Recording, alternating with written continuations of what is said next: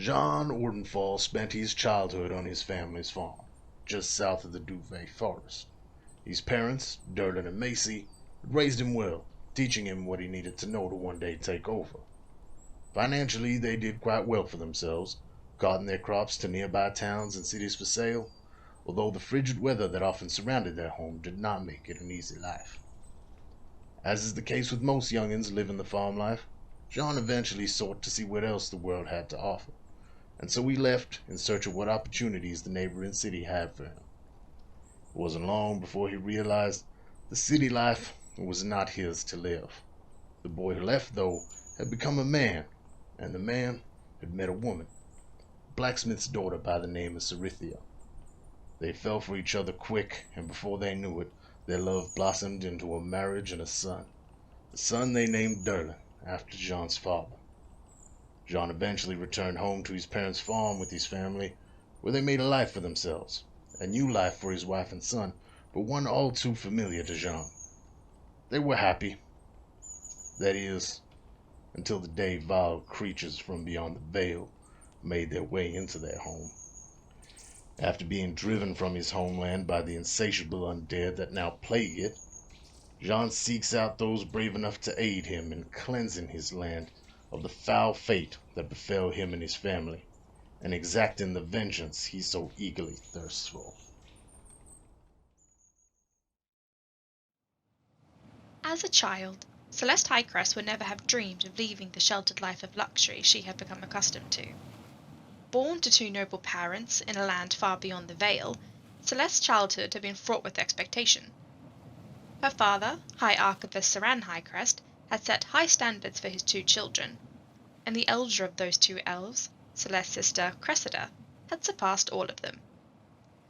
Cressida had found her talents at an early age, her nose buried in books, and magic coming to her as easy as breathing. Celeste, however, had struggled in the shadow of her sister's success for as long as she could remember, never quite meeting the expectations of her father, and always the object of his disappointed glances. When the two elves came of age, they sat the entrance exam to join their father at the sanctum, to become mentored under his tutelage and scribe ancient texts in the archives. Cressida, to no one's surprise, had passed the exam with overwhelming success. Celeste, on the other hand, held true to her long-standing tradition of always being second best. It was rare that one should ever choose to leave their homeland, but never being able to escape the constant overshadowing from her sister, Celeste had decided it was finally time to break free of this tradition. For here, she would always be Cressida's sister, never her own person. But if she were to leave, perhaps she could finally forge her own path. She found her way to the dimension door, stepping through for the first time and finding herself in a land strangely familiar, yet unlike anything she had ever experienced. She boarded the first ship she came across, bound for the kingdom of Quell, and spent years traveling these oceans between continents, desperate to find something worthy enough to bring home as tribute to her family. Until one day, the news found her. The door that she had stepped through to enter this plane had vanished, along with every other door that could lead her home. Now stuck, seemingly an entire universe between her and her homeland, Celeste is searching for answers, and some miracle that could lead her home again. Ingwe grew up in an exclusive, reclusive community of druids. His elders, ancient and wise, one of the greatest, his mother, was a great storyteller, and he grew up sharing their stories. While the community has very strict rules and customs and routines,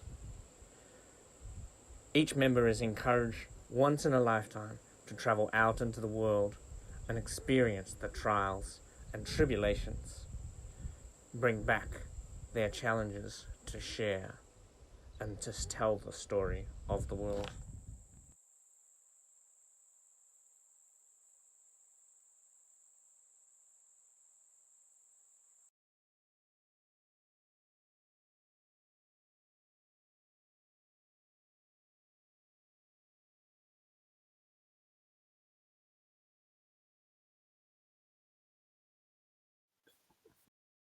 pleasant note. On that note. We are back How again. doing? What the hell? Right. Yeah, welcome to Monsters and Mayhem, where we definitely don't talk about weird shit behind the camera. Yeah, welcome back to another episode. Did we change the name this time? Yes. Good. Just checking. So, today I only have one announcement, and that's join the Discord because it's awesome. Woo! But I'm not going to tell you why it's awesome because you have to find that out by yourself by going there. It's like the Matrix. We have milk. No one can be told what Discord is. They have to find it for themselves. Anyway, that is the only announcement I have. Is there anything that anyone else has? Ooh, Laura is now an agent of action. And I couldn't read what it said underneath there. With my big fat head. Big fat head. You heard it here, folks. Yeah. I'm literally one of those like Bobby heads. Anyway, that is the only thing I have of announcements. So let's get into a short recap of what happened last time. Does anyone want to bring us up to speed this time with some of the incidents last time? No? My notes are very minimal. Right. You ended up That's the opposite, returning but to that's Kronos. Very extensive. You ended up returning back to Kronos, and you ended up returning the Dreamweaver. After long, intense conversations about the reasoning behind using it with Dalatunis, and why you should and why you shouldn't use it, and all that stuff. After you eventually packed all your stuff up together, Mana gave, I think she gave you some cupcakes as well. She gave Celeste a cupcake, I think. And She then gave me a dragonfly That's hairpin. she gave you a dragonfly lockpick hairpin. That's correct. And after you left, you started heading towards the Ordensfall farm. But on the way, you ended up stopping a little shy of Gratwört. And you had a little bit of an insight into what's going on inside. But you didn't have too much time to investigate before Engway made a new friend called Truffles. Who then also helped you find a body that had been buried underneath a ruin for quite some time. And so far, Celeste is the only one who's really dug into what this is. You found a ring with some inscription. You found a dagger with a symbol. You found a little pouch with a map or parts of a map. And a little stone arrow, which seemed to be a tracking device of some sort, and it was magical. That is pretty much where we left off, I believe. I don't think there was a lot I left out there. Ingwe went on a scouting mission towards Gratwört and found those creepy. That is true. Really creepy. The creatures that sound like they're from Dead Space or something. And we found some individuals whose bodies seem to have been repurposed in very different ways. As Truffles let you into the beginning of the city, but also let you out again. She didn't want to go in. Thank God for Truffles, really. MVP. Yeah. And her little blue and red cubs. Yep. Good old Truffles. They're coming with us now. I hope you know. I believe Okay. Truffles has been referred to Just Gratwört remember. as the smelly city. So Yes. that's in my The notes. twice smelly city. Yeah. Twice cursed and very smelly. But I think that's where we left off, and I believe at this point it is still morning. I believe you just arrived, or were you setting out for camp? I So think it we were must be setting night. up- Yeah, I think That's we correct. were making sure everything was safe before we went to bed. Right. That is correct. Because we went away. We went, so we weren't really close to the city. And that's where you found the ruins there, Yes. where you are now, where you set up your tent and everything. And we definitely have no intention of going in, right? We all agreed as a party that we had no reason to go in and we were just passing by on the way to go check on John's son. Sure, something like Drekik knows nothing. Except for maybe, yeah. Why did we stop? No, there was a reason. John already gave us a reason why we should stop here. Because we want to look at see if we can find the reason to stop the zombie thing. Oh yeah, because before it we get could be the some. cause of Yeah. John's family suffering. That's our Yeah. official reason. Potentially, this is the cause of the suffering of, like, the death of John's wife. Yeah. Yeah. That's the party Potentially. reason for being here. Yeah, got it. Yeah, he basically And implied, like, the yeah, Sean reason for being here is much, much darker. I don't know what you're talking about. Just need to collect an item from location A. Yes, yeah. Right. So let's get into it. It is still evening. You have just realized that there was a body with all these items. Celeste, what do you do in this scenario? Jean, you...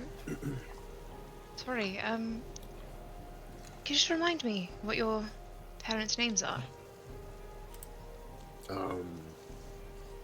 Sure. Is there any particular reason, or... Just remind me. Alright. Mom, Macy. And father had the same name as my boy, Derlin.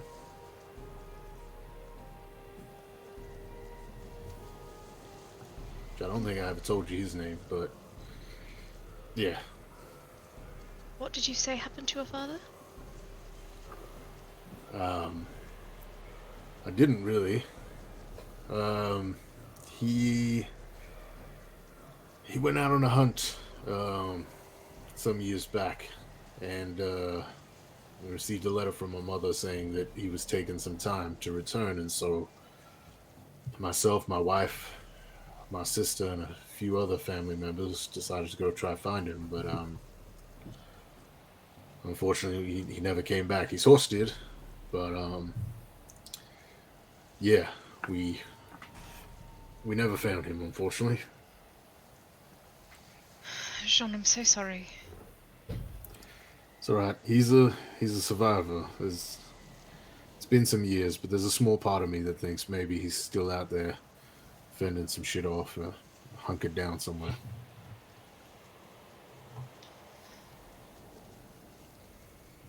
Come here for a second. Yep. Closer. Yep. She'll hold up her hands, kind of gesture over towards Jean for him to open up his hands, and then release her hands and let the ring drop into his palms. Do I recognize it? I assume I do. It looks just like your mom's. That's... Oh, alright. Wait. Where did you get this? Kind of turn back over towards the burrow, the little opening, and towards the arm that Gray dragged out. Just kind of look over towards it. Jean.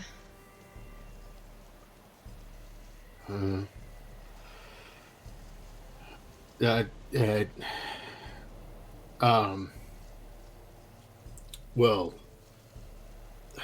there must be a thief or something that stole it from him, and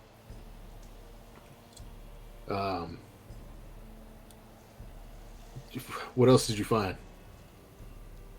I found this, and she'll kind of walk back over towards the circle that she's laid out all the items in, like the remnants of like the carvings in the circle around it. And she'll kind of pull out like the dagger and hand it to him with the blade in her hand, like the hilt, towards him. Does the dagger look familiar at all? Or...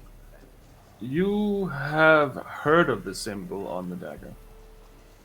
Ooh, okay. It is the current royal seal of King Halfdan of Shadowrun. So, King Halfdan. theoretically, anyone related to his court, if you can say it like that, would be using a symbol like this. Okay. I also found this wouldn't really call it a map, but more of a marking. She'll kind of turn it around and show him like the mountain ranges, the little X. Well, this isn't his. It's not the kind of thing he would carry on him. This is something else. This has got some sort of seal on it.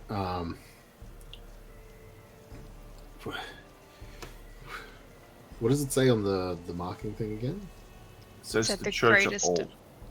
Oh, on the ring or the map? On the map. The Church of Old. Jesus, I can't The talk. Church of Old. Okay. Church of Old. And does that sound familiar to Jean at all? Doesn't sound familiar. You can make a history check to see if you recognize the map part of that. Natural 19 for an 18 total. Right. You believe you've seen it on a map of Itna. Where your father-in-law is currently living. Yep. Okay. Alright. So far, the only thing we found of concern is the ring. This map... I can't... This has got to do with Itna, I think. This isn't near here. This is a fair ways journey. And this dagger, this belongs to... It's a royal seal from Shadownon. Fuck. Is there anything else? Ingwei, what have you found down there? I don't think he's down there. I think I saw him run off with the fox. Shit. Do you want me to see if I can find anything else in there? Yeah. Let's have a look. I'm gonna go down and see if I can clear out a little bit of like the area and kind of like peek in, see if I can like see being in the burrow. Make another perception check. Perception. Ooh, not bad. Oh no, not good. It's a 9. Yeah, it doesn't really look like you can see much difference there. You can see still the bones and such, but you can't really... Like, you can probably clear it so you can go in underneath the floor there, but it will take a little bit of time to actually get in there. Can I see the skeleton? Like, can I see that from Yes. where I am? Does it look like a full skeleton? Like skull, Yes. legs, yeah, Except for the head. except for the head. Just gonna lean back on her knees. I can't really see anything else down here, Jean. Just looks to be made of bones and debris. All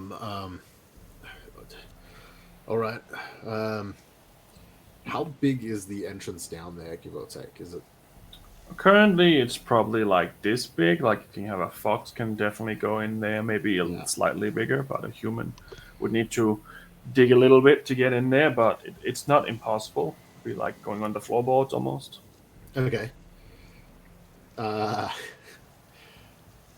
John is gonna pull out his hand axe, go down, and he's gonna try and chop away a bit of the dirt and that on the sides and on the top, and try and break some of it apart. Try and make the hole bigger to get a better view inside to see what's going on. Yeah, it's not a big problem. It just takes a little bit of time to do that, and eventually you clear it enough for you to think you might be able to squeeze in there if you needed to go into that space. I gotta go check. I gotta make sure. Shit. What are you looking for? Anything to make sure that it's not him. If I can see if there's any remnants of clothing left, or if there's anything else that I might recognize that he carried on his persons, his weapons. I assume he probably went hunting with a bow that day or something to that extent. Just anything. Shit. It's gonna be dark in there, but... Drekik, are you here? Yes. Could you just come over here quickly? I'm just worried that it might collapse or something. You just come stand here with us just in case. All right. All right. And John's going to go down onto his belly and try to crawl in and see what he can discern. He has lost his dark vision ring, so Yes. I don't know how much of a problem that'll cause, but yeah. Make a perception check. Okay. When you're down there is light reflecting off the outside slightly now. I'd say that will make it a little hard, but easier to see Okay. at the same time. I'll strike up a torch while it's That would definitely help as well. go down and kind of like hold it over the hole. Right. 14. 14. There's a few things that kind of meet your eye. Obviously, you can see that within the rib cage of this, what looks to be a human man, there is a few small cubs, fox cubs, one of them blue, that are kind of nesting up together within. You can see the legs and arms of this person would have been broken to get it into this hole, and the head has been removed. The skull is nowhere to be seen. There's small bits and bobs of what seems to be wood here and there scattered. Some is branches, some is stone. Some of it looks like it's slightly carved. And are there any remnants of clothing left? Any old fabrics or things like that? Leftovers of like maybe a fur pelt or something like that, that while mostly withered, any form of recognition or anything like that? So you notice that the cubs are laying on a piece of cloth that's been torn to a million pieces by now, but it does have a similar color to what your dad used to wear sometimes.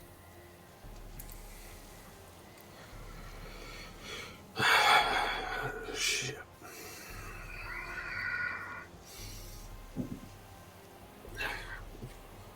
Slowly back out.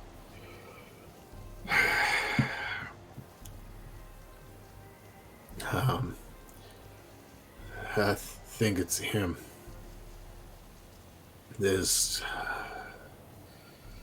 some clothing in there that makes me think it could be, but when Ingway's back, I want to see if he can get these foxes out of there so I can open it up properly and get him out of there. And if it is him, I give him a proper burial. John, I'm so sorry. Thank you. I need to be alone for a moment. Let me know when Hingway's back, please. Yes. Sure. Will do. Fuck. This little fox just like bounding across. Ingway's back. Yep. That would be the timing, wouldn't it? Wow. Ingwe, where did you go? Ingwe reverts form into an Ingwe. I just went to see if there was a way in to the city for tomorrow. I thought I'd have a quick look with my new friend. She showed me her husband's dead, and she's looking after her kids. You didn't. Oh, it looks like you haven't tried to eat the kids, have you? No. Why is it all disturbed? I told her that you'd keep them safe. We haven't touched them. Oh, Ingwe. good. There's And she kind of look awkwardly to John. John's just staring at the ground, tears in his eyes, rolled up. Oh, so I didn't mean to offend you, Mr. John. I know that you look after people. Just what's happened? No, Ingway, the individual you found down there, I think it might be my father. Oh, I was gonna ask. I won't hurt them in any way, but if you are able to get them to clear out of there, and so Well, I can make sure. yeah, definitely. I was thinking that wasn't a very good spot for them. Um, yeah, definitely. So Ingwe will get like all of the stuff out of his pack. We set up the tente because we're camping here. Yeah.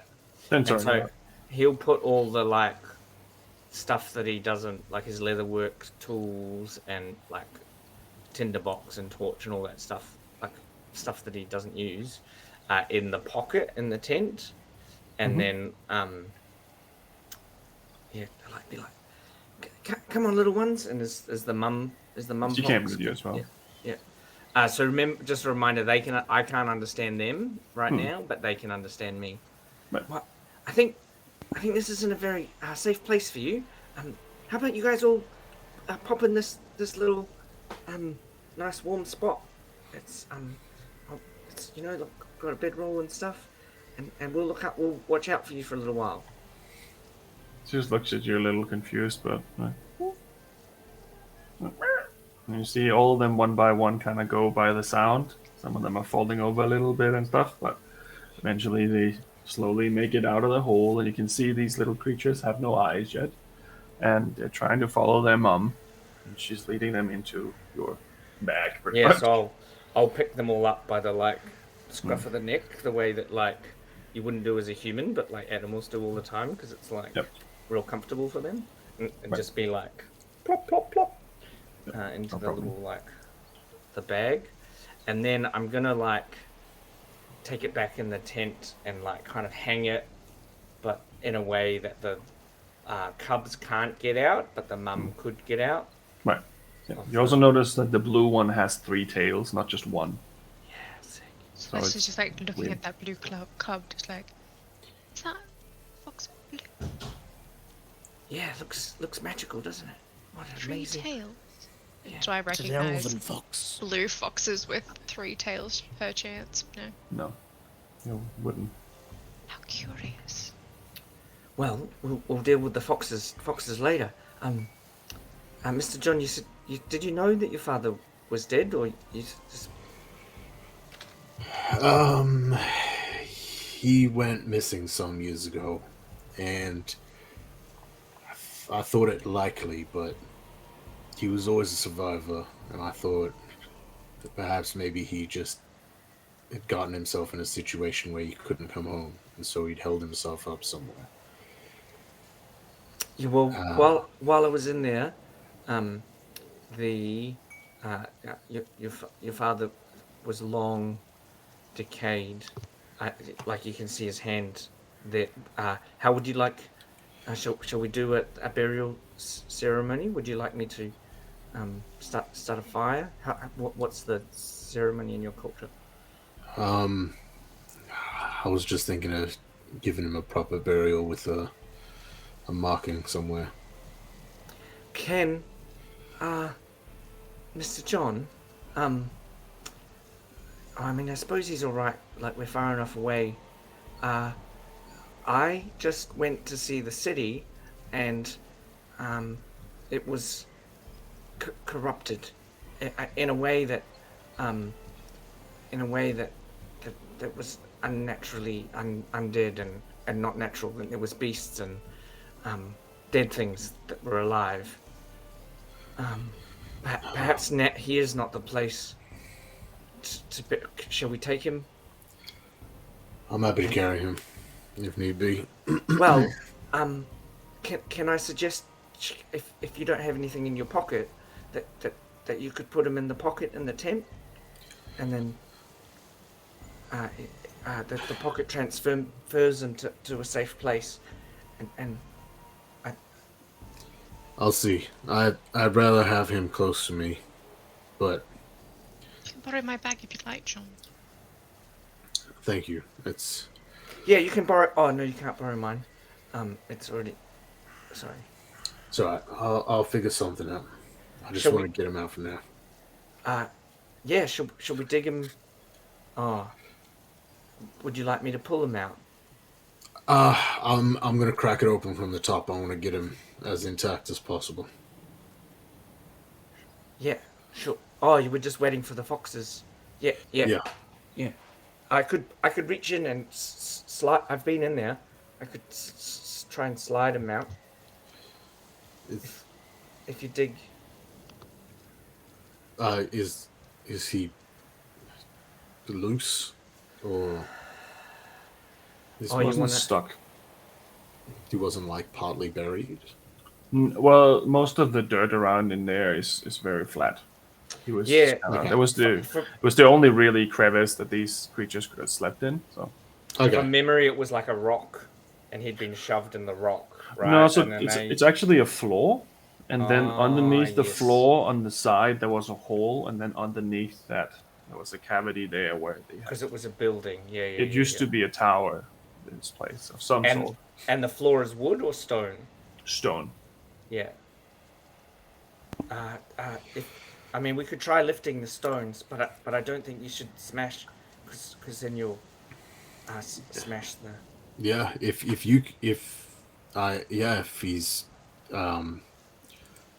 he's free in there and you're able to pull him out, that would be much appreciated. I can help if you like. Thank you all. I appreciate what you're doing. So I've been inside, so I think I'm gonna just. If it's fox-sized, Ingwe's pretty large. I think I'm gonna try It's and like bigger now though, do. because he opened it up. Yeah. Open the thing. I think I'm gonna put my arms in, like, and just try and do the like swoop. No problem, you can definitely do that. So you swoop out this body, and even though it's long decayed, the legs are still attached. They are cracked. You can see that this person would not have had these injuries if they had been sustained before death. So it seems like that happened after. Yeah. You also notice that where that knife stabbed itself and lodged itself in the ribs, now that you have it out in some sort of moonlight, you can see that parts of the bone is black. Almost like a vein of black has just curled around the bones both ways. Celeste is going to reach into her bag and pull out her, like, summer cloak, like really light and made of like a very fine silk or something. And she'll kind of pass it over to John. Just go, if you'd like to keep him secure in something.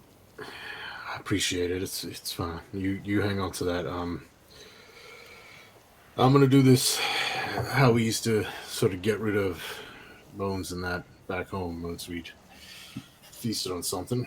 Occasionally take the remains out. Weird thinking about it in this way, but Sean's gonna follow Ingwe's sort of, what's the words I'm thinking of? What Ingwe did basically, he's going to go and unpack most of his backpack into the pocket, throwing in things like his bedroll, his mess kit, and all that sort of stuff. And he's going to put as many of the remains into his backpack as he can. And if I imagine the rib cage might be a bit big for it. Which, if so, then he'll basically just tie it to the backpack with the rope. I think it's okay. Okay. I think you can probably fall into a pile of bones. open it up and get it in there. Yeah. Because when there's not a lot of muscles and flesh on the body, it actually isn't that big. Yeah. Yeah. All right. He's gonna put as much as he can into his backpack, basically, tie it off, and yeah. Yep, that's doable. Definitely. And just carry it round on the back while we go into. Sounds like a great idea. Come on, Dad, let's go. Well, If it wasn't so like morbid, it would be cool to like make like a weapon or something out of it, like Yep. like spears and shit. Oh, monster! Dad, what do we do? fair. Well, so what is the plan? Sorry, Ingwe, you said you went to go and see. Yeah, well,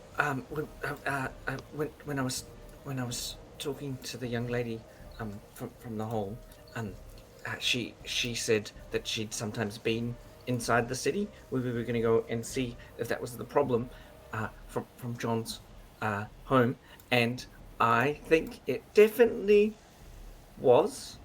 is probably the problem. I saw lots of really fast moving, big, scary, dead things, and some things that were like corrupted. It was like they were natural, but like corrupt. This thing attacked a bird, and its like tongue came out, and then its intestines came out of its tongue, and then it like consumed. Oh, it was really unnatural. Its intestines came out of its tongue. Yeah, it's really uncomfortable. Like, like carrying metal around is uncomfortable in one way, and like eating people is uncomfortable in one way. But this was like another level of Yep, unnatural. I can imagine that. I want to burn it. I want to burn it all. Did you happen to see anything like what we fought in that town? Those undead? Yeah, yes, but not the spider lady, not the. It was different. Maybe there's some of them actually that I imagine, because there was definitely, there were zombies or ghouls. What was the like slow move? It was shuffling. It was like Day of the Undead. Yeah. So there was definitely lots of dead people that came back. I think if we go in the city, you should leave your dad in the tent. Leave it at camp. I think we should leave a camp, and maybe not go at night. Maybe wait till the morning, early in the morning. I think your friend is right, Sean. Wait till morning. Don't bring your dad. Yeah, that makes sense, I guess. All right. We'll head over in the morning. We'll rest up, and I'll find a safe spot for my dad in the meantime. And but maybe it might be too big for us. It might be. It's a pretty large city. I don't know if we can. Maybe we should go to a town and recruit some people to come and help us. Just destroy it. What have we heard anything about this? Do you know anything about this cursed? Have we heard about this cursed city? I mean, I've only been here for a couple of weeks. Has anyone ever tried to remove the curse? I don't recall any stories that I'm aware of. Do I? You should make a history check. Do I? Would I know of anything? Any... You wouldn't know because you didn't really know of this city really before this. 12? Because you live in the area, you would have picked up on a few things. You know that there is a large cathedral in there, the cathedral for the religion of Alaric, and that is a constant stain in the eyes of the Alaric Church, to the point where no other cathedral has ever been allowed to be erected before they have cleansed the current one. So a lot of paladins and clerics have gone to the city to try to cleanse it, but they never come back. Well, I mean, there's none that I'm aware of for what happened with Osiro. At least I don't think it connected with him, but it was recent information. There were tales of paladins and holy warriors that would go in there to try cleanse it, from what I understand. Paladins, is that like that's what we are, right? Like the gods chose us as warriors to go and fight things. Yeah, I guess in a way. That makes sense. But Ingrid has like a bingo card. become all classes before. Yeah, there's some sort of like cathedral there, and apparently like I don't know some religious mumbo jumbo about. I guess I gotta be paying more attention to this sort of stuff now. But yeah, something about they aren't allowed to erect another cathedral in the name of the god until that land is cleansed, or some story like that. Drekik, how does it work? Like, if we are clerics for our gods, and there's another Yes. god, and they're kind of screwed because they can't have temples, are we being helpful to our gods if we help them, or are we like doing the wrong thing as clerics if we help other people's gods? Well, I don't think there's anything wrong with helping other people's gods as long as it doesn't insult ours. Okay, so like, because I really want to burn those weird, Oh, so do I. Yeah, that's fine. unnatural things. But I don't. Yeah. I wouldn't want to like our gods to be like, no, you release their temple, because like, is it like the enemy of my enemy is my friend, and then who's more of an enemy, other gods or like unnatural beasts? Look, in this case, I think we're right to burn them. Like, I am pretty sure. Wait. Are we right to burn this city? Oh, you can just ask like that? Shit. All right. You see a lightning hit the city. Yep, we're right to blast. We're right. Yep, that sounds great. You see a tower just Very direct. Gods do not like this city. That's probably the most affirmative answer I've ever gotten. Okay. Did you That cast is that spell? correct. Did you Nope. cast? Because you usually cast that spell. Yeah, The I can gods cast cast that it? spell. But, yeah, the gods cast that one. That wasn't me. I always thought the gods, it was always up for interpretation for their symbols, but that one was quite. That was quite yes. That's That what I was was thinking. that was an exclamation point at the end of a sentence. That's yeah. Look, the only other symbol I've seen from them are this one on my wrist, and then, like, he had to sacrifice himself to get that sort of sign from them. Yeah, and we had lunch with them, right? Like, Yeah, we had lunch with them, but that was different. There, I mean, yeah. we were actually face to face with them at that. Kind of weird. No need for signs Yes. there. They could just tell us. That means yeah. burn down the city, and I'm all for it.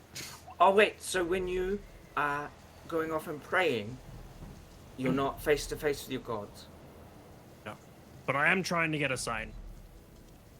Oh, okay. 'Cause so That was pretty good. when I go off and I'm praying to my elders, and I'm not face to face because I'm still here physically, but like I can see them and like talk to them and stuff. Oh. See, I can't see or, like, they don't write it. Normally when I'm praying, it's more I'm talking to them, and I know they're listening, but it's up to them whether they respond. Oh yeah, I do that too. Yeah, okay. Anyway, do we think there is any need to go in? I mean, if we're burning it, should we just run around the perimeter? I mean, we've got alcohol Well, days. Look, if there's in the those monsters need in a there, peek. in the stories, right? There's like, we could like generally like when there's some sort of abomination like this, there's usually like a source of the abomination, and if you kill everything, they'll just keep coming back because it's abominating things. Whereas if we sneak in and find the source and burn that, then everything. Like, remember how when we were fighting the spider lady and we killed the spider lady and then all the zombies fell over?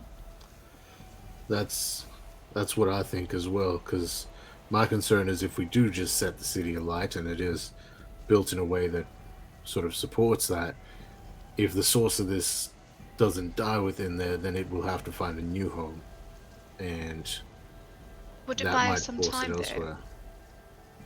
So if we were to just throw in, so we got bottles of alcohol, right? We could just throw in lit bottles from the walls.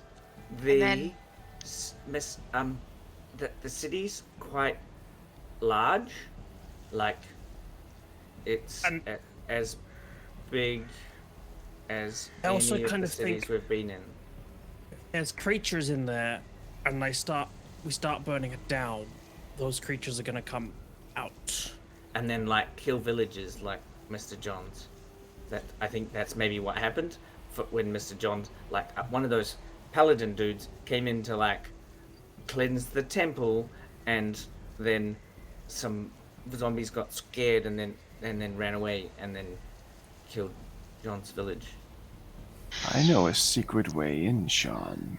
You don't have to go through the whole city. You just have to go through my way. It just seems rather reckless. We're going to be fighting an uphill battle. We've had trouble before. Look at us with those orcs that we ran into, a couple of weeks ago. And I just feel as though... Maybe we should split up. And like, you can start a distraction outside. Why am I the distraction? I think we should come back in the morning when it's daylight. Yeah, definitely. Oh, of course. Definitely in the morning. I think, someone told me about like a secret passage or like an alternate path of sorts that might be viable. Where does it lead to? What, in like a child's story or something? Someone told me. Where does it lead to, Sean? I don't recall exactly, but Well, where is it? Where does it start? Cut through a lot of the city from memory. Where can we find the entrance? Other side. Behind the city and the back entrance. It was behind the city. It was sort of like a back entrance. It's a hole in the wall bigger than the one you've seen so far. Like a hole in the wall, I believe. I just need you to go to the inn. In the basement of the inn, there is my refuge. And there's an inn we could use for cover. Can I pick up that John is listening to someone? I don't know how you would. He looks more like he's trying to access a memory, but also not really knowing. Looks like he's very confused and distraught in his head. But, I mean, under the situation... Because he's yeah. I mean, he is thinking. Yes, he's thinking. So this entrance leads to an inn. Where's the inn? Will that get us close to the temple? Cathedral, right? We're trying to get to the cathedral to cleanse it, and then all the zombies will die. Well, I think the inn will prove as a good sort of ground where from there we can figure out where to go. Like go up to the top floor and look around. I just think we're better doing that before we go in. Sure, of course. But once we're in, if there's ever any danger and that sort of thing, and we need to return to a spot, or if we get split up, we could use that as like a rendezvous point. How do we know the inn hasn't been overrun? If the whole city has been corrupted? Well, hopefully not. But I guess there's the risk of that with any building in there. Just cross our fingers then. I mean, I feel as though we should at least do a little bit of, a little bit more scouting during the daylight and actually see if we can find something. I don't feel as though running, through this secret passage without any knowledge of what we're going to be finding on the other side. Oh, of course. Based on a story that you heard from someone, I just feel as though. Absolutely. I also don't feel like if we're going to do more scouting, we shouldn't send Ingwe in alone again. Especially if he's seen a creature that and you should have gone alone in the first place. I didn't go in alone. I just went. I didn't go in anywhere. I just looked on the outside to see where the entrance was. So I also have a friend that told me about an entrance. It's probably too small though for Drickett and John. Miss Celeste might be able to wriggle in. Are you calling I can wriggle in anywhere. As long as I can see the other side, I can get in. Yeah, it was a big city, so like, I reckon there'd be heaps of places to get in. But like, this like tunnel to an inn sounds like a good entrance, because if we can get, but I agree with you, Celeste. I don't think we should just run to the temple. I think we should sneak into the inn and have a look around, and then if this passage, and then sneak back out, and then maybe we should go and get some, like maybe John's son, who's a wizard, and some other people to come, and then maybe that like they can do a distraction on the outside, and then we can sneak in, and like find the cause of this. Yeah. Well, at minimum, for sure, I think we should definitely be careful and we should scout as we're moving. But yeah, if no other way seems viable, at least there's another potential option. It's just another option for a back room, or for an alternate route, I guess. It has the hairs on the back of my neck standing on end. Yeah, I'm not feeling good about it either, but yeah. Again, none of you have to do this if you don't want to. I can go check alone, and this is No. No. Sean, let me go I alone. think we've been to far more than enough to let you go through alone, especially because last time, we did anything, almost didn't make it out. In fact, yeah. well. Thank you all. I appreciate it. I promise I will repay you in some facet or other. For now, I think we should move away from the city a bit, get some distance, set up camp. We are a little bit away from the city. Oh, good. Okay, we should stay here. Check it can't see that I thought you couldn't boulder see is up not to close. see. That's far enough. We should get away from. Oh, that was quick. So, should we? Do you want to go? Do you want to go further? It took me like maybe 35 minutes running as a fox. No, this is to pretty get good. there. I think maybe we should sort out Well- burying dead before we sleep. I thought if we're going to your farm anyway, Sean, would you not prefer to bury him at home? Absolutely. Which is why I was thinking I'll find a safe spot for him somewhere here, and we can retrieve him before we head off. Unless there's another way we could keep him protected. Well, you could, as I've mentioned, you could borrow my bag if you'd like. But isn't that a bit smaller than my bag? Oh, yes, but it can fit much more than your bag. Oh, right. You guys did that thing where you put your whole arm in that thing. So, what, basically anything that can fit inside its opening will fit in that bag? To a certain extent, yes. I mean, it's not endless. You know the pockets in the tent? How they go into an interdimensional space? I jump in the bag. No, you will die. Oh, well, that would suck. Yes. It's good to know, though. Good question. If you, as long as you, whatever you're putting in there, as long as it doesn't need to breathe. I mean, you could go in and then just keep your head out. But I don't know if you'll be decapitated because technically half of your body will be on one plane and the other. Anyway, wouldn't recommend testing it, but it would be protected because it's not technically on the same plane as existence as you are. And you would be able to keep it with you. All right. Well, yeah. If that's the case, then sure. As long as we don't think he could be affected while in there, then sure. Well, it's on another plane of existence when it's in the bag. So, it would be the same as if we kept him in the tent and then we carried the tent with us. We carry that with us everywhere. Unless you wanted to make doubly sure and leave him somewhere, but I just think that if you want to keep him close.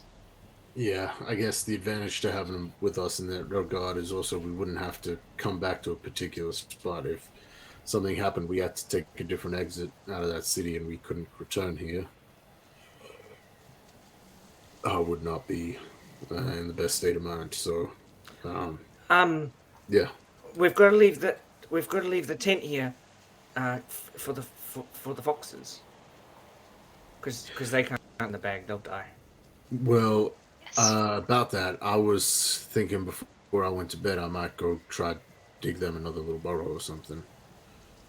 I was gonna go into the tree line over there, but I don't know. You know animals better. I'll listen to you. Well, yeah. I said that I look after them. I look after them until they can move around by themselves. So, if we're just gonna pop into the city and then come out, in a couple of hours, right? We're just gonna scout. I'd prefer to just leave them there because I'd like them to hang with us for a little bit. Maybe, 3 or 4 months. Yeah, just One with the blue tail. Like the blue one is quite. I would like to see what becomes of that one. yeah. When she can open her eyes. Fascinating. Yeah. Yeah, never seen anything like that.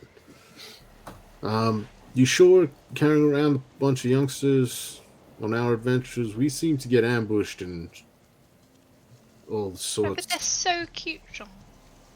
Oh, I don't doubt it. I'm just saying that might prove dangerous for them. They're very young. I don't know if they could handle a lot of travel at this sort of age. Well, have you ever lost anyone on any of your adventures? Yes. Yes. Oh. Well, that's I mean, Ingwe's friends just died. Like. true, but I mean, they weren't with us, were they? No. They're on their own. Well, I've died, Drekik, and so Jean, in your company. Yes. Came back. Yeah, that's why they'll hang with their mum. So if they won't be with us when we go into, when we went into the cave, we knew we were going to the cave to investigate something. And like if we're in a city and we're going to go down into the sewers to investigate something, we can just leave them in the room. Sure. My concern is more with things like when we were making our way up to Kronos and we were attacked by that giant insect that made itself look like a house and things we'd like made that. camp and then we wandered off from camp to go and see that lady. And so I think if we were going to do that, like we're going to do now, right? Like we are not going to fight anything. We're just going to go and sneak into the city and have a look and then safely come back out again without encountering any of the creatures. That's the plan. And so because there's a danger that we might get attacked, I think we should leave our camp here and leave our friends I understand. here. I'm just saying after that, if we continue on, because you said to look after this thing for a couple months. Yeah, that's not a long time. That's, I mean, it's about, I know that I've been here for only, but, like a couple of months isn't long. It's only 2 moons. Well, I haven't even been with you for 2 moons. I trust you, and you know animals, so I voice my concern, and as long as that's out there, that's. Does that mean we're feeding them? What are we feeding? Well, we'll have to feed the mother. The mother should be able to feed them, right? Until they're a bit older. That's all right. That I'll feed them. Clean up their messes, take them for walks, All right. Please, can I have a pet? Please, Daddy. Please, Daddy. You're free to keep whatever you I'll look want. after them. I'll feed them and walk them every day. Remember, if you're carrying them on you and you take damage. Yep. we lost a chicken that was trained for like a year in real time in one of our campaigns once because of an awkward fall. That was it. You squashed your chicken. Pretty much. Sean, it's mashed potatoes, not mashed chicken. Anyway. And I'll definitely look after them, so no one puts them.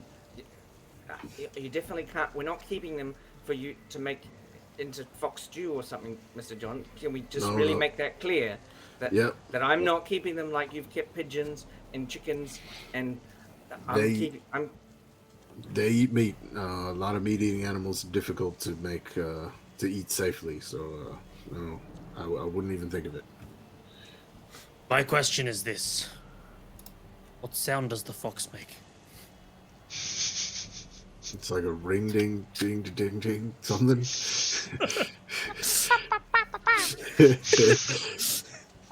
You don't hear that leveling down? No. Ah! No. Mom, where'd it go? Well, anyway, if we've got a plan, so we're going to get up early in the morning, we should probably keep a really good watch. Yeah. Maybe, you know how we normally do watches in ones? Maybe we should do watches in twos tonight. I can take the first 2 with someone else. I'll help. You and I usually get up real early, Mr. John. Maybe we Yeah. can do the morning watches. Sounds good. Because it's like it's early afternoon, so if like normally we rest for like 8 hours. If we just do like 12 hours until, you know, like maybe get up. I know Miss Celeste, it'd be annoying to get up early in the morning, but like maybe if we get up at sunrise, but we start going to sleep now. Yeah. Can you let me sleep in if I don't eat breakfast? I think the idea is to like go Get to the into city. the city in the morning before, after all of the things that are out at night go to sleep or don't materialize, and before any of the things that get up during the day get up. It is very early. And it's cold now too. It's going to be even worse. It's going to be dark. Ugh. Right, fine. Don't say I never do anything for you. Noted. Yeah. So, Alright. in which order are you going to have watches? I think me and Celeste are taking the first 2. John and Ingwe taking the second 2. Right. So, you two make some perception checks. Celeste is going to pull out her spyglass and she's going to keep an eye near where the city is. Okay. In the distance. So you have your advantage as usual. What did you get, Drekik? 16. 16. Right. It's an 18 for the first watch. Right. So for the first watch, nothing comes close to you. Nothing interacts with you. You don't feel anything other than a cold shiver, almost, from this wintry weather coming. Drekik, you're fine. It's still summer for you. Yeah, I don't feel the shiver. I don't know why I did that. No. So, as Celeste, you watch the city, you do notice several different things that are moving. You notice the similar creatures that I described before.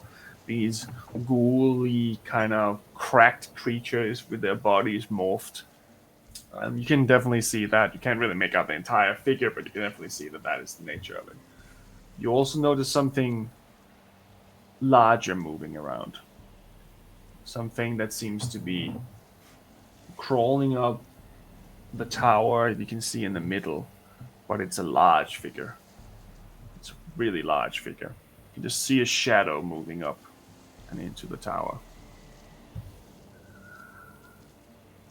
The walls kind of block most of what's going on, but you do notice those things. Every now and then you notice green flashes coming from that tower, as described earlier. There's lights coming from the city itself, mostly of a greenish hue. But nothing seems to interfere or interact with you. She will relay what she's seeing to Drekik and occasionally pass the kind of, during the conversation, kind of pass the spyglass over towards him. Right. So that he can kind of, she point out like, oh, what is that thing? Oh my god. I'm glad we didn't go into the city tonight, is all I'm saying. I'm kind of apprehensive that we're going in at all. But I'm let's find out sure. what's happening. I'm sure it'll be fine. Right. The gods are on our side. For the second watch.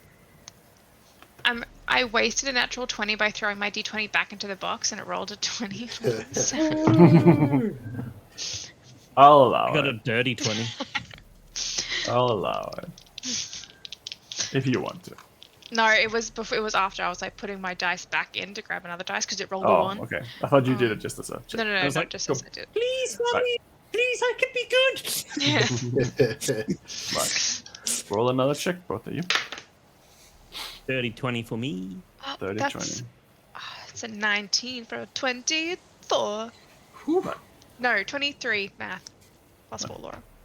So now that you've been focusing a little bit on this city, you're getting more used to the movement, and before you didn't really notice it because the shadows were so dark, and now your eyes are adjusted a little better.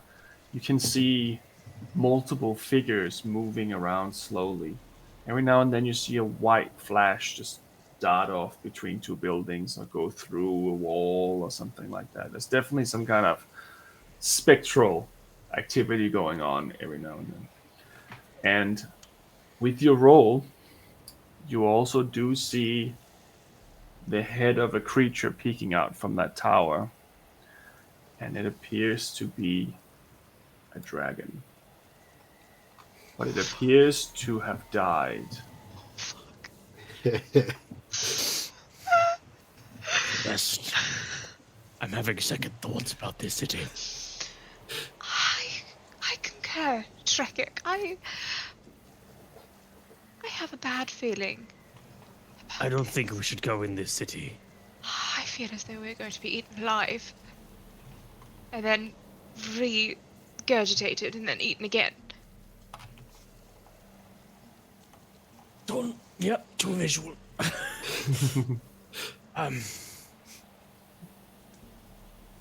The size Should of the we- dragon, does it look like an adult, like a fully grown dragon, but just dead? It looks like it might have been a young dragon. It seems to be maybe the size of a horse, slightly bigger, but it's definitely a draconic features. But it's also definitely long bit. You can see the ribs spiking out through the skin and stuff like that. Should we, wake them but suggest going? Potentially. I don't think I'll sleep tonight. No, it's Celesta's sitting there with like 3 jackets on as well. Do you want my coat? Yes, thank you. My extra clothes. Definitely let's update them on what we've seen. But There's another one. what are those things? No, we should definitely voice our concerns in the morning when they awaken for their watches. I definitely do not have a good feeling about this. We do not have a good track record. I mean, I've seen my gods, but you've died. So Yes. And I have no inclination to repeat the process.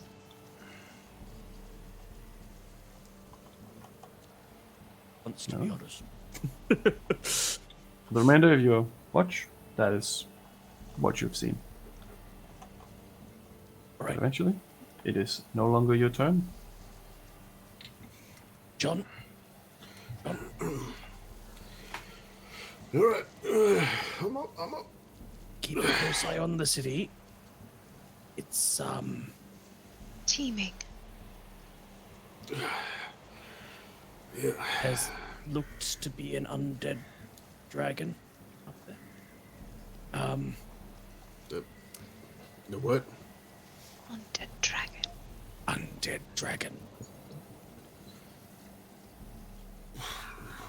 And giant shadows. Larger than anything I've ever seen. Larger than the dragon, I think it was. Massive. Like white figures that seem to flow through the buildings. Oh, I'm not gonna enjoy it in there. Oh, so you're still Well- planning on... We were thinking... Not going. Yes. Well, we can at least scout it, make sure. I think I've scouted it close enough. It's hard to miss. Well, yeah. we can leave you to look, and she'll hand over her spyglass, and you can look, and then she'll kind of like lean over as you're talking, and like shaking Gray's shoulder a little bit.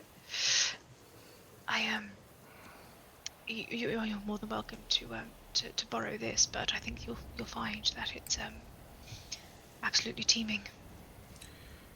Well, we'll keep an eye, and we can discuss it further in the morning, I guess. Okay. All right. Good luck. Guess up if anything happens. Not already. Didn't hear that last part, sorry. If I'm still awake, which I might not be when you come to wake me up. Yep. All right. Yeah. Noted. But Drekki's just gonna fall straight to sleep. He's fine. He's scared himself to sleep. Yeah. Seen some shit. He passes out from shock. I rolled a wisdom save and I got like a 20, so... As the watch ends and it becomes Sean and Ingways, Sean, you hear a voice in your head again. Excuse yourself from them for a second. Give me a moment anyway. I'm gonna have a look around. I'm just gonna see if any changes have happened around here, or maybe I can get a better vantage point of the city with this thing. Hold up the spyglass. Yeah, no worries, Mr. John. All right. I'll just... I'll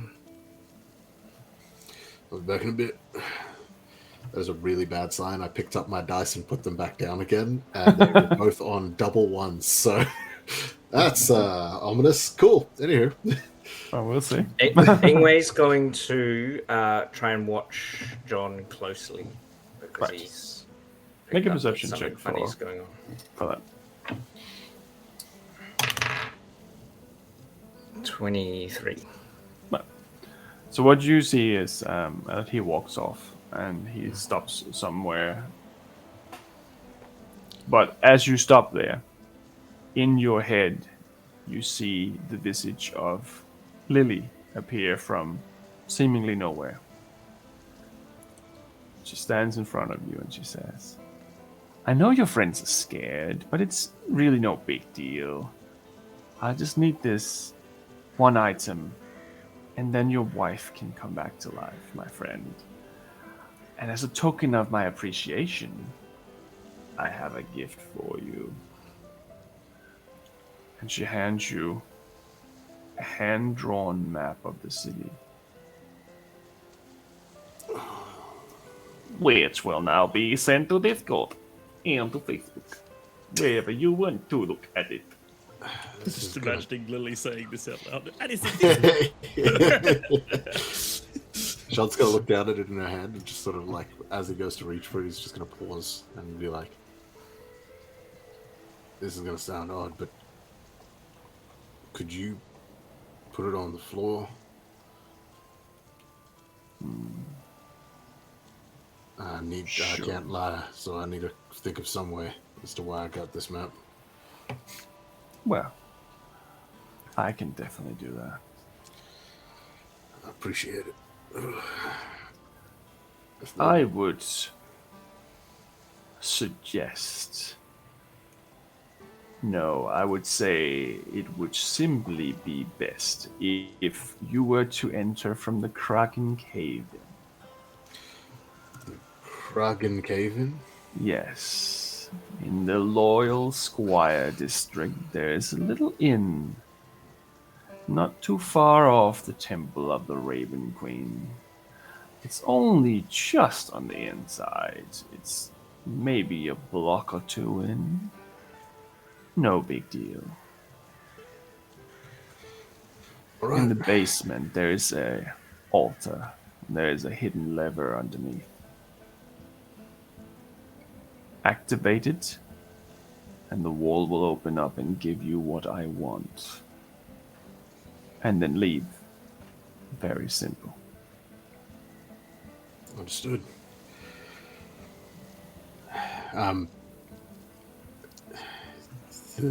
The source of all this that's causing it is this going to stop that as well, or?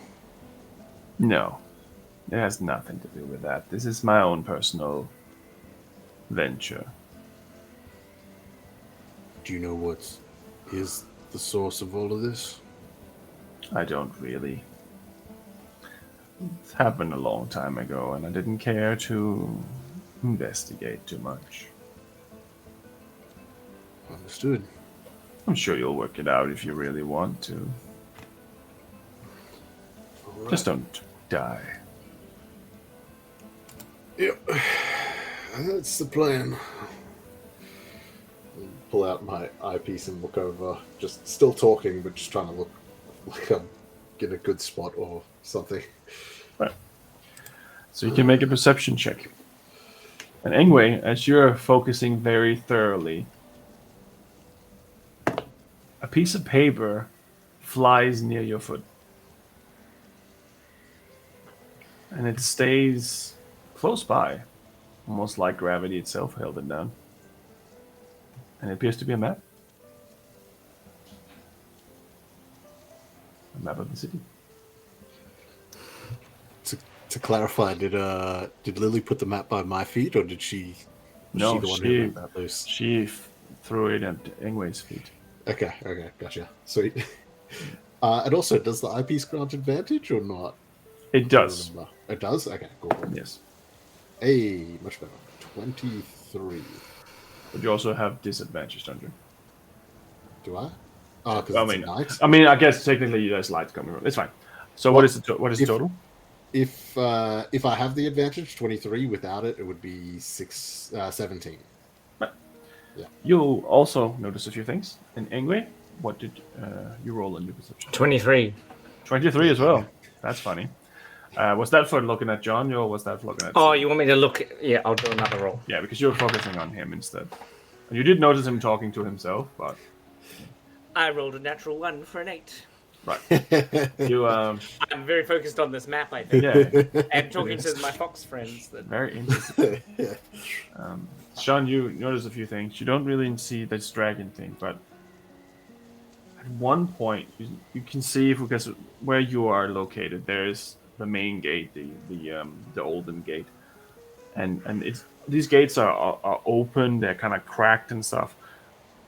Within this space between where the gate is and wherever further down a wall appears, there seems to be some kind of almost like a palisade going that way down, like a boulevard almost. You see this creature. You haven't seen this before. You see these hands moving. And you see this, it looks like a ball almost. It's not completely symmetrically round, but it looks almost kind of like a oh, thank you so much. Looks like a ball of flesh. And if you imagine the way that a wheel moves, this creature moves in the same way with countless dozens of hands all over its body, just clawing its way through the city like a ball, with hundreds of mouths all over it. No eyes, just mouths. And it's just moving around. It stops for a second and looks in your direction, and then it looks around and then moves further into the city. And this creature looks like it's probably a large creature of some sorts. All right. Hey, Mr. John. Yep. Hey. Look what I found. It's blowing in the wind. Must have disturbed it from somewhere. I've been trying to track it carefully. I think this is a map of the city. I think maybe one of those paladin guys. Yep. Mapped it out. Yeah, look. That's a good theory. Yeah, I'll have a look. I'm gonna take a look at it for a bit. Shit. All right.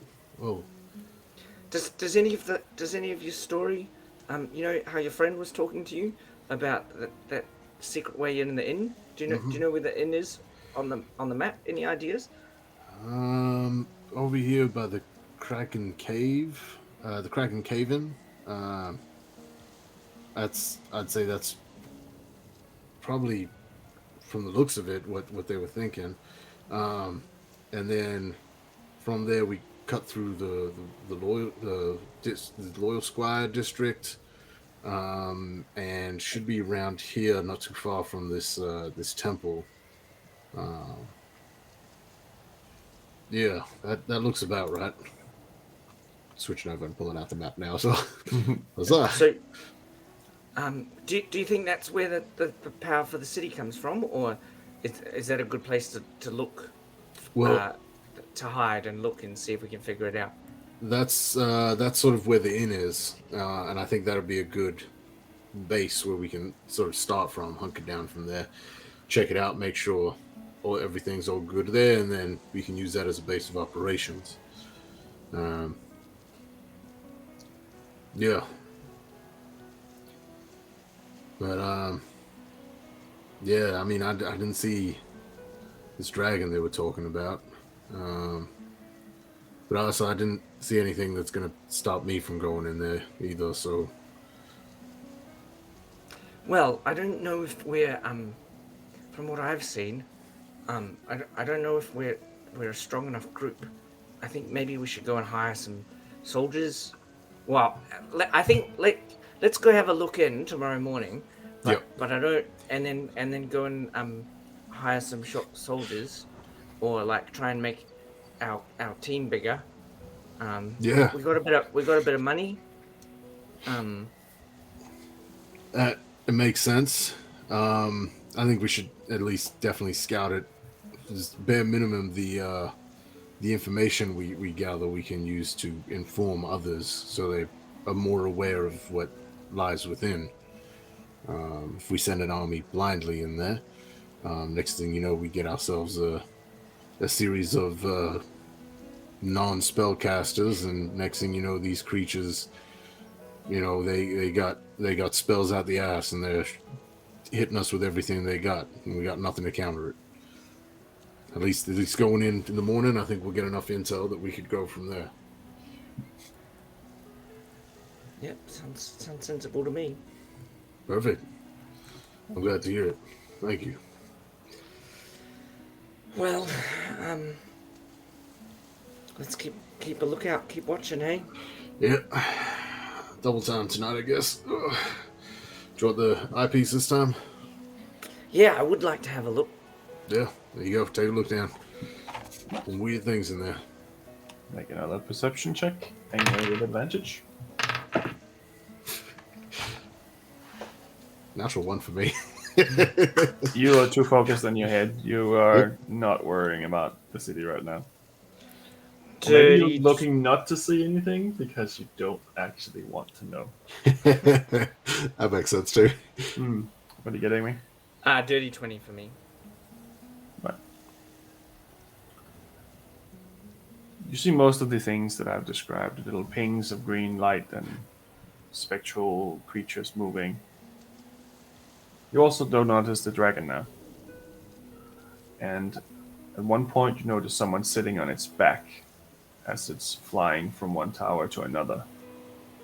Oh, it's like the dragon's not dead, it's like an undead dragon. Yeah, cool. And you're sure you've seen this figure before.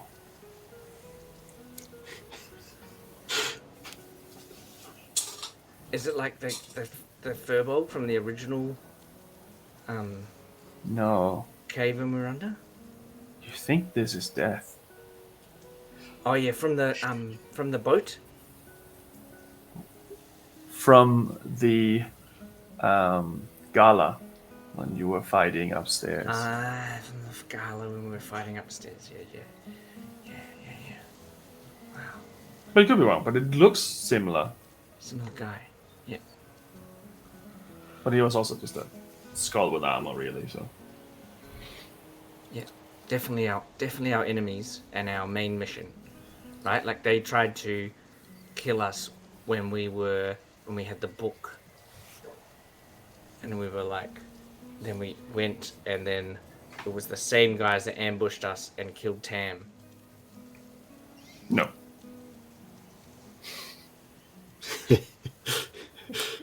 I know you were telling me that, but that's Ingwe's story, okay?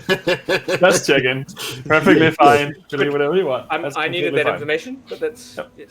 Is I just wanted to make sure you know what the truth is, at least. Yeah. Okay, so the death guys, because it was Imp Say, and that stopped our...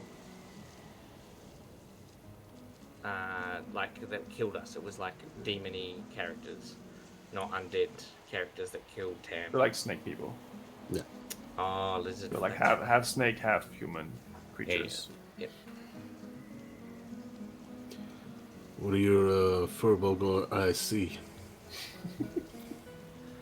I think I see. Yeah, I definitely see that undead dragon thing flying around. We should probably avoid that. But there's, that guy from the party, that crazy. Well? Nah, the death thing that came actually with the knife, and that your wife was in. Yeah. I think this is definitely the source of that. Definitely. Oh shit! All right. So I think we've definitely confirmed that this is the problem in your home. Well, I mean, at least we'll find more information about one mission. I know we're supposed to be for the gods and stuff too, but like. Yeah, we've got a few things up our sleeves at the moment. Shit, and you're certain that's who you saw? Or? Not really. I mean, it's dark, and this thing's kind of uncomfortable to use because it just tingles in my hand and stuff. Like, Fair. It's not magical or anything. It just moves light in a funny way. Yeah. No, it's a bit of an odd contraption, but useful. Yeah. All right. Well, I mean, at least we know one of our targets are in there. If that is the case, we can confirm that maybe while we're in there too. Yeah. Well, while you go, I think I might watch carefully. While you get camp ready and stuff, and wake everyone else up, because I kind of actually want to see if there's less people in the daytime, like if there's less images, because I suspect that it might be safer in the daytime than the nighttime. All right, I'll prepare some food. I'll make some rations and rice and get everything ready for when everyone's up, so we can get up and out of here as fast as possible. Make a last perception check then, anyway, during the wake-up routine. 25. It is definitely dying out. You do not see any spectral things moving. You do not see any dragons. You do not see any death knights or whatever that was.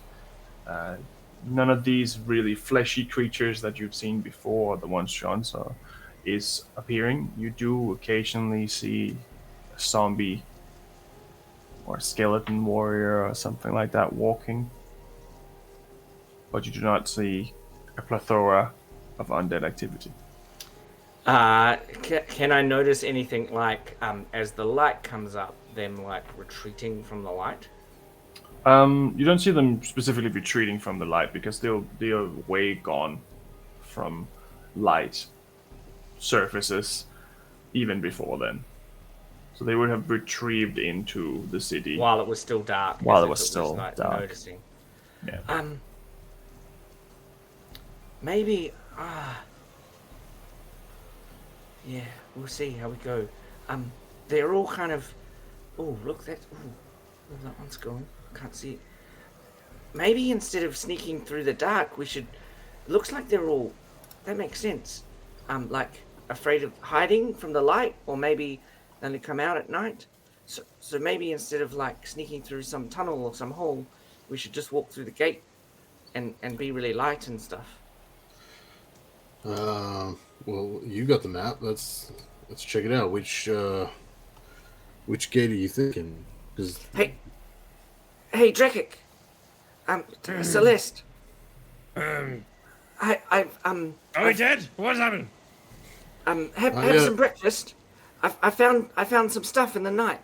I found this really cool map that I think one of those paladin dudes might have left. And I've also been watching really carefully, and all the creatures, it looks like they're like are disappearing as the sun rises, so they don't come out at nighttime. Wait, where did you find this map? Just kind of was like flowing past. I mean, we've been like pacing the edge, and Mr. John walked over there to get a good spot, and I walked over here to get a good spot, and then I think he was walking that way and I was walking this way, and then it just kind of floated past me, and I'm very good at noticing things. I'm not sure if you haven't noticed that I can notice things, and so I noticed it, and then I grabbed it. How does the map look? Yeah. It looks like it's handwritten. But does it look old and torn? Or? Yeah, in terms of like, does it look like weathered, like it's been outside in the woods for a number of months? Is it like old and tattered? It does not look fresh. It does appear to be an old map of appearance, at least. Okay.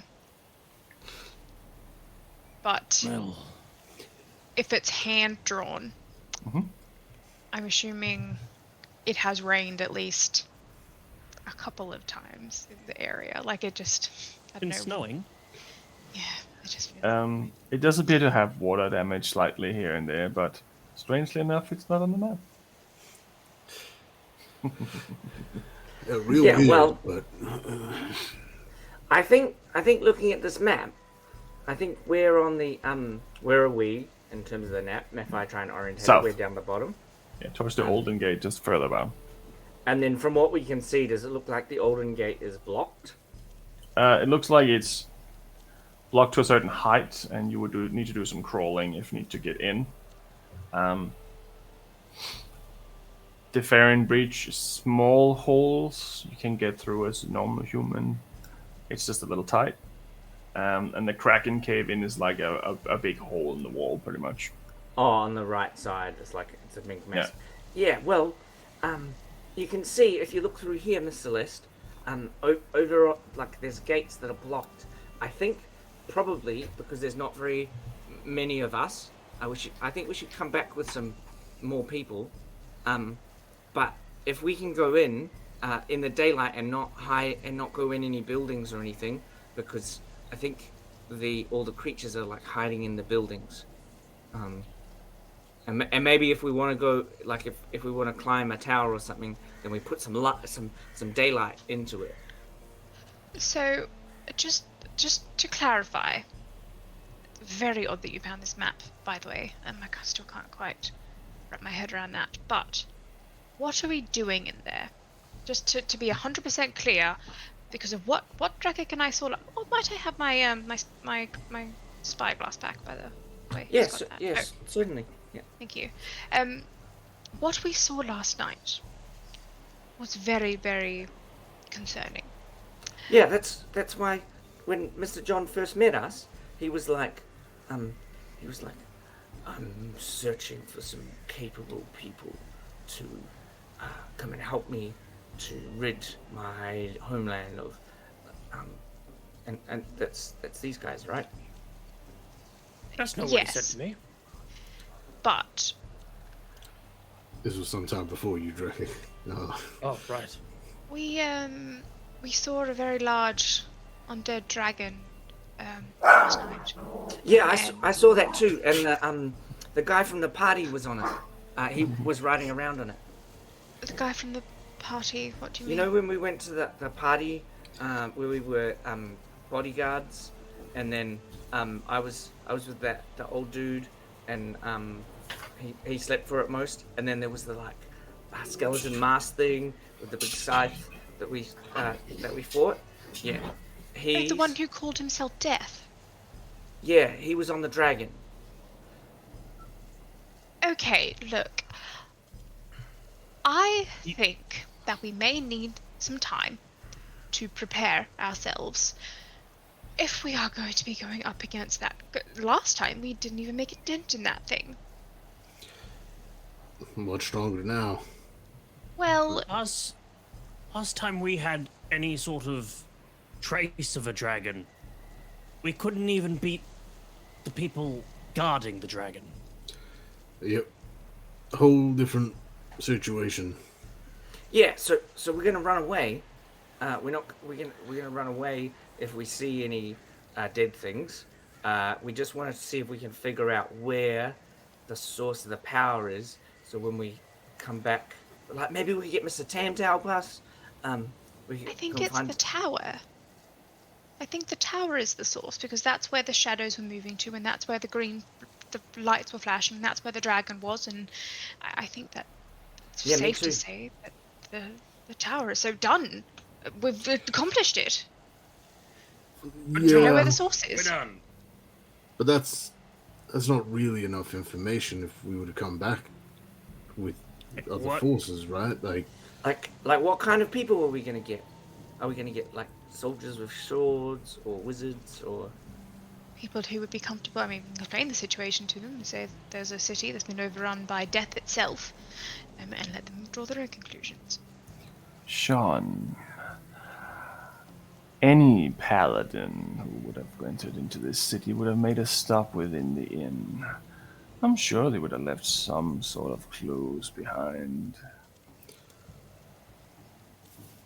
Look, I think that it's worth investigating, especially if we're to return here. I mean, my objective, the whole reason I left my home in the first place was because of what came from this city, and I have no other real purpose besides eliminating this thing.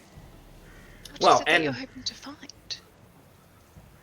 Anything, just something that indicates, a better idea of what we're up against. And a giant undead dragon and a skeletal being called Death, I think, is what we're up against. Plus things that spit out their intestines. And the giant shadow monsters. And the specters. But a battle isn't always in the enemy. It's also in the terrain. And in zombies. The environment. Zombies were there. Well, it's a city. Full of rubble and derelict buildings, I would imagine. Yeah, but like you said, that center one is pulsing with some sort of green thing, right? So you want to go into the tower? No, I'm not saying to go that far in. I think it's worth it to just at least get a little bit in. That cave-in has got a bit of a path that can lead us to an inn near the Temple of the Raven Queen. We can just check that out. Head in. Clear it out. 500 meters, Sean. 500 meters between you and your wife. I don't even think it's a kilometer from in there. It's... Maybe half. You're really good at reading maps, John. Thanks. I am just... If something happens and what happens if we're cut off from that exit? What happens if things come from behind, from outside, from those buildings, and they come... Something comes in, or a building collapses and one of us is trapped. What happens? We don't have any... Let's not go in any of the buildings. I think... So here's the plan. I think we walk down this road, and we stop. We stop and at that... Looks like there's a wall there. And we just look at that tower and kind of fill in information on the map, and then we come back out the same road. Oh, maybe we should go once all the way around that wall and come back out. Maybe only be in there for an hour, and go quickly, and rather than because last night we were talking about sneaking in, but maybe like I could make a really bright light, so if any of the zombies come out and they're like, what's there? They're like, scared of the light, and we'll move real quick. I am against going in. However, if you do decide to go in, I am not going to abandon you. I am going to come with you. I am not going to like it, but I am going to do it because I'm not leaving you alone. Well, why don't you and Celeste guard the exit? Okay. And Because I feel like splitting us up is worse. like, here's the plan. I could turn into a polar bear and make Mr. John's helmet emit a bright daylight, and then we run in and we run around the outside, and then we come back to you at the exit, and then we've got the information that we need. And then, yeah. It's not bad. All except the helmet part. I don't really use a helmet. But Well, I an can axe or something like that. make your the Lysandrial one. That'd be cool, because then you'd throw it and it would like shed Illuminate. light, bright light. Yeah, cool. And then I can withdraw it when needed. I like that. I also have remember when we were in that place and we bought that war paint? We Yep. can use the war paint in case. Nah, we won't need that because we're not going to fight anything. So should we use the war paint that like gives us resistance? Yes, Or- but I'm just after clarity on what it is that we are going in to look for, because we haven't gotten a straight answer yet. The thing that we're going to kill so that everything dies. Or the The dead giant things undead. die. But that's the giant undead The dragon. undead dragon with death riding on it. I do Well- believe that is the cause of the corruption. But it might not be. You think? So you think that it's not the thing? You think the dragon caused it all, not something caused the dragon? Death. So death caused the dragon, and the green glowy stuff is probably from death. Or, Right. on the off chance, they could be guarding what it is that's causing it, which would be in that tower, I would imagine, being heavily watched by the dragon and death and whatever else they managed to pull out of their pockets. Yeah, that's what we're trying to find. So, but Well- but you said we're not going into any buildings or the tower, and so So what's the Yeah. point? So if we run in the daylight and they all come swarming out, then And then you're we know. dead. No, we run away. But if they don't come swarming out, then we know we can come back with like but the thing a big about exploding thing and blow it up. the thing about a swarm, though, is they come at you from all sides. If they're in the buildings and we're walking down the street, and you think that they're in the buildings, and they come out, then we are surrounded. Yep. But once they start coming out, we run. Yes, what if they come out behind you and block That's the why way you're out? guarding the exit. Well, Yeah, what are but we what if supposed you're to like do, though? 300 meters in, and we're 300 meters out, and then suddenly they're all there, swarming you, and stopping us from getting to you. And what are we supposed to do against a swarm of... I mean, sure, up against one or two we might be rather capable, but a whole city's worth, all coming at us at once. Ingwe, we've been in this situation before, and we had to leave them for dead. No, Thank you that for was that, by the different. That way. was like strong soldiery orc dudes. Anyway, I mean, yeah, sure, okay. Let's not Yes, go. an undead dragon's totally different. Worse, I'd say. Yes, But it can't come out at night. How do you know? I don't know that. I don't know. That's what we're going to find out. So you're going to This go is and so try circular. and bait it out? Yes. That's Sean's- the purpose of. And you're dead. Sean's trying to slip away in amongst this conversation. Slip out and walk. Just start making his way. Like a stealth check. I don't... So, I have disadvantage on stealth, but in snowy terrain, I have advantage. Is it snowy enough to cancel out my disadvantage, or not quite yet? It is close enough. Half the city is also covered in snow, so Okay. you're close enough for So it's this just a to straight become. roll. I'll say so. Right roll. Here we go. Stealth. It's only a +1, but that's a natural 17. So 18 total. No one seems to pay attention to you, even Sean with their just- insane high passive perception for some people. You just John just managed leaves to 2 of those little snacks as well that he makes in the mornings. He takes one with him and he leaves 2 of them on the stool where he was sitting or where he's standing and walks off. Right. I'd say we're arguing for a good 5-10 minutes. The same conversation. What are we doing? And eventually you do notice. Because Okay. he is just walking in the open, there's nowhere he can hide, and you can see him walking off towards the city.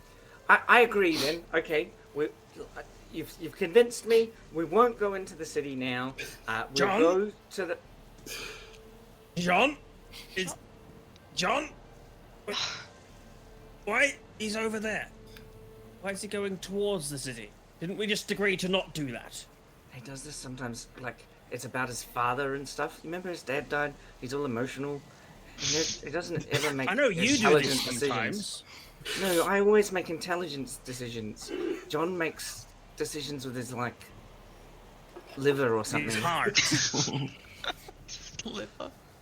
Ah. No, that's Drekik. You make decisions. That is very true. With my liver. Right. Maybe Sean? there's alcohol in that inn. Let's go. Sean, where are you going? It'll take a bit of time to catch up with him, but he is No, definitely she's heading towards just the city. talking to him. Oh, okay, yeah. In the Oh, stone. through the stone? Not even like she can just message. Right. Oh, yeah. right. On my way down. No, I we, said we, you... we. No, Sean, I don't think that's a good idea. It's alright, you guys wait up there. I'll be back No, in we- about an hour or so. What? He's going. He's going in. He's going in the city. He's going in. He's determined. I don't understand. John is heading to the Kragan cave-in, by the way. He's heading that direction. Right. Look, I said I'd go with him. I'm against this, but I'm going. All right, let's go. I didn't become a Viking because I wasn't brave. I just don't want to do this. All right, let's go. Wait, Mr. Jacket, What? come here. Come here. This will He's make you getting feel further better. away, Ingwe. This will make you feel better. And I will try and smear war paint on your face. Which one? Will you let me? Yeah, I'll wait. Which So one? you now have resistance to necrotic damage. There you go. It lasts for For- 24 hours, I believe. There you Nice. go. We have necrotic resistance for 24 hours. Ingwe, how do you know the customs of my people? Come on. So Let's go. Which is a really good idea. Wait, Mr. John. Mr. John, I'm coming with you. So everyone's chasing him down. Celeste is doing so very reluctantly as she also dips into her. Yeah. As she dips into her paint as well, and will. Same one? She has the same. Right, just note down that you have resistance to necrotic damage for 24 hours.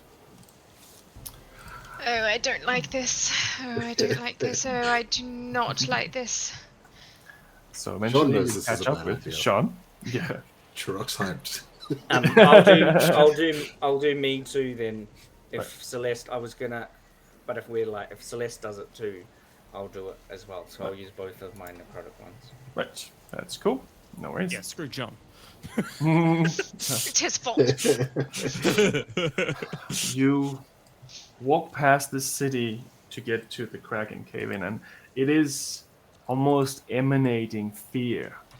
You can feel the city itself has an aura of negative energy.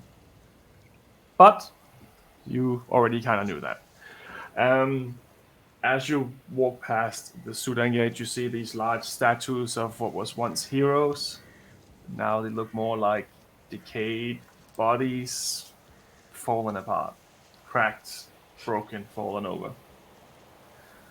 You get to the Kraken cave and you see this opening that seems to be big enough for maybe 30 people to stand next to each other maybe and walk past. It's pretty open. Immediately on the inside you see the Merry Markets. Looks to be it was once a market. This seems like this stopped having life in it just at a blink of an eye. Everything is still there. There's goods on the different tables. There's a lot of ravens and other blackish birds sitting on top of these market stands. You notice there is a scarecrow sitting in the middle of that marketplace. On the right side, you see that there is an old tower that has partly collapsed and crumbled onto another building. And there is a wall, but it's also collapsed slightly. And on the other side, you see houses. As long as you can see, there's different quarters of housing. Somewhere off in the distance in that direction, you can see there is a green roofed building that looks like a church of some sort. It towers over the other buildings. And from looking at a map, you're guessing that that is the Temple of the Raven Queen. The direction that Sean had pointed out to him is not quite that far. It's within the area of the residential area. Maybe 500 feet, maybe 500 meters in. And as you walk towards this opening... Mr. John, before we go in the city, I'll try and... you're not in yet. Oh, we're not in yet. You're not in yet. This is from what you can see from the outside. Yeah, cool. And one more thing you see is on the right side, there's probably was once a statue. Now it's more of a memorial plate.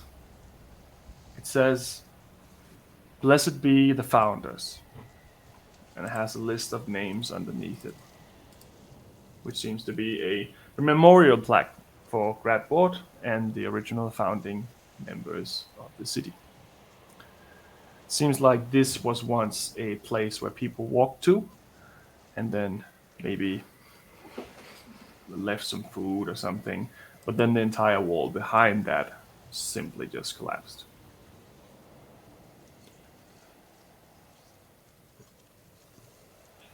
And that is where you are.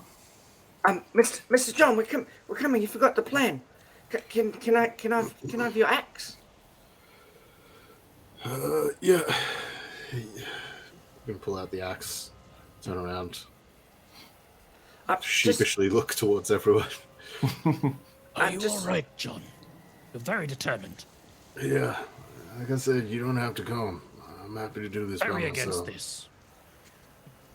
I don't understand, John. You're usually so sensible. And now you're just wanting to walk headlong into something that could prove to be certain death. When it comes to my family, I'm willing to die for it, so... But what good will you be to your son if you are dead, John? I'm sure you'll survive. You can tell him what killed me, and so he knows to learn to fight against it. So you want to, embed revenge into his heart as well, so that he follows you? I'm just gonna slap him on the back and go, Stormlord will be proud. Enough chit-chat, John. Follow me. You see the shadow coming out of Goo and start slowly crawling on all fours in the directions that you were given. No one else sees that. So just checking. We don't want to sneak. I want to sneak. Once I do this, we won't be sneaking. I'll make it really bright to scare away the things. And when it goes out, we run. Out. Deal? Well, I have an idea. And Oh, good. I'm going to take off my bag, open it, and put the axe inside. And then sort of tilt it towards Ingwe and be like, why don't you cast it in there? And I'll shut my bag up. And then if we need light, I can summon it. Great idea. And Right. I will cast daylight. Smart. I'm just going to immediately close it as tight as he can. Good job. Right.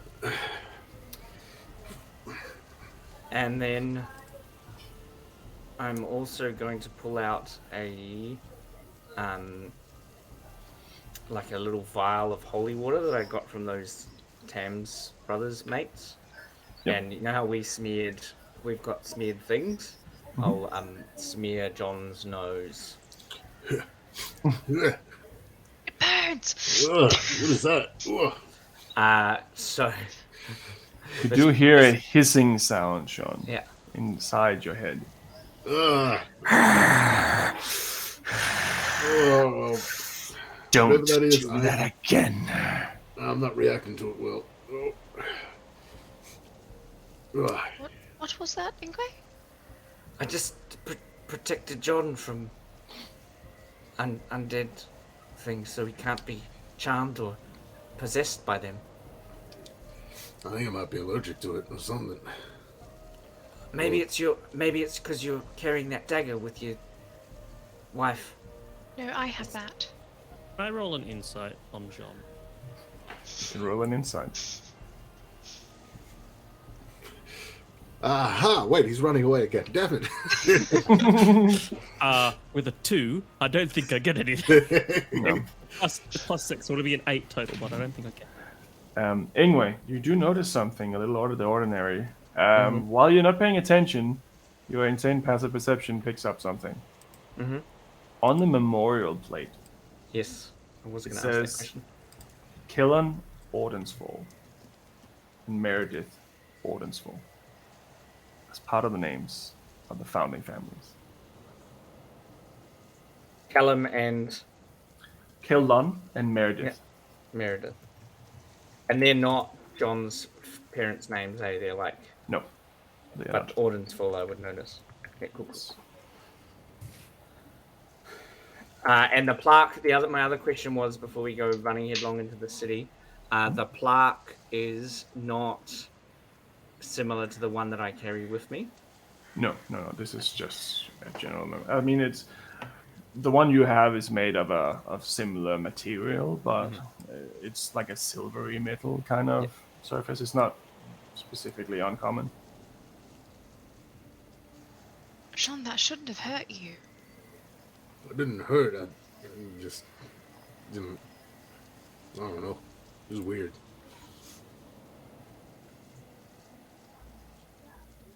It's just Put on. something's amiss. What? Well, I we've mean, only got where we are, right? we've only got an hour, so let's once the light goes out, John, we're out. Is that are we agreeing? Sounds You've good. walked off a couple of times, but I'm gonna leave when the light goes out. Sounds good to me. All right. Let's go. I mean, quiet to begin. If shit goes loose, we'll rip that guy out and get to running. There you go. So I need everyone to make a stealth check if that is the approach that you so desire. And you can add 10 to the rolls. Okay. Yeah, I'm not going to question it, I'm sure. 17. Oh, hell Maybe a yeah. certain shadow is helping us, maybe? 17 for Drekik, is that including the 10? Yeah. Right. Celeste? 34! Jesus Christ. Ingwe. 25. And Sean? 22. Okay, so 17 is the bottom of the barrel. Good job. Thank you. I have disadvantage, I'm sorry. Normally we have a break at this point. Would you like to have a break now? Cool. Sure. Let's yeah. have a short break and see what the fuck's going on. Welcome to Gratwört. Woo! 0 out of 10 recommend. I'm What excited. an intense episode. 0 stars on Yelp. Undead Oh, Gothic well. cities, that's my shit. Very well. Alright, let's go to a break, and then once we come back, we can dive deeper into what this is all about. Hell yeah. Hell See you in a yeah. bit. Yeah. See you in a bit.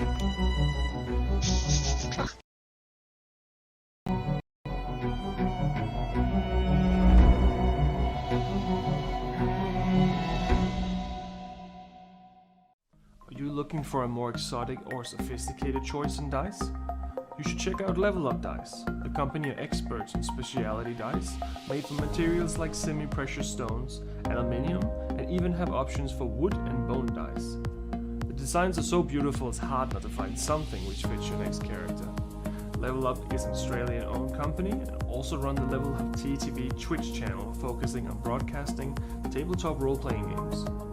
Follow a link below when purchasing from Level Up Dice. It will greatly help support our channel and also help an Australian local retailer. Level Up Dice, the sophisticated choice.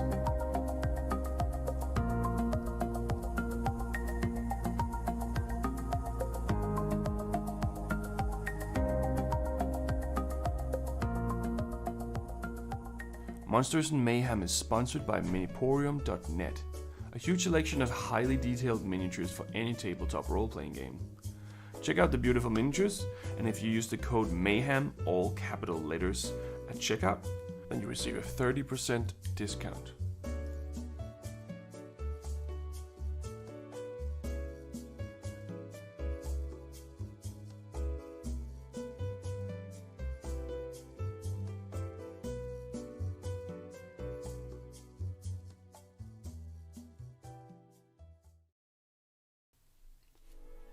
In the beginning there was nothing.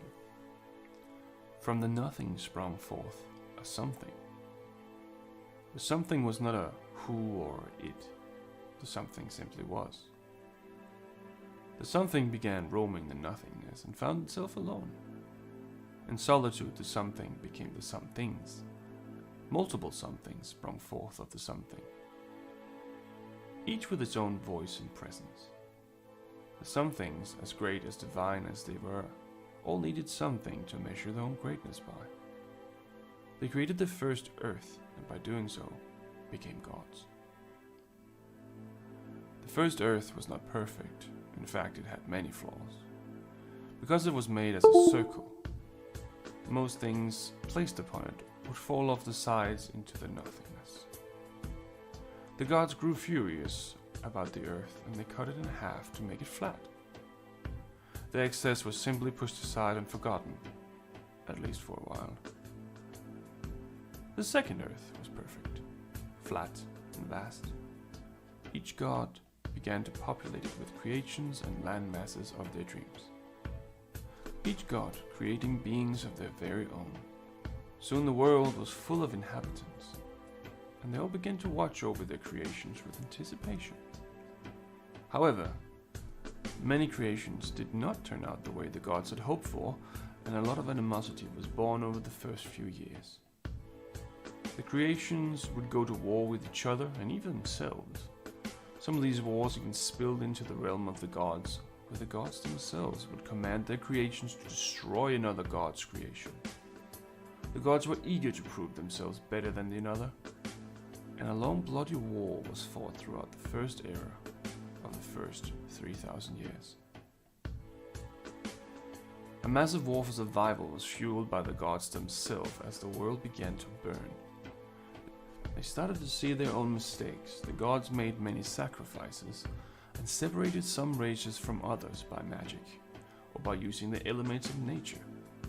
They tried to stop their creation, and slowly a peace of sorts came to be. And such a second era came to be with peace and kindness as its goal. Not every god nor every creature followed the peaceful ways, and some even broke away from their god after such events. But for now the god wars were over, having successfully separated their creation to an extent, minimizing the overall doomsday. and averting full chaos. For almost another 3,000 years, the races had been completely separated. The gods had made a plan. The God Gate, located now in the Kingdom of Quill and where the borders of Okoralan is, had been inscribed with one of the family's life forces, the Karameshi. Once a descendant of that family were to attempt to open the God Gate, all races would once again have free reign. At the end of the 3,000 years, an unknown member of the Karameshi touched the God Gate, unlocking the prophecy. The mountain chains and oceans dividing the races all came down all over the realm. Great panic and rejoice at the same time, as creatures that had once only heard fairy tales of each other now once again stood face to face with one another. The gods had hoped that the last 6,000 years would have been enough for everyone to learn to coexist. But from the start, the tension already started building again. Whatever fragile piece was on the table seemed to crumble and regather from time to time. But the time of the wars was surely not over. There was now other entities who spread darkness across the world. Maybe the world had learned its lesson, or maybe it was doomed to repeat it. Welcome to the world of Epidos, where adventures are born, heroes are forged, and villains are always up to mischief. The Kingdom of Quill lies in the middle of it all, the heart of human civilization, at least if you ask them. To the north lies the cold Shadanon, where Northling constantly tests the borders to the kingdom with raids and invasions. To the south lies the desert lands of Zahani, ruled by self-proclaimed princes and empresses. The tension is at an all-high after a failed invasion into the kingdom years ago still sends trouble both ways. To the southeast lies the Dragon Empire, a proud people ruled by the Dragon Emperor, who according to legend are a descendant from a real dragon. The Empire has been locked in a cold war with the kingdom for generations, blocking all travel from entering the nation. But for the common folk, it's Monday. The birds are flying low and it looks like it may rain.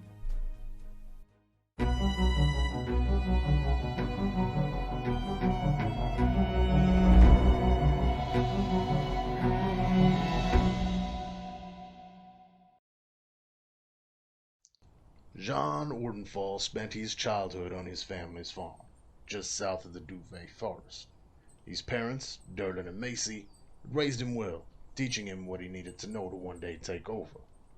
Financially, they did quite well for themselves, carting their crops to nearby towns and cities for sale, although the frigid weather that often surrounded their home did not make it an easy life.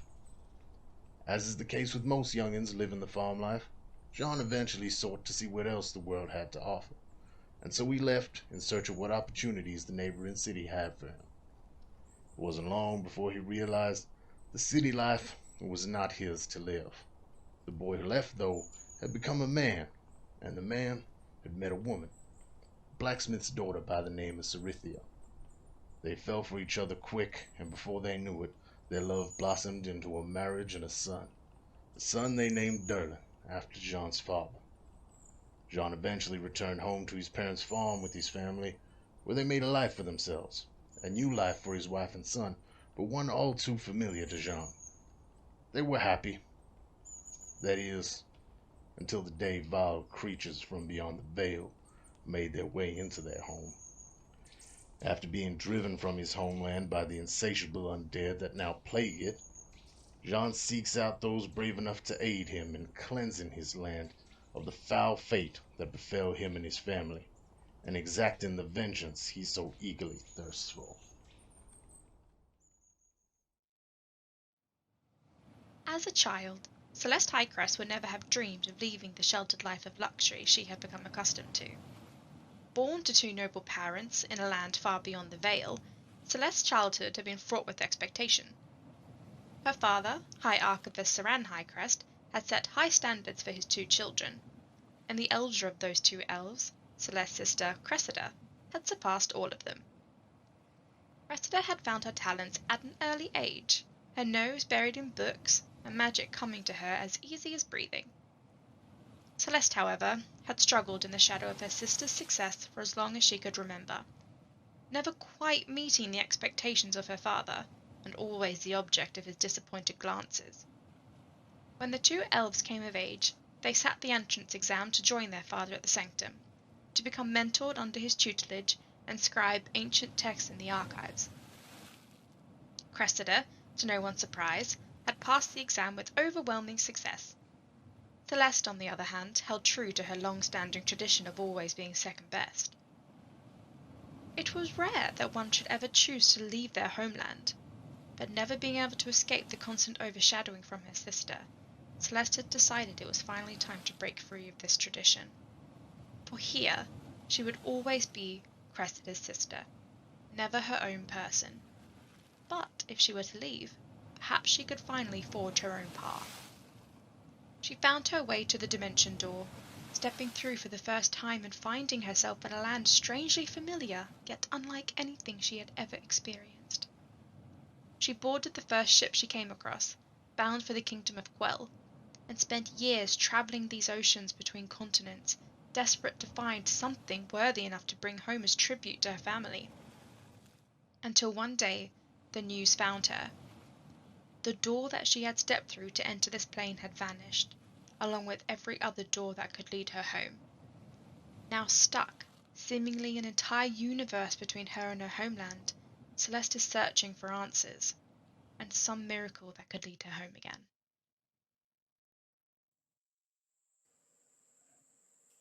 A young half-elf, Tam Corthan grew up working the land with his father and learning herblore and healing from his elven mother. After a horrible childhood accident, he swore he would avoid violence unless he had no other choice. When the war came, like every Corthan for generations before him, Tam enlisted to fight for his king. During the bloody battle for King's Helm, Tam's selfless efforts to heal his friends caught the eye of the celestial Aethia, and she became his patron, giving him the gift of celestial healing. His courage in battle did not prevent him from drawing the ire of his superiors. His compassion was blind, and he would heal all in need, even the enemy. After the end of the war, Tam worked as a healer in the villages outside Krakvolm, hoping to save enough money to gain entry to the Healers Guild. After a series of unfortunate events, Tam finds himself in debt to a very wealthy and very criminal cartel boss. Pinned between his compassion and his new master, Tam tries to make the best of his situation, dreaming of a day where he can live his life in freedom.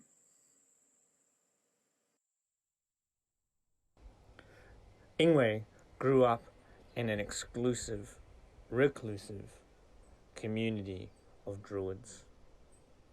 His elders, ancient and wise, one of the greatest, his mother, was a great storyteller, and he grew up sharing their stories.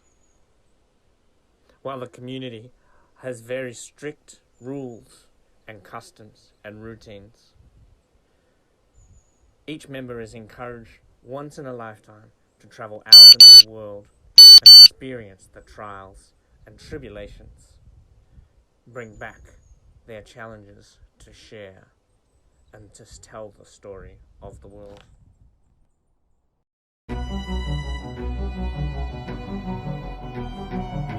Oh, wrong one. Hi! Camera is still having a heart attack. There we go. Cool. I think I will just put on this music. So before break, I remember we had the conversation about turning tail and leaving and just ditching Gratwört. That's what I remember. Yeah. So. We're actually in, like, is it King's Helm now? We're King's Helm now, yeah? Yeah. You're not completely incorrect, except you did go in almost. I mean, if you did roll a roll at least so far. Well, let me just. Didn't your mother ever teach you? If your friend walked into an undead city, would you? Yeah.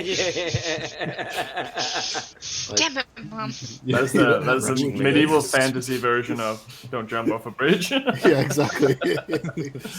Very well. You have been bestowed with a special energy that makes you more stealthy. From where? You probably don't even know you have this. However, as Lily is crawling on all four like a shadowy beast of some sort, do you follow her in that direction, Sean? Abso-freaking-lutely. Right. So as you enter the outer rim of the city, I need someone to roll a d20 for me. I volunteer as tribute. I got axe in hand, by the way. Left-handed axe, and I got my Can right we hand change out it to as someone else? What did you get? A 2. 2. Perfect. As you enter this, you start moving in between these buildings. And then you hear a creak, and one of the houses just collapses. No sign of any creatures, no sign of anything moving. This building simply just seems like it's given into its own weight and have expired. It did give a bit of noise, but it does not seem like it has upset anything in your vicinity. Just so, for visual, like for Mind Palace, has it made anywhere like behind us difficult terrain or anything like that if we were to go back? No. It's just a building towards another building, another place a little further down. But it's definitely close enough for you to just see the foundation just cracking in. Seems like this has happened to a lot of these buildings. You also notice these sinkholes every now and then where an entire building has just fallen into what looks to be the sewers underneath of this city, or just cracked into halfway pointing towards the sky, halfway pointing to the ground. However, you do not seem to see any creatures as you approach. I am more inclined to leave the buildings alone. Okay. You don't move for a very long time, maybe only 5 minutes, before Lily crawls over on one of the buildings made of stone. You can see her fangs dripping with black inky goo, and she points towards a building not far off. You can see that there's a little smithy next to it. You can see that it's partly collapsed. You can see that there's an old magic shop, also partly collapsed. And then there's a building with no roofs. You can see that that is the Lonely Squire, also the inn that she's pointing at. No door, just a partly collapsed building, and a stairway that leads into whatever this building used to be. And that is turning in towards the Temple of the Raven Queen, right? That's not staying on the Not central quite. path. It is No? more Okay. towards the back, towards the wall. The Raven Queen okay. temple is still a block off, pretty much. But Okay. this is in the residential area. This seems to be a building itself. You can see that this building has a cellar with there's small windows, familiar from cellars. And you can see that there's a stairway leading up to whatever entrance this building has. Sean's not going to say anything. He's just going to turn to the others and use hand signals.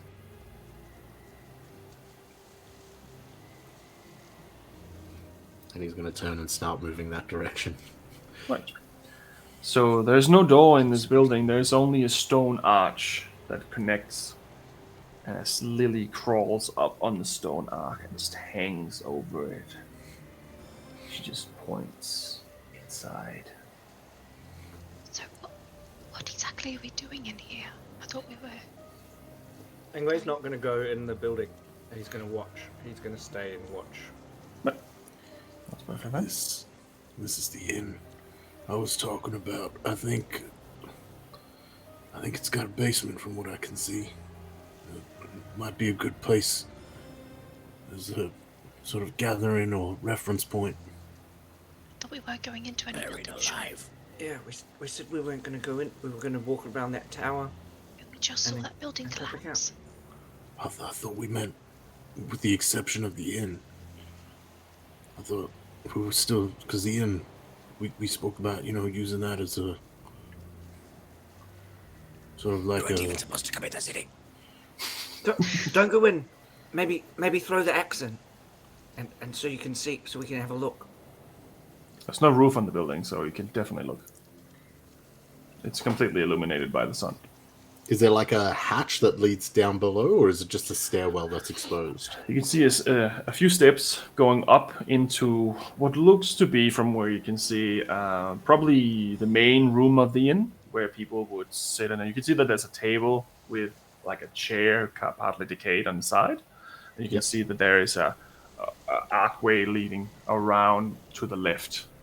From outside, you can't see more than that. You can see through the little peaks of the glass that's remaining in the windows towards the cellar. You can see that you probably have to go in and then down into the cellar that way around. But I genuinely think this is our best bet. It's just getting a little, like you said, if our exit's cut off, we need a place to duck into and hide. This place, there's no roof, Sean. That's why underground. We'll be able to fortify ourselves better in there. You mean get surrounded? How would we get out? I imagine these things aren't too bright. Probably don't know how to open up any sort of barricades or anything. Most of them are still standing, the gates. They can go through walls, Sean. We saw them traversing through walls last night. No one mentioned that last night. Not to me. We did. We said that there were white spectral things floating through walls. I heard about the dragon and the other things. I didn't... Well, fuck it, I'm here. I'll be right back. Throw the axe in first, before you go. Well, I don't want to startle anything if there's anything in there. I'd rather get the surprise on him. But I'll keep it in mind. Sean's going to make his way straight towards it. you enter the first part of this building. This room is, like I described, the wooden floors, mostly broken and decayed, but you can still walk on it. It seems structurally safe. On the right side, there's a table. And there's a pouch on the table that's partly opened. Your focus isn't really on this. So what you see as well as when you enter is that there is another doorway leading to the left. It looks like there is a little window, almost like when you have a little a diner and you open a little window and then you put the food in to the customers, or from the kitchen to the customers.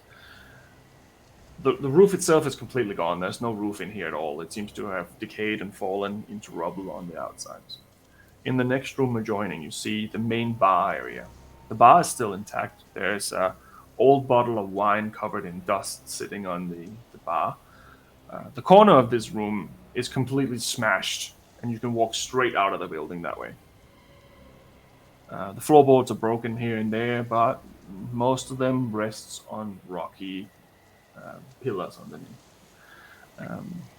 Is there any furniture still standing in there, like any old stools and that sort of thing as well? Most of them have been destroyed. There is the chair next to the table on your left side. Yeah. Sorry, on your right side. And on the left side, there's the bar, and there is one or two of these bar stools that are fallen over but still intact. Behind the bar, there's a chest. It looks to be... Normally, these kind of chests are something that you normally use like when you're changing your clothes into like putting an apron on or something like that. Some kind of personal effects for whoever was working there. There's cups and pans and knives and cutlery pretty much scattered everywhere on the floor on the other side. And there's another archway leading down towards what is probably a basement. I'm going to start making my way to the archway leading down, and I'm going to pull out my stone so I can continue to whisper. I'm going to whisper in to both of them that can hear and just say, "There's a pouch on the counter there. I don't know if it's worth checking out. Most of this place is pretty fucked up." Are we still in here? So confused. Should we follow it? Should we follow him down? What if something happens? Oh, shit, Sean! Celeste's gonna follow kind of like creep down and like be quiet. Like, Ingrid, are you coming? Ingrid's going to stand at the entrance to the building. But Right, I'm going to find like a pile of rubble and just try and hide in the rubble, keeping Ingwe in sight and the hatch just. are you going inside or are you staying outside? So we're inside the. If there's no roof, right? We'll go in, or I'll go in the building where there's still no roof. As long as I'm going anywhere that I'm not going to go anywhere that there is no daylight. Right, there's no roof on this building, entire building, so you can go anywhere. We're in the inn, and then probably if Celeste has gone down, Ingwe will pick up the pouch. Okay. So there's two things that happen here. First, Sean, you went to the arch. So you're looking down the archway and you see the stairs leading down to what looks to be a prayer room of some sort with an altar.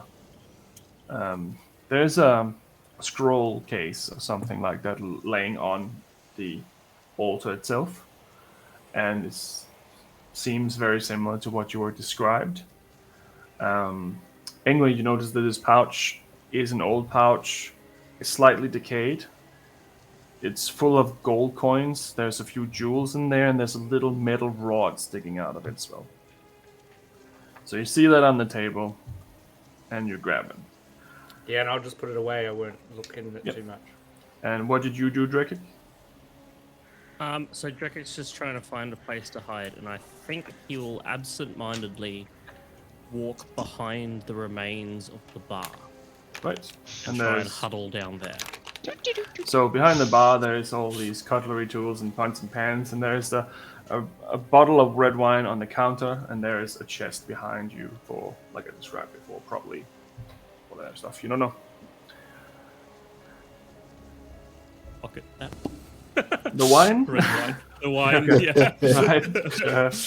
And Celeste, what is Celeste doing in this moment as well?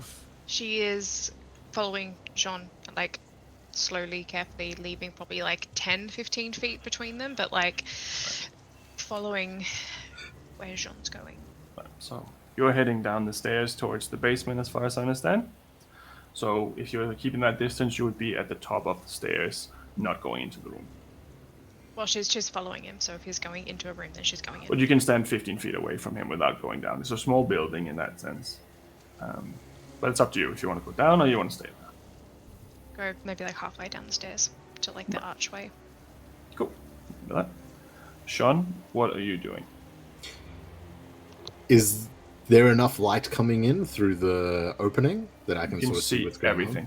on? Okay. You can see everything. I am first and foremost going to make my way over and grab that scroll case. If that's sort of something that's standing out. Yep. And I'm immediately going to peel my eyes looking for the cross and the secret level that I was informed would be down here. But you know where to look. You know what to look for. It's definitely visible once you know. And do you activate it, or do you just want to know where it is? The lever? Where is it in conjunction to the... It's underneath opening? the altar top. You pull that towards you, and then it opens something. Okay. I'm going to just move around as though I'm patting the room down and checking, make sure everything's safe, checking behind things and that, and in that I'm going to just go underneath and give it a pull and then continue moving before I sort of stop and go like, oh, to whatever that does. Right. So as you accidentally pull it, the wall in front of the altar opens up. And you hear a hissing noise as there is a cavity of a cross, but no cross.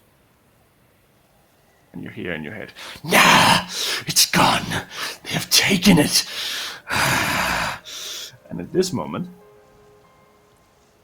Ingwe grabs the pouch, and Drekik grabs the wine. And in both instances, it is followed by a ticking noise. And little Jack-in-the-Box Jester appears from both the counter and from the table in the corner where the 2 items that you grabbed were. And it gives a slight laugh. And then you hear another noise.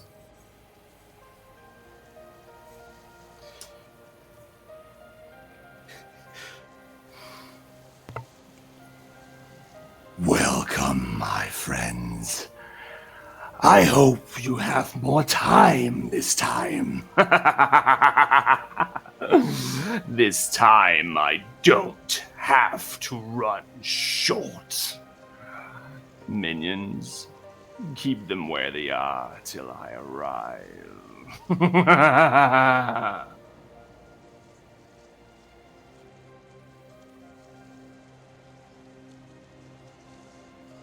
And I need you all to roll initiative.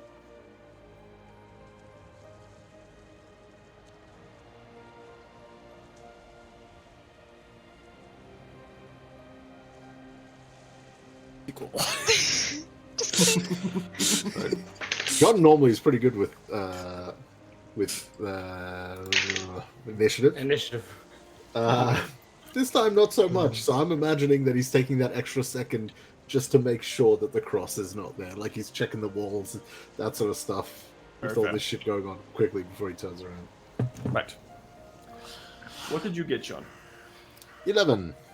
11 for Sean. What is your dex? My dex is... Good question. That's a great question. Yeah. It's not that great, but I have the alert feat, so I get extra initiative. 12 plus 1. Okay, so you would actually go after this. Right, so Sean, I'm gonna make big asterisks here. And Celeste, I rolled an 11 as well. 11, and what is your dex? 17. 17, so that's plus 3, right? I believe so. So I will put you on 10 then. But I And rolled move 11. Sean to 9. Well, it's just more in the sense of initiative. Someone else is on 11, and they are more dexterous than you. Not good enough. Not good enough. And Drekik, what did you get? I got a 6. 6. Come on, Ingwe. Come on, And Ingwe. Ingwe, what did you get? I also rolled a 6, so I get a 5. I like the idea that like everyone's going into these snap reactions. And Drekik's just like, oh, shit's going down. Yep. Anyways, like, Just gonna take that. Things go slowly. shit. Oh, okay. I'm just gonna mark you all here.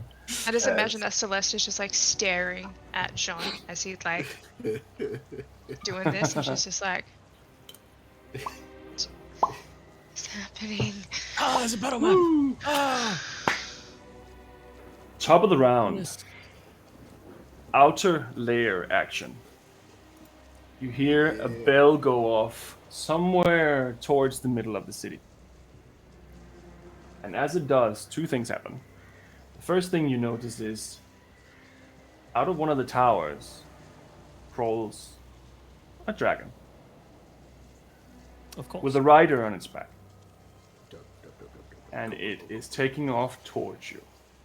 You estimate that you probably have 6 rounds before it lands.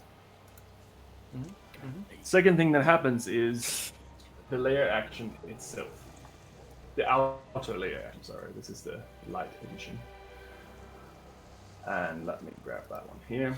So, Ravenous Darkness. As the bell goes off, hundreds of birds take off from the city. They don't just leave, they start circling the city, spiraling above it. It is impossible to miss. You hear these craw, craw. Some of them are vultures, some of them are ravens, but they're definitely all undead. And as they do this spiraling motion, they start emanating darkness, and the winds start kicking up. The city itself is now engulfed in a mixture of darkness, dust, and wind. Those of you who have dark vision can see 50 feet. Those of you who do not can see 25 feet in front of you. Let's go trekking. You got this. And because you all rolled so amazingly well, a few other things happen. No. From the right side, a group of skeletons appear, accompanied by what looks to be 2 zombies. More of these appear.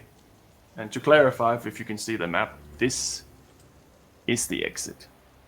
And you are in there. I will move you in 2 seconds because I was trying to anticipate where everyone was going to be, and I got pretty close. Guys, I think the dungeon master's giving us a hint. He This said there's is the exit. Well, you can do whatever you want. Like, if you want to, you can also continue to running north. That is deeper into the city. There is a 200-foot wall on your left side, and there is a 200-feet wall on your bottom of you. You can't quite see it here, but this way there's a 200-feet wall, and same with that way. So technically, you're in this building in the corner here. So, like I said, a few things happen. A group of zombies also come out behind the rubbles.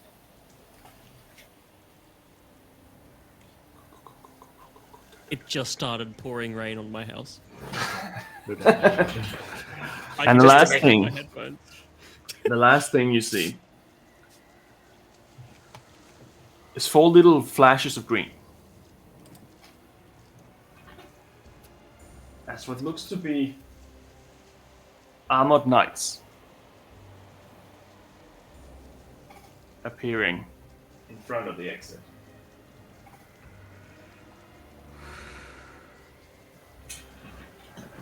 They pull their swords out, and they all say, "Hail the Black Legion." And their swords starts glowing with green necrotic energy.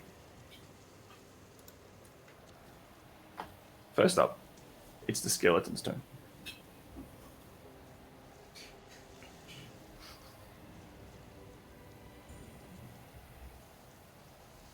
Blaming way and Drakik.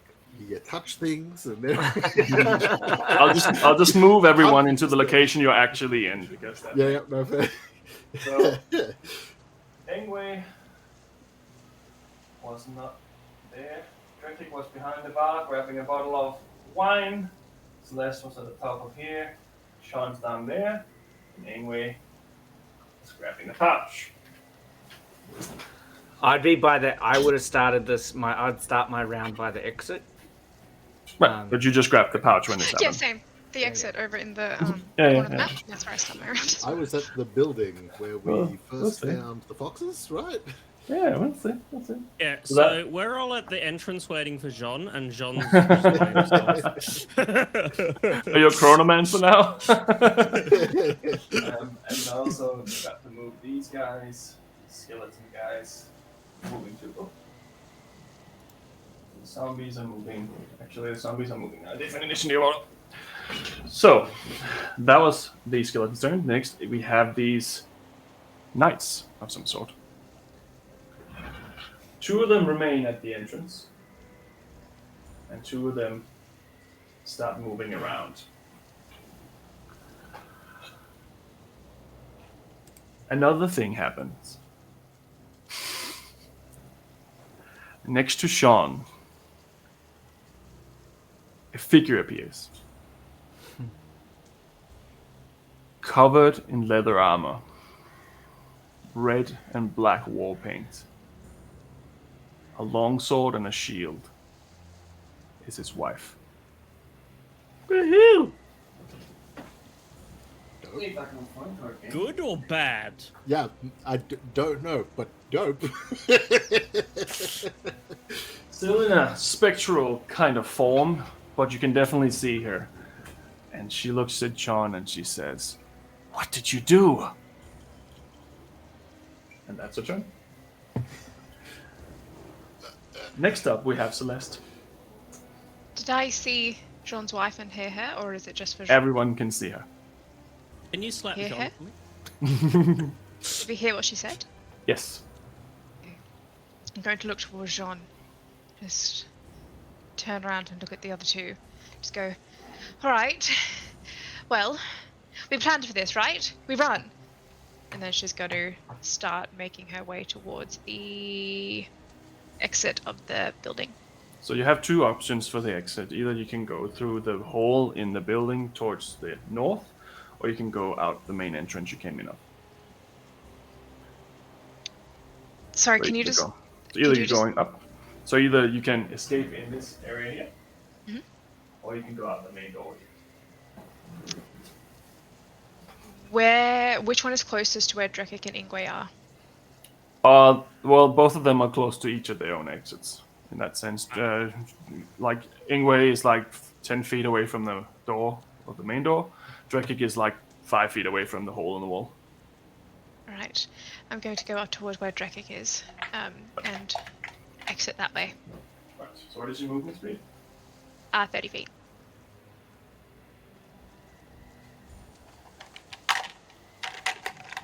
You can get to there, right outside. And you can now see these zombies. 6 of them, as far as you can see, coming towards you. And they look slightly faster than you normally would see them. Cool. Yeah, I'm just going to say, we planned for this, we're running. That was the plan. We're out. Right. Oh, good. Do you want to use your action to move? I do not want to get too far away from anyone, so unless I get last time I was like, we're running, and no one followed me. So I'm going to wait till I get confirmation that other people are running first before I get too far away from people. That's perfectly fine. Yes, because yes, I have trauma from running. Can and no we one following me. That's can great. we respond to her on her like free action? You Like, can if you she's can saying, talk as a "It's time free to action. run." Yeah. So I would say, yep. Let's get out of here. We can Running's a good idea. Got the intel. I don't know why we came into this building. I don't know why we came into this city. Very well. All right. Well, then she will do that, and she's not going to use her action to dash. She will use her action to cast Blade Ward on herself. Cool. Nice. I will put that on here. So that lasts one round, is that right? Or is it lasts? Yeah. So I'm just gonna put it on here. Just in case. Yep, it's a cantrip, so she'll have to keep casting it if she doesn't. But yeah. Cool. Next up, we have Sean. Hey, honey. Good to see you. Yeah, I mean, we gotta get the fuck out of here. And he's gonna start running up. And just to clarify, because I think it's been done both ways, so I just want to confirm, Lysenriol, does that fly to my hand, or does it teleport to my hand? It flies to your hand because you use that sometimes as a theatrical that it attacked on the way back with your second attack. Yeah. Okay, cool.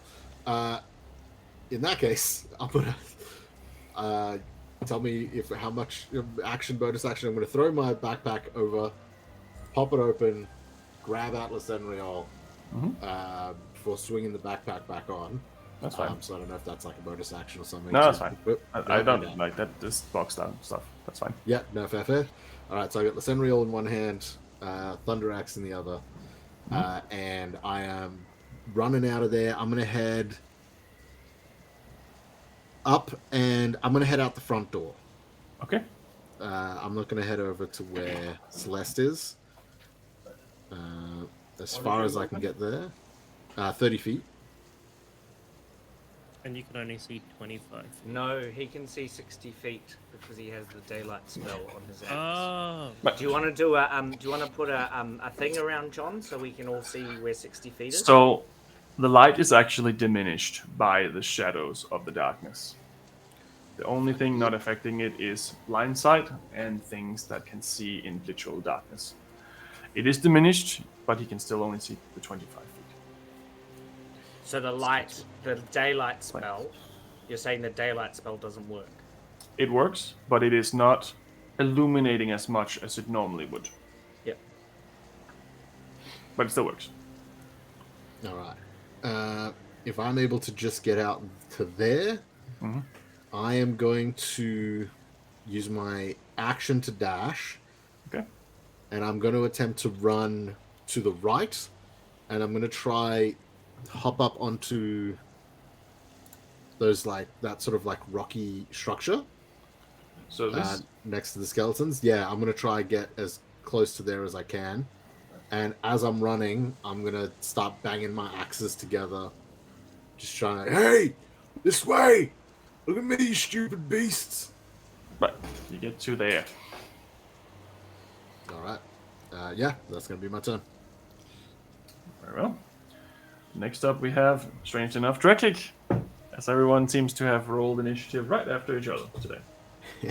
3 of you 11, apparently. Or 2 of you 11.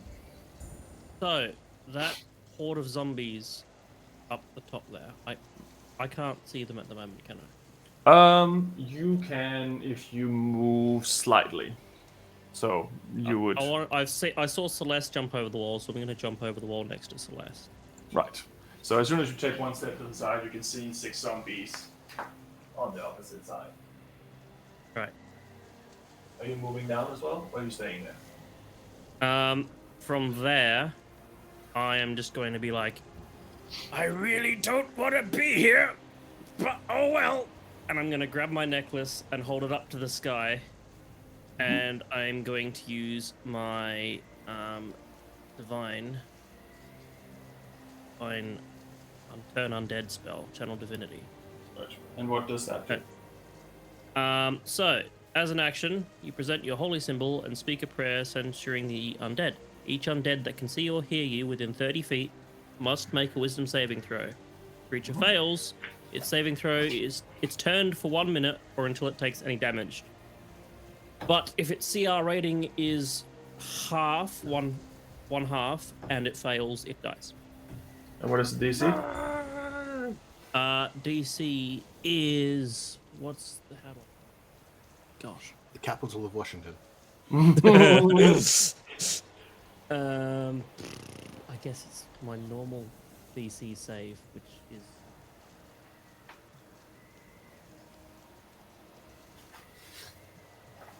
There we go. Save DC 14. Right. 2 of them fails, but they do not die. Right. Instead, They are they take turned. damage. And are turned. Okay.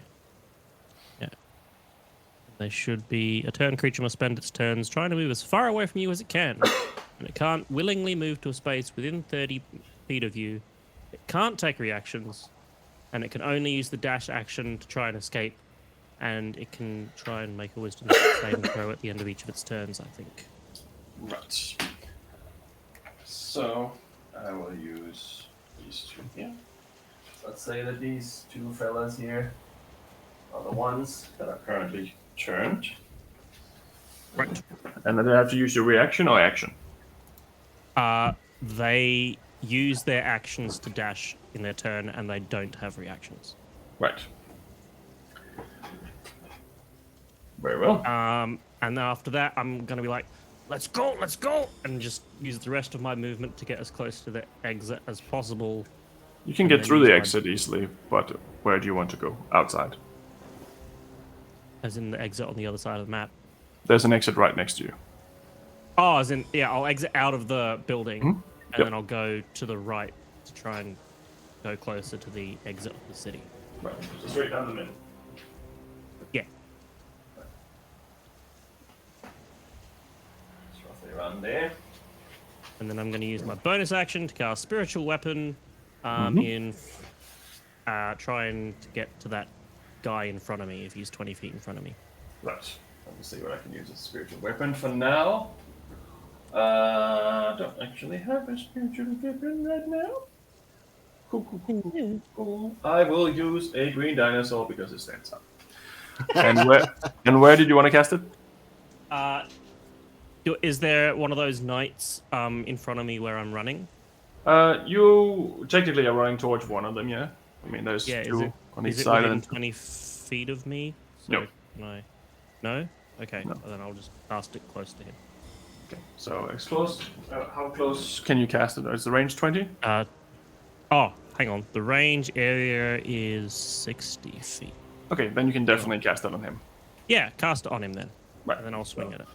Hit by an orange dinosaur. Or green dinosaur. Kill. And then I will swing at him for 1d8 plus 3 damage. Do you have to hit first? I do have to hit first. Correct. I just want to hit him, man. I know. Everyone wants to hit these guys. So a nat 20.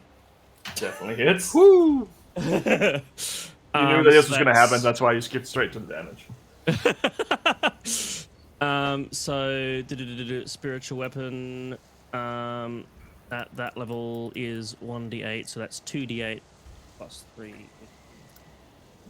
Yep, okay, that's 2 nat 1s.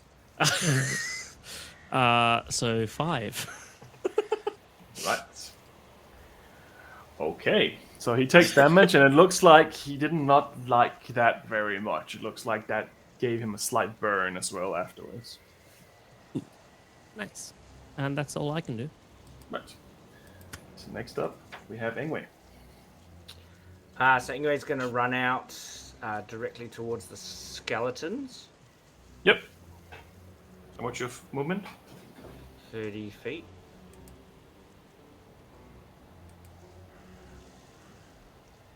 Let's get you there. How is the third skeleton? How far away is he?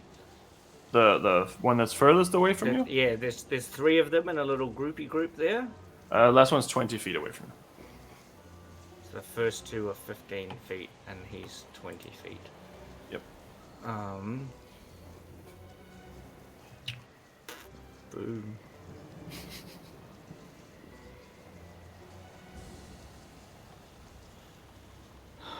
I'm going to cast Thunderwave. Right on. So I'm gonna run out with my shield in my hand, and I'm gonna Square cast one? Thunderwave on the shield. It's 15 foot. Yeah. So you can hit one of them pretty much from that angle there, though. Oh, I can't hit 2 of them. No, it's because if you have it's a square, as far as I remember. Yeah. So if you try to angle it as a square, you have to be the other corner. Oh, I You wouldn't get do one. that then. No, it probably doesn't make sense to use that for you can only hit one.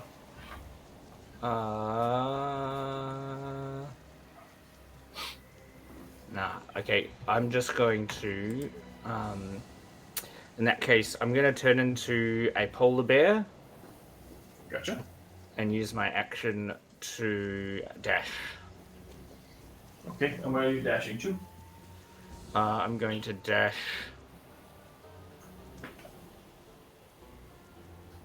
I'm gonna dash around those skeletons. To Around go- them? You can't see what I'm pointing at. How do I describe this? I'm gonna go north. How many? How I'm gonna go north? How do you want to move? Is that like 5, 10, 15? I want to go north 20, and then east 20 to go next to try and dodge. Okay, so over here, behind the tower. Yeah. Right. So that is between a zombie, a skeleton, 2 more zombies. Sorry, 2 more skeletons, another zombie, and one of these armored knights Yeah. That's directly in front of them. Yeah. I just want to get around those skeletons, Right. and then I'm Go. just gonna run at those guys. Yeah, definitely. Because my next turn is a charge attack. Yep. All good. That is you. Yep. Cool. So all of you notice something a little out of the ordinary now. You see these zombies have very deep, dark holes going through the nostrils. A similar thing to most of you have seen before, at least once. Yeah. Drekik, you have never seen this before. But it seems like something has been done to their skull or their face, at least, to do this, whatever this is. And it's now the zombie's turn. So this zombie is going to attack Ingwe. This one is going to attack Ingwe. These two are going to move towards Celeste, but can't quite get there. So are these two. So that's 4 coming towards Celeste. These 2 zombies are going to move forward as well. And that is all those ones there. So 2 attacks on Ingwe. 2 16s for a 18. Yep. So that is... I don't think that's extra damage anyway. Let me just double check that in the big back book of Kill Them.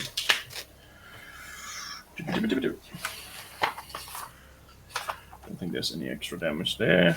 Let me just check. Should have printed this out.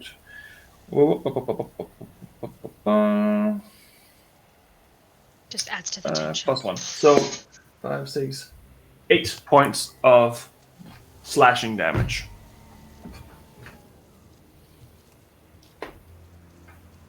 That's total. But you're resistant. Oh, there's no necrotic damage. No, it's not necrotic. Not that it's going to matter this round, but remember that attacks on John have disadvantage. Great. I will try to remember. And that is you. Oh, sorry, that is my turn. So I guess that is the turn over. Back to the start of the line. Outer layer action. I need everyone to make a wisdom saving throw. No! John has the bell advantage. rings out once again, and you feel a shockwave rippling through the city. Did you say I have advantage? Yes. What's that from? Do I have advantage? That's from being protected from holy. Like, that's what I'm concentrating on. Ah, okay. I will put that one on him too. Protected from evil and good. I think you forgot to say you cast that though. But What's that? I think you forgot to cast that. No, I cast it. You know when we were putting all the stuff on our face? Right. Okay. Yeah. Okay. Fair. Yeah. What did Dreki get? 9. Fail. Anyway. Yeah. 19. Pass. Sean. 13. Fail. Celeste. 17. Pass. I rolled a 3. So, layer action, borrowed time. Everyone who does not pass a wisdom saving throw of 14 is now considered vulnerable to slashing and piercing damage. Oh. Whew. On a plus note, nothing else happens. Thanks! It's attacking that's gonna die. It's That's not not a John plus. that's gonna die. That's just And- not I blame another you. minus. Actually, Yes. I lied. Something else does happen. Another Ah, yeah, creature there it is. appears. You used our freebie. You used our get out of death free, and then condemned me to die. Between the two buildings, a flesh golem appears. Fuck's sake. Woo! And it looks like it is ready for combat. Next up, we have the skeletons. So they're going to move straight towards Sean. Yeah. Bye, John. Yeah. This skeleton's moving in towards Ingwe. This one is moving this way. This one's moving towards Ingwe as well. There's no skeletons in that sense there. Nope. Okay. So there's 2 attacks on Ingwe. Let's start with that. That is a... Let me just have a look.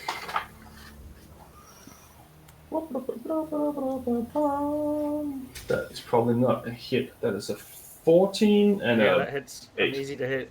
Oh, 14 hits? 14 hits, Okay. 8 doesn't. No. Alrighty. So you take Easy. 5 points of slashing damage, but you are not vulnerable, which is probably a positive in this moment. And then there's 3 attacks on Sean. One is a natural 1, so the skeleton drops its sword. One is a 4 to hit. 4 does not hit, no. No. And another one is a 13 to hit you. 13 does not hit, no. So all 3 attacks are slow and sluggish. It's almost like they're hitting each other because they're so excited to try to hit you. Next up we have the armored individuals. First one is going to vamp out of existence and appear on top of the tower. Second one and third one are going to move backwards as they protect the exit.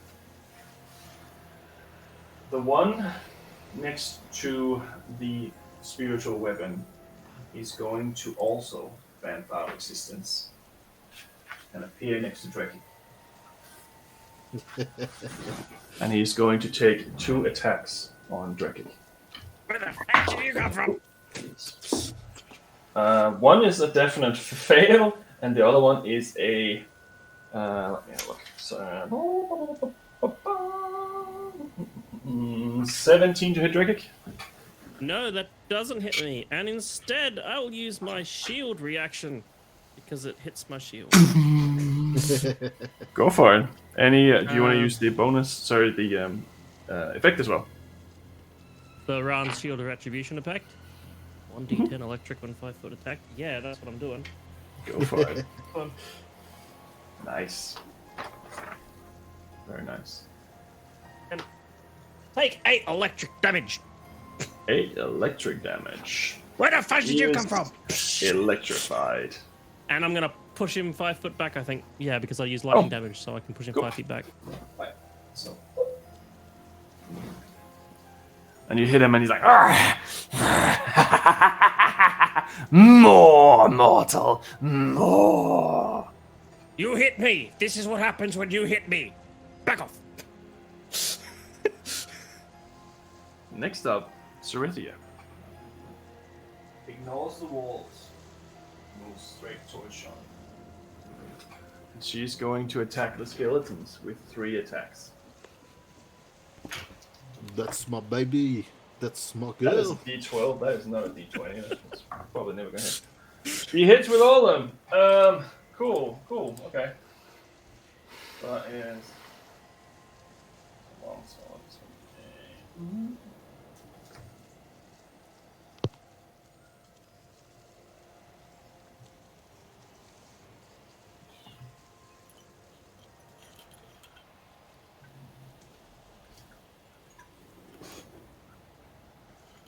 She kills one of the skeletons outright.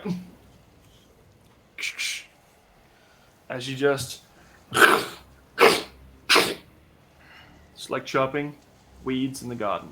There's a skeleton down. And you can see, even though she's spectral, you can see her, she's pumped for war. You've seen a lot of these shield maidens go nuts before, and she's just like... You get a little scared. Yep. Your wife has a tendency to get mad sometimes when she didn't do the dishes or something, and in this specific moment you can remember how it was. That is her turn, and now we have the flesh golem, which is going to go towards the closest, which is Ingwe in this sense. And he is going to take a few attacks on you. So, there's so many different creatures, I have to have this book open. That's not on. Good thing I put in some post-it notes here. So, age and many different ones. There you go. So he has 2 attacks, and he's going to unleash on the polar bear.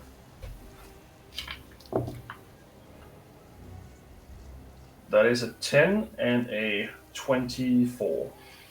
10 doesn't hit, the 24 does. 24 hits.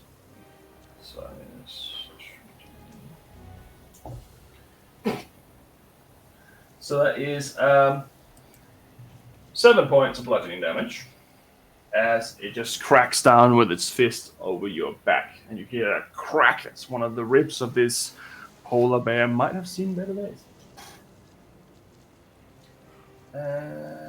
That is pretty much what it can do. Next up, it is Celeste. Okay. Is there room to continue moving in a straight line towards the exit? You can do a sickety-sackety line, but the problem is you would end up in the combat range of the armored knight, or you would spend your movement running around the obstacle here. Actually, no, you can't. You would have to run either into one or the other's aggression path. So either the zombies or the armored knight, because he got pushed back. If he hadn't been pushed back, maybe. Thanks, Drekik. All right, she is going to move kind of on a diagonal towards. I can't see exactly what it is, but there's like the zombies and then the knight, and then there's like something in between them. So there's a rock here. This is a rock, and that is the armored knight, and that's Drekik. And then Yes. there's the house here. So we're going towards this. Yes, so she's kind of going to skirt alongside where that rock is. Okay. And the zombies are right there. And this one, so you can get pretty much to. It's probably right there. Yeah, you can get to there without entering anyone's combat range. Right. And then she will just look towards Drekik and go, exactly what I was afraid of, being swarmed. We need to get to the exit. With you, this was a terrible idea. Let's go. I agree. And she will use her action to dash and use the rest of her movement kind of going up on that diagonal towards where that house is. And what looks like a ladder, I think, kind of like going up. Okay. If you do that, you do enter combat space of the armored knight. Okay. Just She checking. needs to move. No. I mean, it's either stay there and get hit or move past it and get hit. I mean, at this point, it's much of a muchness. And then you're at the bottom of the ladder now. And he's going to take a swipe at you. And that is a 13 to hit, so I think that's a miss. There you go. You just feel the warmth coming off this blade just inches from your head as you just dodge out of the way with a cat's grace. Run. Yes. I don't have any bonus actions that I want to use, so just so I know from my knowledge, like what's up the stairs, like up that ladder, just if I look. So it looks like it's a roof of a building that's also partially collapsed. It doesn't look like there's an exit that way. It looks like that's a house and maybe an attic. That was once an attic. What about in terms of just visual? There wouldn't be a way to go up that and then kind of jump or climb across the tops of other buildings. Like, is there space between buildings at that point? There is space, but you can still jump from one to another. So you would have to jump maybe 10 feet from one to another, but I think that's pretty doable if you're higher up. So you could go from that building onto the next building, and then there's broken buildings next to that. That's probably where you need to get down again, or maybe try to jump onto the rubble from there, but that's a little harder. Okay. But possible. Right. Just so I kind of have it in my head, kind of the lay of the land. All right. I'm All good. good. Thank you. Sean, you're up. All right. Jean. So there's still two skeletons on Jean, right? The other one is fallen. There's still two skeletons, yes. Yeah. Okay. And then the pinkish one is your wife. Okay. Not because pink is a woman color, it's just because it's so bright I can see it. Fair. I don't mind wearing pink myself. Yeah. Pink is referred to as a blood color. Fun fact. Anywho, so Blood for the blood god. exactly. Right. Looking north of me. Mhm. Oh, I don't know if it's gonna be within range. What's my hand axe range? The thing that's next to the flesh golem. Is that's Skeleton? within sight, right? So within sight, yes, definitely. Like behind the polar bear next to the flesh golem, that sort of little thing. Yes. So currently there's a skeleton next to the flesh golem, and then there's a whole bunch of things jumping anyway at the moment. Does that look within 60 feet? That is, yes. Okay. Sweet. Jean is going to take Lysenriol and he's going to whip it past these skeletons and try hit that thing. Also in an attempt to move the daylight over closer to where those knights are. However, it is beyond the standard range of the axe, so the attack is made at disadvantage. Natural one. Alright. So you go to throw it, and it just embeds itself into the wall right next to the skeletons here.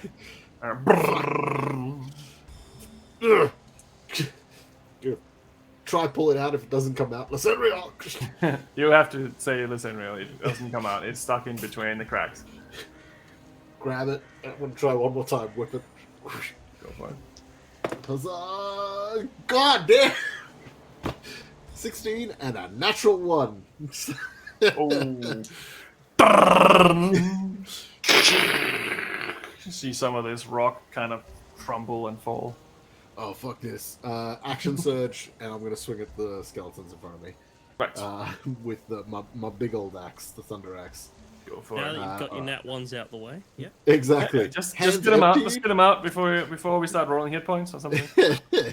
Hands empty, so I've got two-handed, which means I've lost my shield capabilities. Yep, as long as you keep track of it. That's cool. Yep. Yeah, fucking garbage.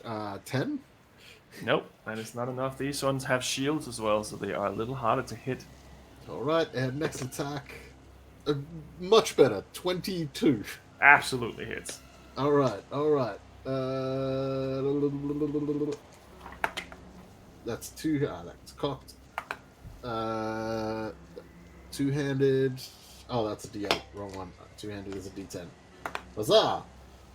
That is 8 slashing damage. And I probably would have targeted the one furthest north, the one to the right. Right. Yeah, I'm looking at the screen. Cool. It has taken damage, and you can see you just hit it in the, what do you call that? Like the thigh bone? Is that a thing? I don't really know. I'm not a doctor. I didn't work. But, like the thigh bone. Just hit it in the thigh bone, and it kind of pops out of the pelvis for a second and snaps back together again. Oh, fuck. Alright. And I'm just gonna Lysenriol the axe back into my hand and ready myself for whatever is about to come. Alright, John. Don't laugh like that. Drekking, you're up. Okay. Remember your spiritual weapon, because sometimes we forget it. Yeah. Drekik is going to just first look at the scary night dude that just popped in front of him and just go, nah, and then run past him. So can't take an attack of opportunity because he already has. Oh, good. So you're running. Which way? You're running this way? Towards Celeste. Can I still see Celeste? 25 feet? Yeah, Celeste is like pretty close to you. Like she's going up the stairs there. Or up the Okay, so ladder. yeah, I'm running with Celeste. Right. Trying not to leave her alone this time. So you're right and behind her? then, what is around 30 feet around me right now? Okay, so in front of you is this ladder going up to the attic of this little house. Next to it, there is another decayed or fallen over building where half of it's gone. On the other side is the rest of the city. And make a perception check. I'll let you make a perception check because now you're staring in that direction. 9. Okay, you see something more coming, but you can't make out what it is in the darkness. But something else is coming your way. There's other things coming, guys. And other than that, you can see the tower behind you, and you can see the exit obviously over here. The tall walls blocking a lot of visuals, but you can see pretty much that within your eyesight. So if I did turn undead, how many creatures would it affect? What is the range? There's all the creatures that are around me. Yeah. There's There's probably no point doing that now. but there's like 4 of them that are. What is the range on it? 30 feet. 30 feet? Yeah, everything around Ingwe would probably get hit. The nice guy that attacked you before is within 30 feet too, probably. Yeah, right, I'll do it. Turn undead.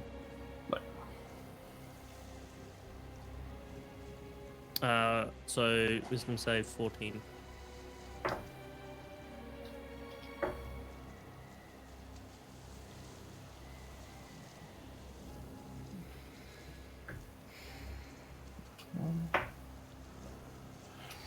So, a few of them seems to be affected by your spell.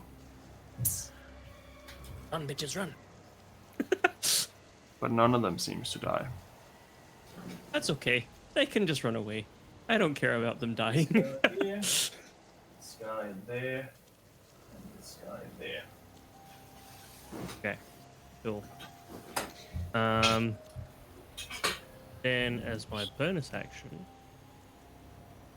so is there still one on Ingwe that hasn't been affected There's by the tornado? 2 zombies and a skeleton on Ingwe, plus a flesh golem. I would like to move my spiritual weapon 20 feet to try and get one of the zombies. Right, the one that you did that to? Sorry, no, there's one skeleton and 1 zombie. One of them I couldn't see. So 1 skeleton, 1 zombie, and 1 flesh golem. All right. Yeah, the zombie. Zombie. Right. What am I here next to? Yeah. And then I'm going to try hit it. Go for it. 14 Hits. damage this time. 5 plus 3, that's 8. 8 points damage. 8 points of damage. Right, so that's okay. And what type of that is radiant damage, right? For spiritual weapon, that's a great question. Pretty sure it's radiant damage. Off the top of my head. 1d8 force damage. Oh, okay. I will just give this guy another 8 and this guy another 8. Yeah, I didn't think no. it was. No, radiant. just saying. I thought it was. Sorry. Yeah, okay. And then I'm just going to be like, John, Ingwe, wherever you are, we're running. Like we said. And that's all I'm doing. That's it. Next up, we have Ingwe. Large polar bear. Yes. Very close to you. Just to also know, Ingwe is here to check on how the magic works. So he's cast the daylight spell, which dispels magical darkness. When John threw Lysindriel,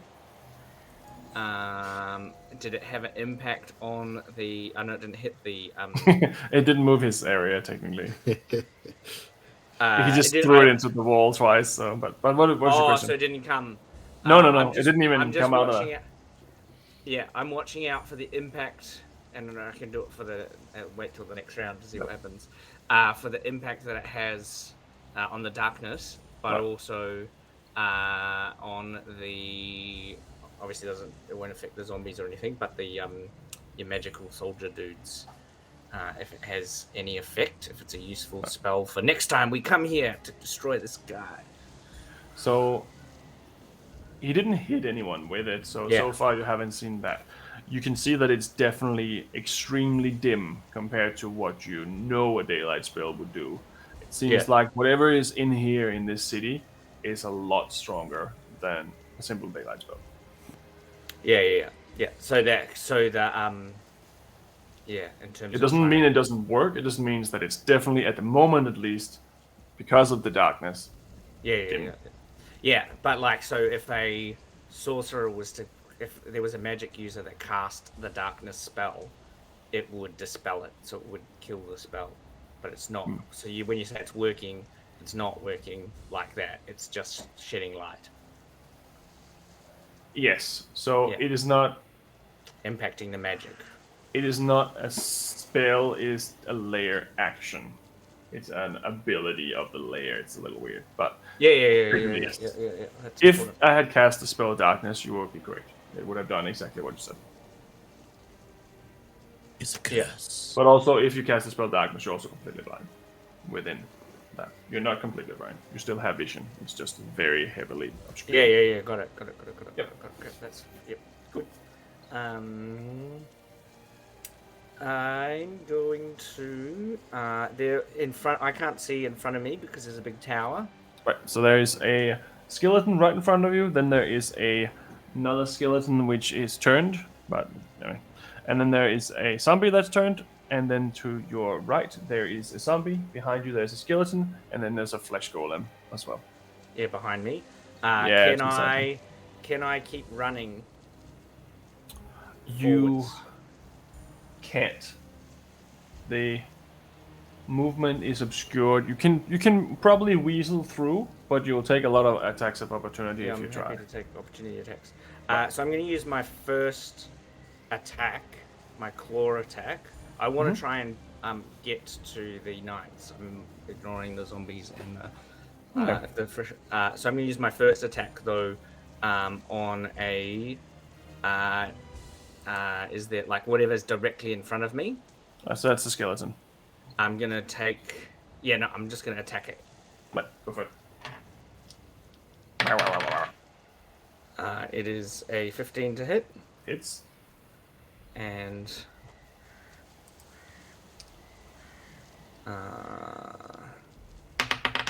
handy. It does 12 points of piercing damage. Right. It tastes awful though.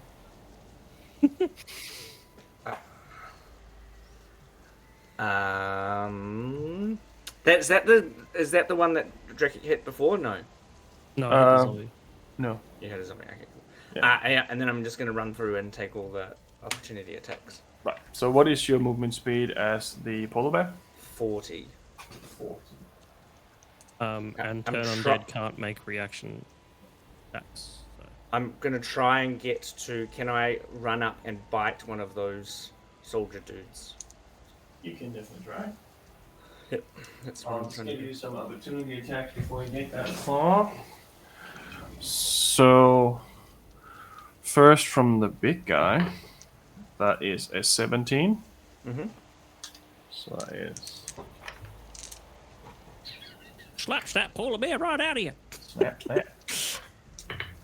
That is 12 points of bludgeoning damage from the big guy.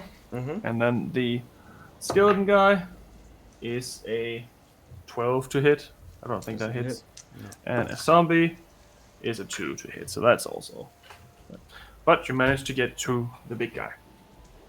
Okay, I'll try and bite him. Right. It's a 14 to hit. Does not hit. But I need Okay. you to make a dexterity saving throw.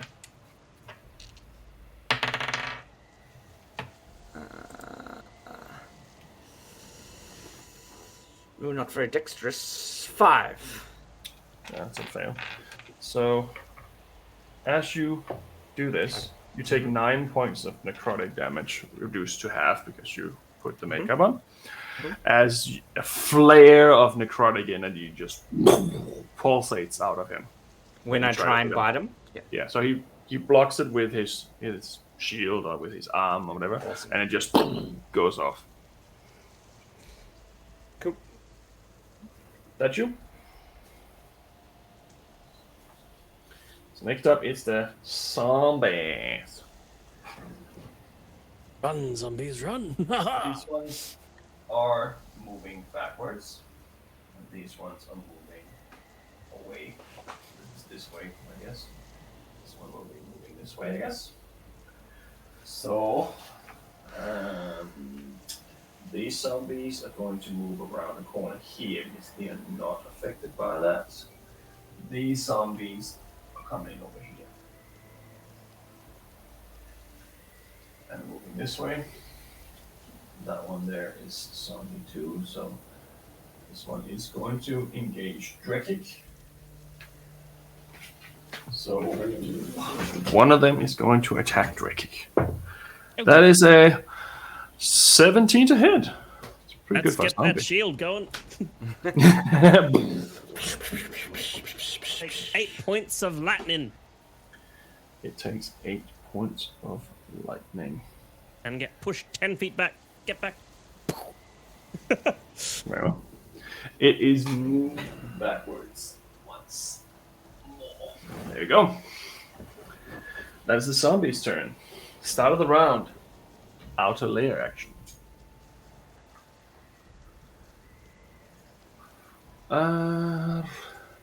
You hear the bell go off once more, and a shock wave ripples down the streets. It doesn't seem to affect you, but it seems like all of the undead is getting affected.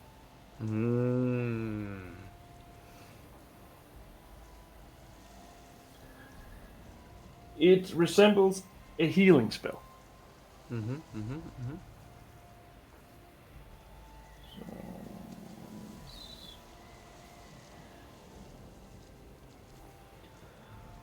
And the ones who are vulnerable to slashing, you are no longer vulnerable to slashing and piercing damage. Dope. That's only why that one was up.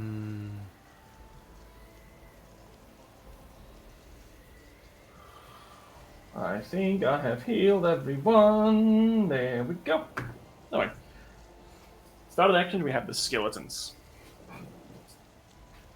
So these two are going to attack Sean. Disadvantage. And this one is going to go and attack Ingwe. This one is going to follow Ingwe too because he's the only one nearby. Actually, no, he's going to follow Drekik because he is in line of sight. Nobody's hit me yet. Don't say that out loud. Sorry. Touch wood. Where's the wood? So, 2 attacks on Sean. One is a 4, and the other one is an unnatural 20. Just funny, but yeah. So the unnatural 20 is 5 points of slashing damage. And the one attacking Ingwe is a 8 to hit. That is all of those ones. So that's the skeletons. Now we have the undead knights, as I have called them. So the first one is going to swipe at Ingwe twice. So that is a 24 and a 20 to hit. So that is... sorry, that's plus 2, 4.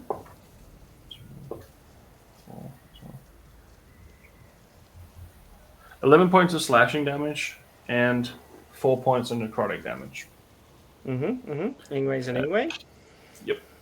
Oh, okay. Yeah. So you are now a temporary Ingwe. And the other knight is going to approach you as well. It's also going to try to swipe at you twice. One is a 22, the other one is an 18. Right.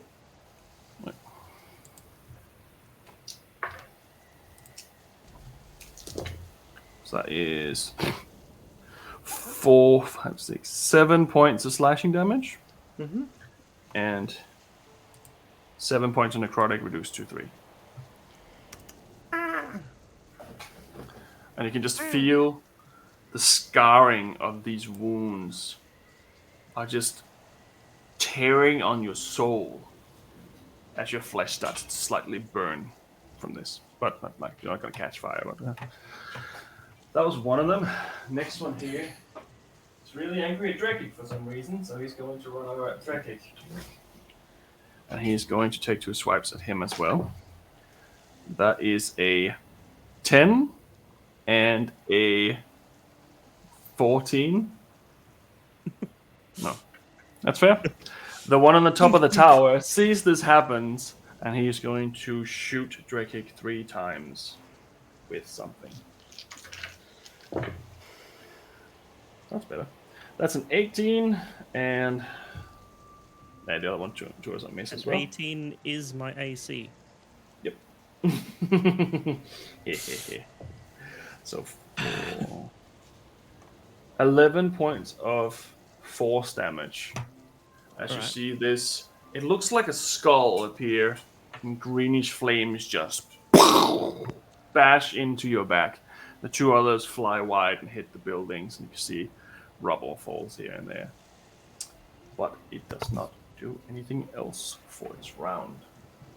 That was Next a up, we cheap have shot. Zarithia. Zarithia is going to take another 3 swipes at another skeleton, which is not that great this time, actually. One of them hits. Ooh, that's the 8. Okay. So this guy's taking a little bit more damage then. Right. Next up, we have the Flesh Golem. So the Flesh Golem is going to turn around, and he's going to go straight for the both of you two. So he's going to try to smash Celeste twice. That is a 20 and a... Oh, that's not right. A 20 and a 19 to hit Celeste. Yep, both hit.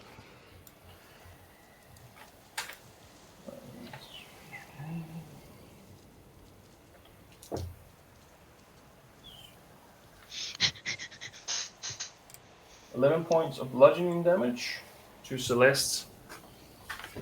And damage.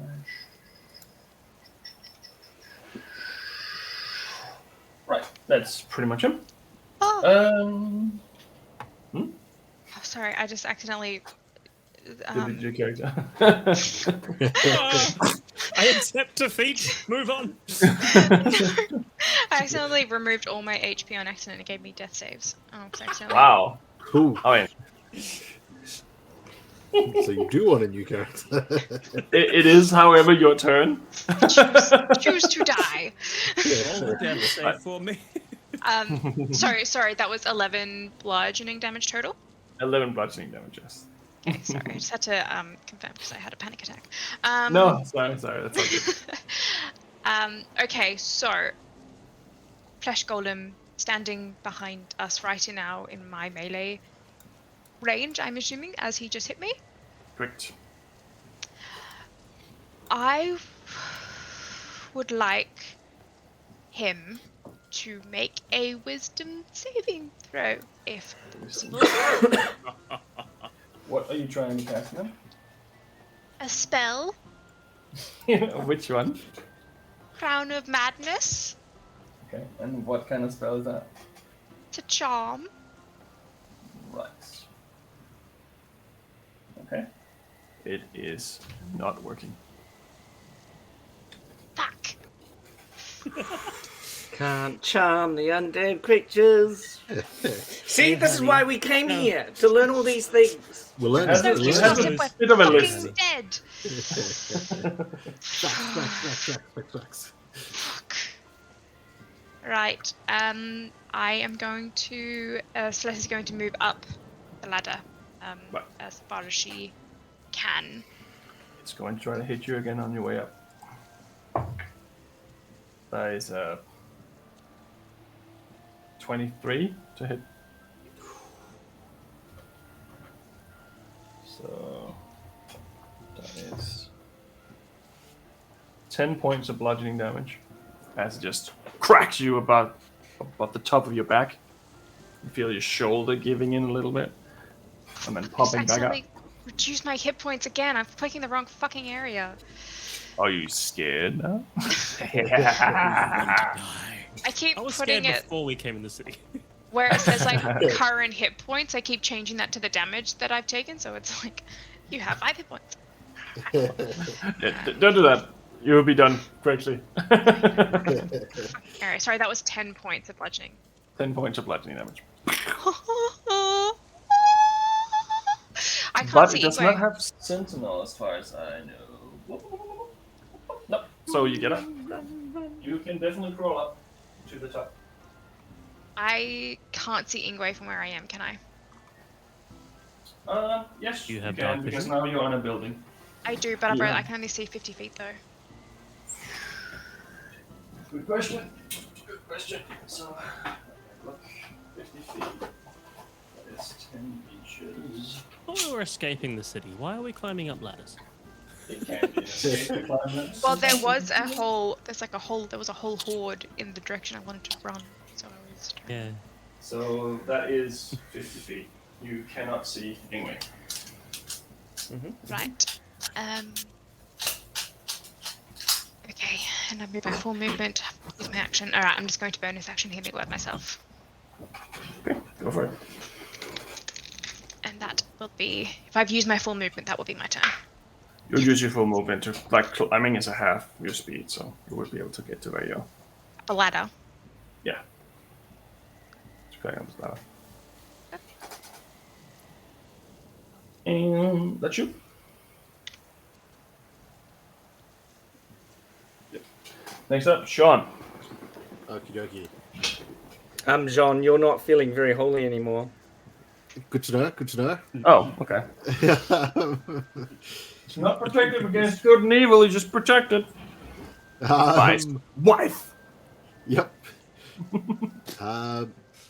Just to clarify, which one is Ingwe again? He is all the way over here. Right Okay, there. okay. The little blue Cool, dot. cool, You can't quite see him there. Man, I just went through every inch of my character sheet to see what options I got. Hit him Alright. with a blood end. Yeah. Fighter. Yeah, alright. Jean's gonna swing, better swing. And he's gonna use the Thunder Axe. He's gonna take a big old swing at one of the skeletons right by him. Crackety crack to the crack. First attack, 22. Definitely hits. 4. I rolled a percentile dice like an idiot, and I can't tell if that's a 6 or a 9. That would be What's a on the 9. opposite side? Yeah. 9? Yeah, okay, so total of 11 slashing damage. Right. Do you remember that? Don't you have a critical on 19 as well? I do, but I rolled a natural 17. Okay. Just Yeah. Cool. Yeah. Cool. That's the There you first go. attack? That's first attack, and I'm going to try hit the one that's closest to my wife. And a And hit on your wife. That's the same one, so. yeah, okay. And then if it doesn't go down, swing it again. It did not. Not as good. 13. Misses. Okay. Just bounces off its shield. In that case, I can see that these things are trapping me in, and there's more coming. Sean takes a swing, and then goes, nope. He's going to take whatever attacks he gets, and he's going to turn around, and he's going to try to climb over the rock wall behind him. Alright. Make an athletics check for Sean. So I make 2 attacks on Sean. All right. 14 doesn't hit, and 10 doesn't hit, so. Nope. Sweet. Athletics, not good. 10. You get your foot up, and then you kind of come down a little bit, but yeah, there's not really much you can do there, unfortunately. It's possible you just made a bad step. Maybe you put your foot into that crack that the Sindriel had made before, and it was just too deep. Okay. All right. I am going to then use as much of my movement to loop around the left underneath and go around my wife through her if I can to minimize to maximize my movement, and I'm going to try head up north as far as I can. So you get far, and as you move, she says, "Sean, you have to get really fucking angry." That is That is your turn. All right. And Yeah. All right. next up, we have Drekik. How many people are around me right now? There is a flesh golem, a armored knight with a laser sword, and there is one zombie behind you, and there's a skeleton right under your grill. So there's 3 in your melee and 1 behind them, and like 6 zombies coming down the wall. on the other side. You're saying if I cast Thunder Wave, I'll hit all? It's 15 foot cube, isn't it? Yeah. Yeah, you can have all 4 of them if you want. Wait, I'll cast Thunder Wave at 2nd level. Thunder. Thunder. So that's dex saves, isn't it? Con save 14. Con save. That's a natural 20. Yep, that'll save it. That one is a 16 minus 3, so 13. And that one is also safe. So one of them takes full damage and the others take half, I think. Yeah, I think that's how it works. As far as I remember. Off the top of my head. Yeah, successful save, half as much damage, and isn't pushed. Cool. So, 8, 13, no, 15, 20. So 20. So 20 for everyone who did not make it, and 10 for everyone else. Yeah. Is that right? And anyone who did not make it is pushed 10 feet away from me. Right. So, let me see here. So, Actually, with my ability, everyone is pushed 10 feet away from me. Aha! radio. I believe that's how it works. Right. Draken Yep, can never be everyone's pushed 10 swarmed. feet away. And this guy. That's not like that. It's this guy. Cool. Alright, so everyone's pushed 10 feet away. Yep. I don't know what you're doing up there, Celeste, but we've got to go. Yes, I'm going. But the exit's that way. I'm going that way. Okay. And then I'm just going to scoot up the ladder. Okay. Come with me then. I mean, if you know, you know. I can't see. Lonzi. Very well. And then bonus action, spiritual weapon on... Can I hit that zombie I've been hitting with it? Yes, you can. You can move it as a bonus action, so you can hit that. Yeah, it's 20 feet as a bonus action, so... Right, definitely no problem. So 8. 8 force. 8 force damage to the zombie. Right. So that is that one there. Cool. That's your turn. Yep, that's my turn. Ingwe, you're up. As Ingwe. Ingwe is going to look at the 2 things in front of him, and they're from what I can see, they're kind of, there's like maybe 8 spaces to get through that gate, and they're blocking 2 of them. Is that what we're saying? So there's like 6 spaces open here, Yes. and they're all, like in your grill, and there's just those 3 people there. So technically, they're only really blocking you. Like if you went around them, you could possibly get around. Yeah, cool. So I'm going to bonus action turn invisible, Okay. and cast conjure animals. And what I want to do is try and like look like I want to cast the animal, and I'm going to step backwards, and the polar bear is going to appear where invisible Ingwe was. Okay. So you take 1 step back. Yeah, I'm trying to trick them to think that the polar bear is Ingwe. Right. So they still get an attack of opportunity of you moving out of the space, though. Yeah, that's Even right. though Well, you- yeah, if they want it, and I'm invisible, so that'll Right. be at disadvantage. So they both attack you with disadvantage. That is a 14 to hit you. Does not hit me. And the other one is a 14 to hit you as well. Does not hit me. Right. So now they engage with a polar bear. They might think it's you. Sorry, that was a skeleton as well. It's going to try to do a disadvantage attack on you. 14? What the fuck? Okay, yeah, cool. And yeah, okay, so I'm gonna go as far away through that gate as I can get out of the city. So you're right on the other side there. I That's only have 30 invisible feet, anyway. not 40. As I cross... I mean, you'd probably be right around there then. Right. As I cross the threshold out of the city, do I get out of the darkness? Like, how far out of the city does the darkness spread? It still covers outside as well. So it's going out into the... Yeah. It goes a bit outside as well. So I'm going to speak to everyone and say... I think I tricked them. The polar bears... not me. It's a friend. And...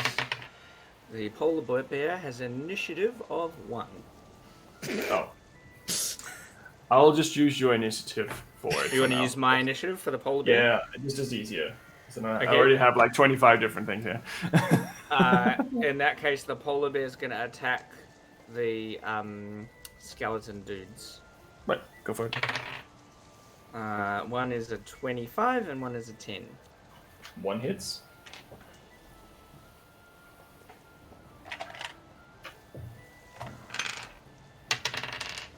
Does 9 points of piercing damage as it tries to bite. Right. And can you make a dexterity saving throw? 7. Take 11 points of necrotic damage as another pulse rears through the space. Is it halved because of the war paint? No, it's not on Ingwe, on his imaginary friend. I was fooled. I was fooled by. Very well. That you? Yes. Right. So zombies move. How long does turn on it last for? Tricky? I think. I think it's a minute. Okay, cool. Minute. But they get to save, right? I think they Only get if they to take save at the end of damage. every. Oh, okay. Oh, only if they take damage. Oh, okay. I think. Turn on my dead. head. I believe that's right. It is turned for 1 minute or until it takes any damage. Right. Woohoo! So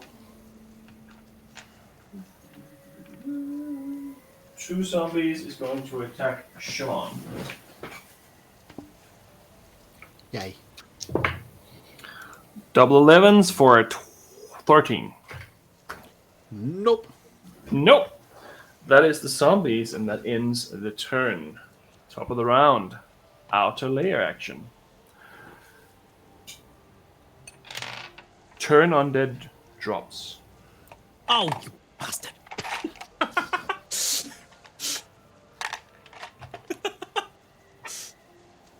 Because something is close enough now for theirs to take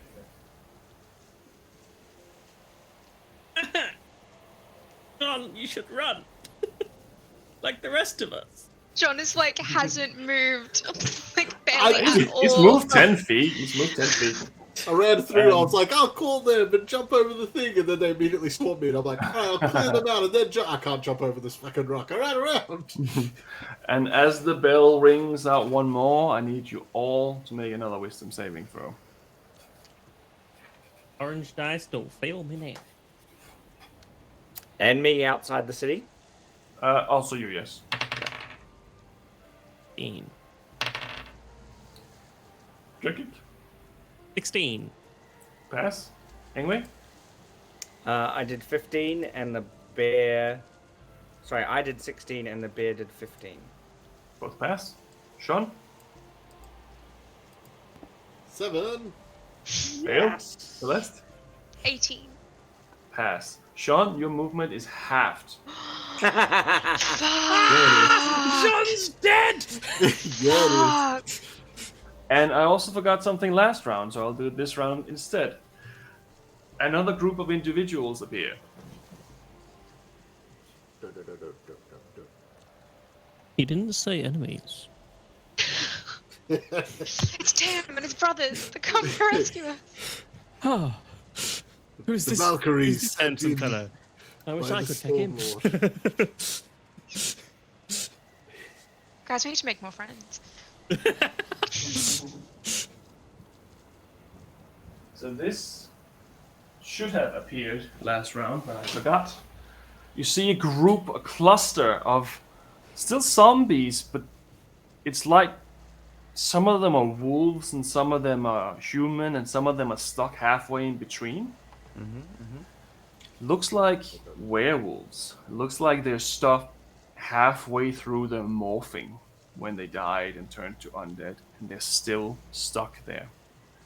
And behind them, you see, it looks mostly like a wolfish kind of person with a staff.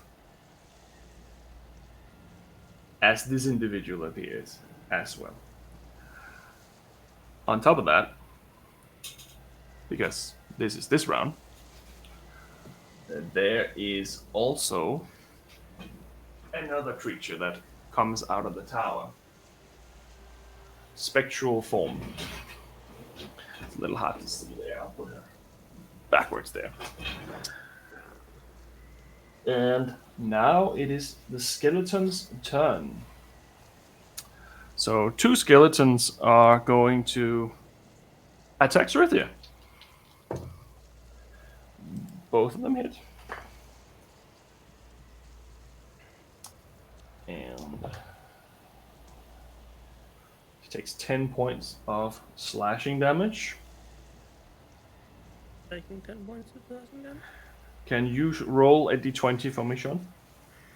Yep. Oh, he's white. 13. She still appears within the space where she has her presence. So that was those 2. This one is going to attack Sean as well. These 2 are going to kill the wolf, most likely. Or, this is not a zombie, that's a skeleton, sorry. And this skeleton one cannot see its enemies up there very well, so it's going to move towards Sean as well. So there is another attack on Sean, which is a miss, and there is 2 attacks on the bear, which are a 16 and an 18 to hit the bear. That hit.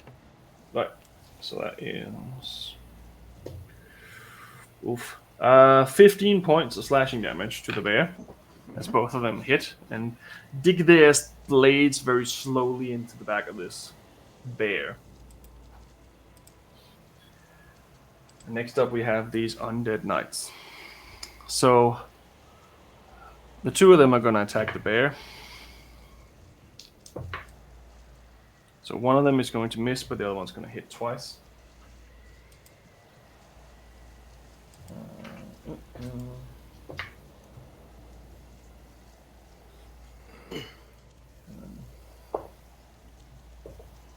8 points of necrotic damage and 15 points of slashing damage to the bear.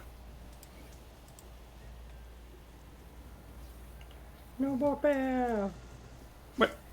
I need Drekik and Celeste to make a dexterity saving throw.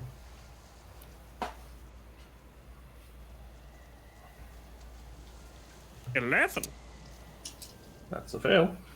Oh, good.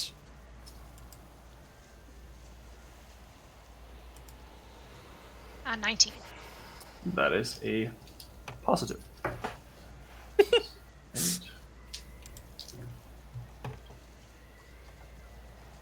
I've made it up this ladder. What? Bye! Celeste's like, no, down. Drekik takes 25 points of necrotic damage, and you take half.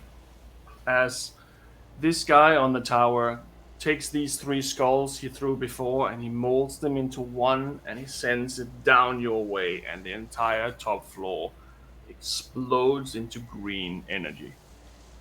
I have that pace Resistance. Yeah. 25 half. Yeah? Yes. So it's If still I'm half. resistant as well, is it half of half, or is it still just It half? is half of half because you passed the move out of the way part. So that's both. Thank God for that. Good thinking, 99. However, you need to make another one. So do I take 12 or 13 half of 25? 12. Another dexterity saving throw? Correct. I'm now on my feet, so I'll do better this time. Oh yeah, I did way better that time. Nope. 10.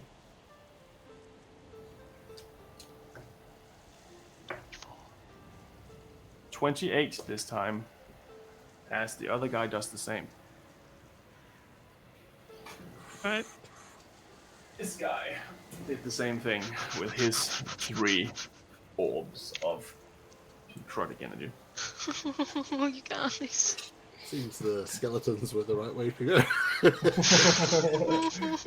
That is their turn. Next up, we have Cerithia, and Cerithia just roars out in anger as she leaves the combat space and runs towards these 3. So that's going to be 2 attacks of opportunity on there.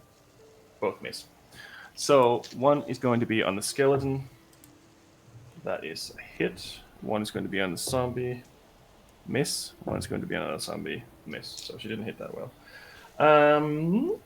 She's gonna use her sword in both hands this time. Okay, that's enough. So she kills this skeleton by simply just cleaving its head off. And she just yells at you, Sean. Run or fight! Next up, the flesh golem. Can't really do much up there. Actually, it can. It is going to attack the building. I knew it. It's going to try to smash at the building twice. That's a pretty good hit. Oh, okay. This is going to get interesting. 5.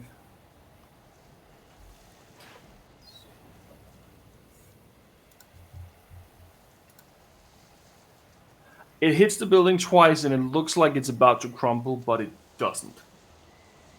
It looks like it's hanging on by its thread, literally. But who knows how long this is going to last. Next guy attacks it. That's turn. That's not there yet. Celeste, it is your turn. Celeste is going to use her movement to jump over onto the next building and keep running. Right. I will move this slightly upwards so you can see yourself a little bit better. Because no one's in the bottom anyway. So hope that helps a little bit. So you need to jump over to the next building. Yes. You make an acrobatics or an athletics check, whichever one you want. Acrobatics, obviously. Yeah, I'll go to strength. Hey, I don't judge. Maybe you're a beefy bard. Oh, yes. Lots and lots. 2. 25. Definitely not a problem. You even do a little spin as you land on the table on the next room. Almost like people were clapping. She's like, I don't know if you guys have ever played like Mario, like the games, and like when Peach gets a special ability, she double jumps and then floats down with her little skirt. Is that all my movement to make that jump? I would say that would have to be all your movement. You have to have a running start to get over it, but it's doable. Oh, okay, yeah. Alright. I am going to. I can't see. Okay. I will use my action to blade ward myself. Cool. Blade And ward is up. bonus action healing word myself. Go for it. As I am Heal them heals. running. Right. That is you. Yes. Sean, you are up. Right. Engulfed by enemies and an angry wife. Yep. Jean's got the thunder axe out, one hand, the Senrail in the other still, and he's gonna. I'm angry. I these things they took my home from me, and he's gonna take a swing with the thunder axe. First one. Right. Ooh.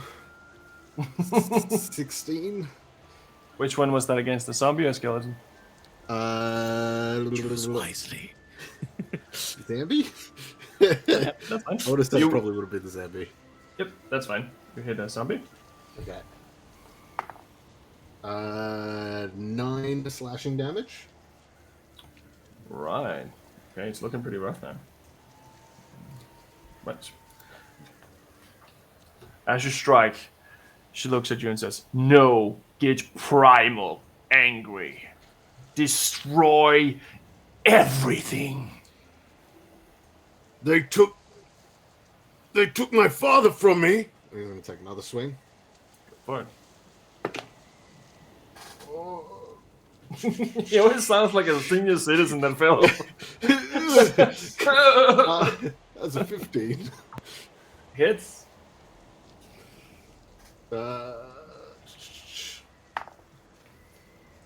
That is. Oh crap! I've in one attack. I've forgotten what my bonus to damage is. +2. That's right. I got 6 slashing damage. Right. So this one zombie falls to the ground. You can see it's like trying to hold its jaw up as it falls off, and then it just falls over. And then just scream out forward. And they took you from me! There you go. Cool. Yeah. And you're staying there, or you're moving? Good question. Freeman, yeah. Yeah. The tactic is to fight or run. Or to run, but she said fight or run, right? I mean, you can fight and run. I mean, it depends on how you went to think of it. Yeah, he's gonna leap over the rock in front of him, and he's gonna run. Actually, no, he's gonna push round to the right-hand side. He's gonna run to the right on the south side of the tower. So as you run, the zombie is trying to attack you, but Cerithia grabs its hand and rips it off. Fuck yeah. No opportunity attack this time. Whew. That is you. That is me. Jerkic. You're up. Rekka's gonna see Celeste jump over to the other building and just go. Try and jump after her. Okay, make an acrobatics or an athletics check. Pick your Athletics poison check wisely. 20. Not nat. Oh, that's pretty good though. You're a little rusty and you kind of slip as you jump, but you manage to land. Actually, for fancy's sake, you land on the little stool, and for 2 seconds it wobbles on no legs and one leg, and then it stands. And you manage to do something similar to Celeste, just less appreciative. I don't know how I did that. You! And then I point to the spiritual weapon and get him to attack the zombie again. Go for it. Drekik has yet to inform us. For a nat 1, I don't think that's going to help. No. Into the ground. So, from where I am, can I see what is guarding the exit point? So, because you two are up where you are, I will point it out to you a little bit better. I will move the tower slightly, so you can see for 2 seconds. That is zombie werewolves. And someone with a staff at the end. Right below the building you're in. I think that's pretty much where this was. Roughly.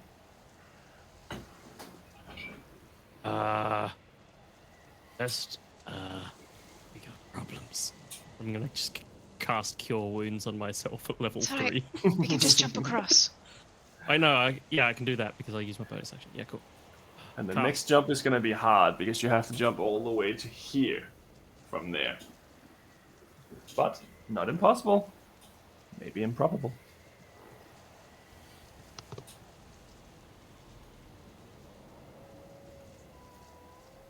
You're Anything else 19. you want to do?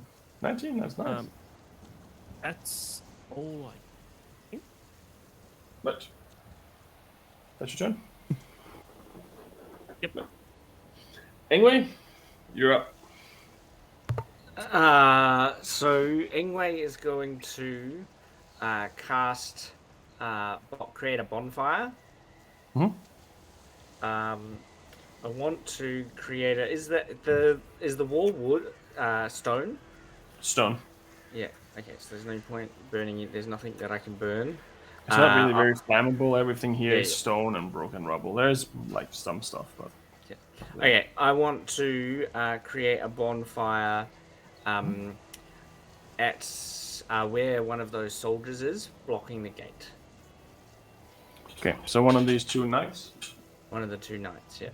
Right. So I drop it on him alone. I'll say. Yeah. There we go. Right. And so he needs to make a dexterity save of 15. That's a fail. So he takes 6 points of fire damage. 6 points of fire damage. And Right. then I'm going to turn into a giant spider. Right. Remember to attack with your thingy if it's still there. No, the thingy died. Oh, sorry, you didn't say it died. Polar bear died. Oh, sorry, I didn't hear that. So the one that I have been using so far has been too big. So for now, this is the size that is Ingwe as a spider, because that's more accurate to the actual dimensions. Yeah. But so Ingwe's going to be off the map though, because I'm going to be 45 feet away with fire. That's fair. I will keep you here just as a reference. Yeah, just over it. Yeah. Cool. That's you. That is me. Next up is the zombies and the wolf zombies. So, first off, these ones are going to come back. These ones are going to move back and start reaching for you on the building.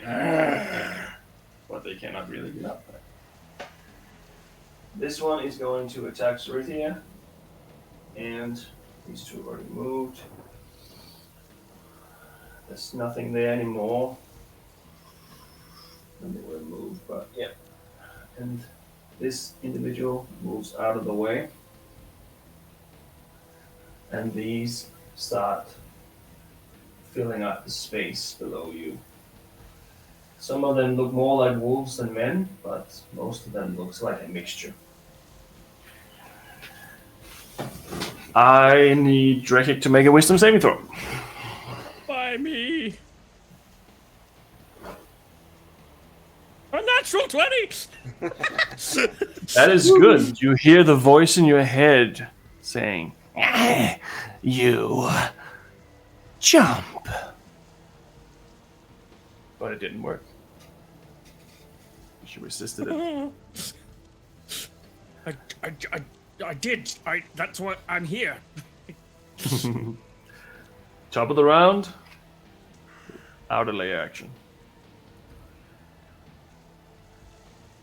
Your movement is no longer halved for those of you who were affected. However, any radiant damage do 50% instead of full. Another creature appears.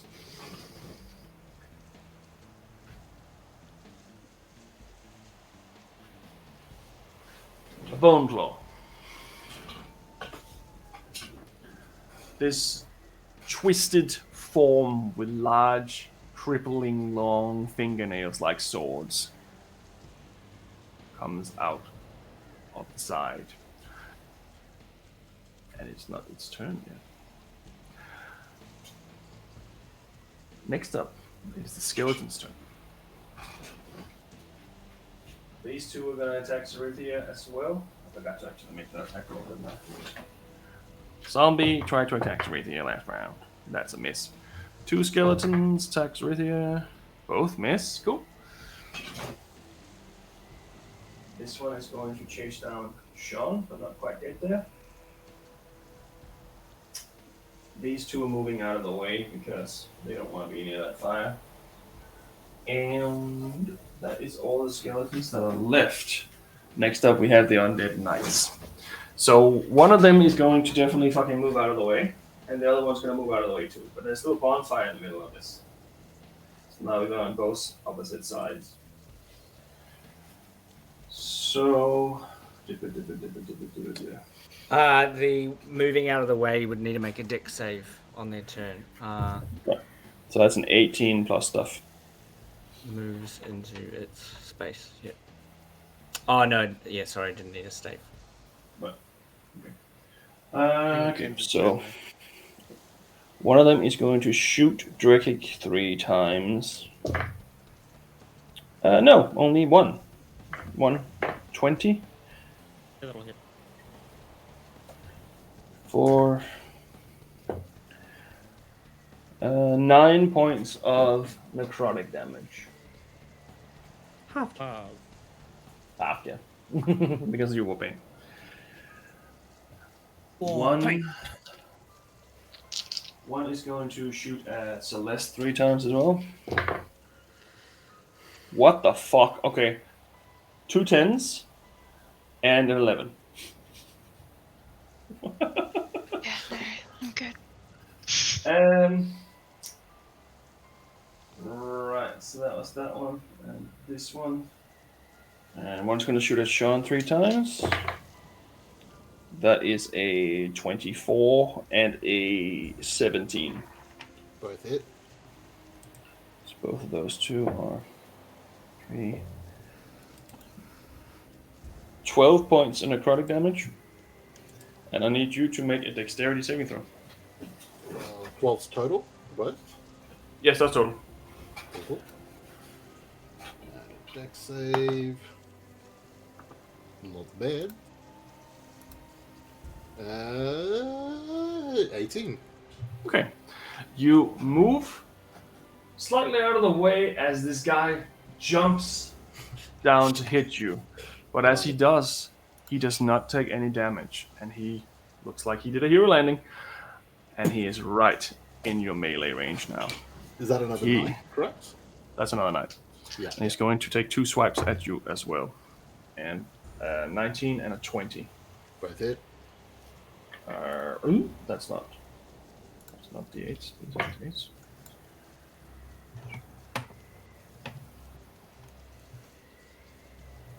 21 points of... that's not right. So, 15 points of slashing damage and 6 points of necrotic damage. Okay. 15 to 60. And that is all of those ones. Next up, we have Sarithia, who is going to beat the shit out of someone. And, yep, that'll hit. Max damage. This one also perishes as she just literally moves with you. Those two are taking attacks of opportunity. Both miss. Flesh Golem is going to turn around and attack the other house. That is both over 10, so that will hit the house. That is enough. The top floor comes off. I need both the Drekik and Celeste to make another dexterity saving throw. With 70. Okay, that's pretty good. I like orange dice. 21. 21. Okay, so what happens is the building itself, I'm just going to move you so we can see what's going on. The building itself crumbles, falling this way, hitting 4 of these creatures, and you are thrown into the ground. Both of you manage to land roughly on your feet. Unfortunately, you are now in the middle of all of these creatures. And those 3 will take some damage as well. I'll just give them... let's see. Give them some damage. Wolf people.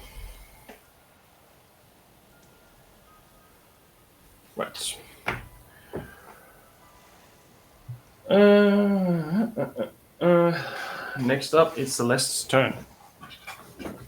Now stuck in the middle of zombies and undead werewolves. Right, I am going. Yes, sorry, I had to make sure I muted. I am going to run my full movement as far as I can, kind of towards the exit. Can I?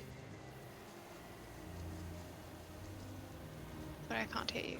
We couldn't hear the rest of what you said. Could you maybe hold your action then? That's all you're gonna do? Because I can push them away. Okay. Because we're surrounded right now, aren't we?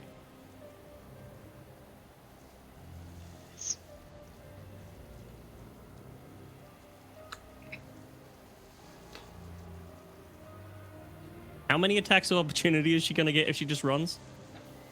1, 2, 3, 4, 5, 6. 6. Actually 7. This guy would also be close enough to reach. So you smash down the You building. can run if you want to, but I can also push them away and give you a better chance. So as Celeste goes to run, Dracket grabs her hand and pulls her back. Very well. You're holding your action to run like the wind as soon as the coast is clear. Out loud. Okay. And as a bonus action, I will look towards Drekik. I'll go. Well, don't fuck it up, and give you a D8 of bardic inspiration. Fair. There you go. Dreki, I believe it is your turn, unless Celeste wants to do anything else, other than yelling at people.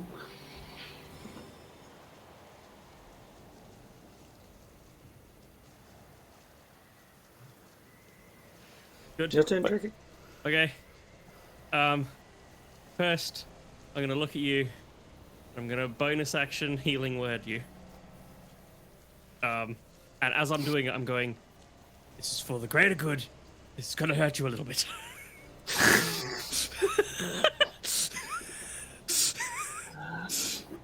I love it when you talk dirty, Daniel. So I'm gonna do a level 3 healing word on you. So 3d4. Very good. I appreciate that. You're not going to in 5 minutes.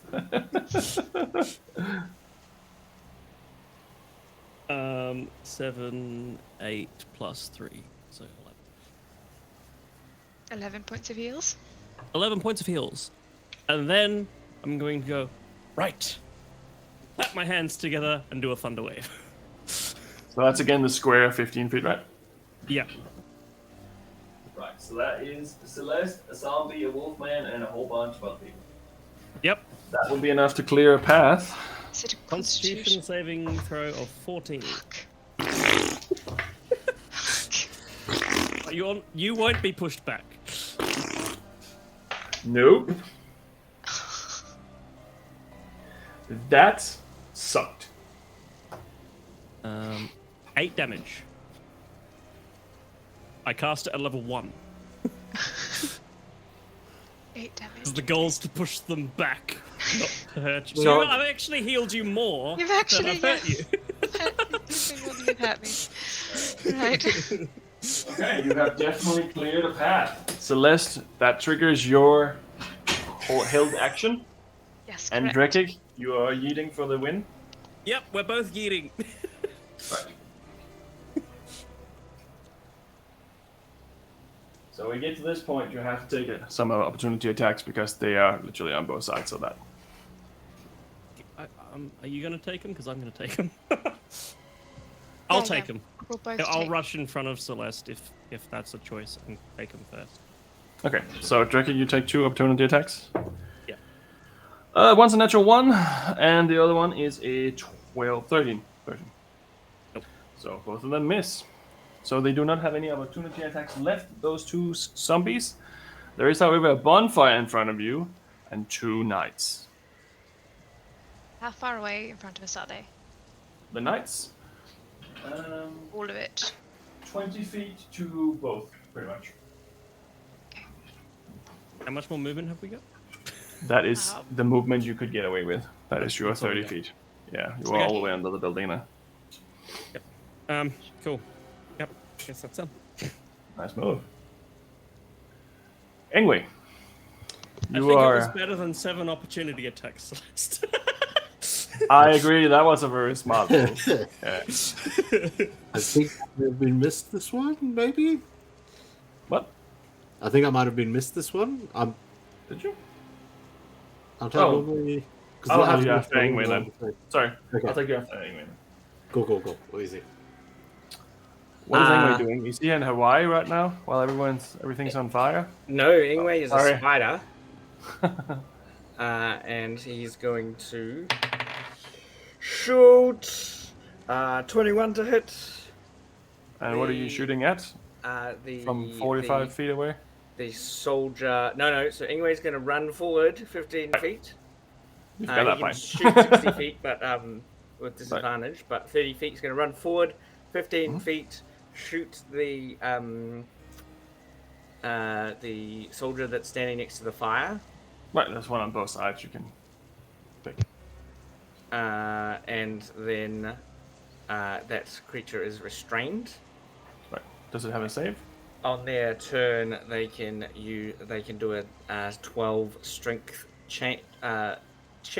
They can use their action to do a 12 strength check to take the web off them. There's no save on it? When you No, I had to roll to hit. What'd you roll? 21. Okay, cool. He is restrained for now. So the restrained creatures can still attack. He can choose to attack, or he just has disadvantage. But he can also use his action to try to break free, isn't that true? Yeah. Yes, cool. Right, so that was Ingwe, so we'll go back to Sean then. Sorry about that. That's all good.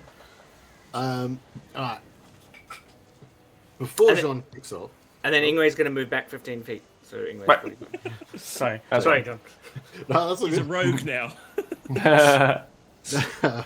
Trigger the door charge. Before Jean kicks off, he's going to speak into his mind, and he's going to say, "Who is it you're here to... Oh, I've forgotten the word. I've blanked the word now. So stressed. Who are you here to reunite with? Is it him?" And he's going to look up. Myself. All right. Fuck. That didn't help. Not what I thought. Jean is going to... Oh, yeah, he's got a bonus action. Second wind. Try to get a bit of that health back. Good idea. Where's my dice? There we go. Oh, cool. Max roll, 16 hit points. That's Sweet. nice. Very nice. Okay. And he's gonna mentally give a middle finger to that knight as he just runs past. Right. Take an attack of opportunity. Actually, no.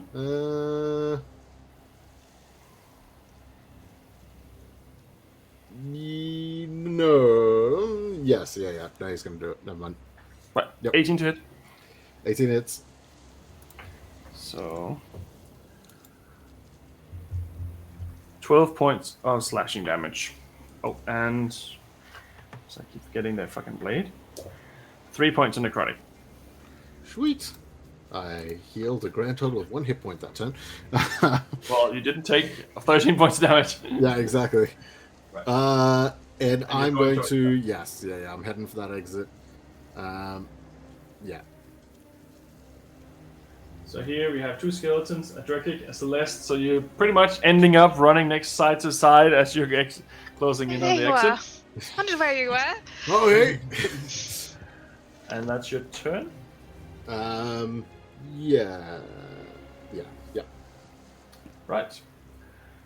Next up we have the zombies, the wolf zombies, the bone claw, and the ghost. I'll start with the zombies. Because all these things are not going to get very far. But they're still going to try. Swarming you here from behind. I'll just move all these ones. These ones can actually get within range though. So Celeste, you're going to take a few attacks here.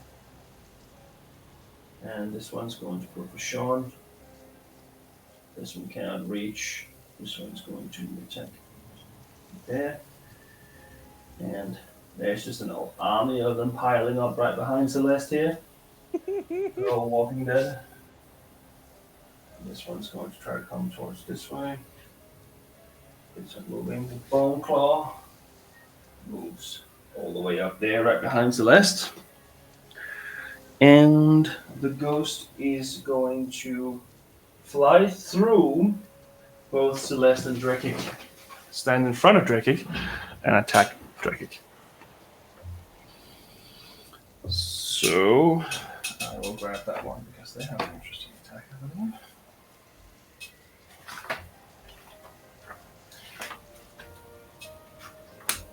there. Hey, can I add inspiration dice to healing rolls, by the way? Is that a thing? No. I'm designing a subclass that does that. It's like a bard that helps with healing. Yeah, that's me now. That one. Gas goes. Sorry, there's so many different creatures here. Well, whose fault is that? I don't know, let's play his handbook. It's John's. It is John's fault. I know what you're talking about. No idea what you mean. Celeste, not I think my right now fault. Celeste is the embodiment. If we make it out of here, I'm going to kill you. Just Don't do it here. I'll oh, come John, right there back. you are. So nice Alright, to see you. can I attack? I'll die. That's a natural 20 on Cricket. And I have a Alright. feeling that that's going to hurt a lot. So let me just double check that one. Hang on, let me.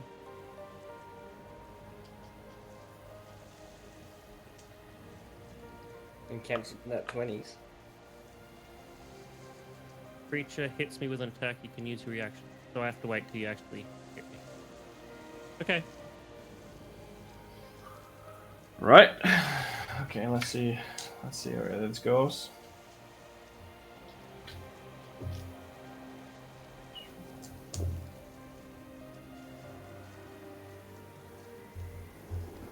$22 points of necrotic damage.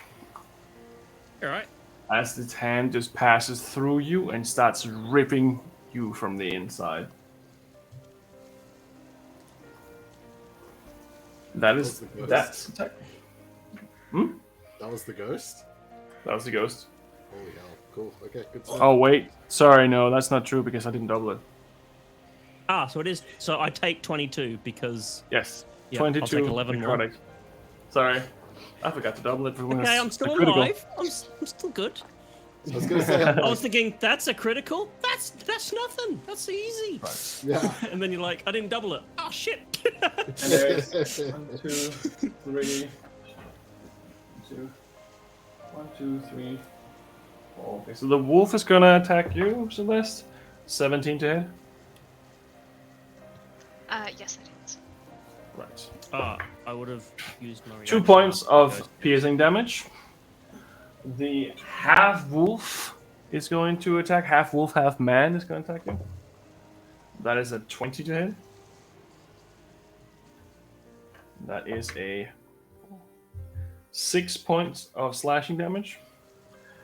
And the last one, which is full wolf, full werewolf, is going to attack for a 17 as well. And that is going to be 5 points of slashing damage. Okay. And that was all of those ones. He's And- alive. Yeah. Yeah, I'm alive, buddy. I'm good. Let me have a look here. 'Cause The there's also ghost- one more. The ghost, because of my reaction, would have had to take a dex saving throw DC 14. Or take 15, half on a success. 16. 6, 15, half. 15 halved. 7. Yeah. Lightning. 7 lightning. And gets pushed 10 feet away from me. Get away. Right.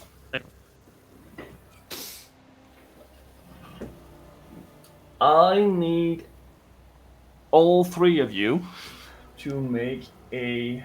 Let me have a look here. Did I just trigger something I should? Strength saving throw. No. Oh, only a strength. That's. Is getting covered in hands coming up from the ground and grabbing. Natural 20.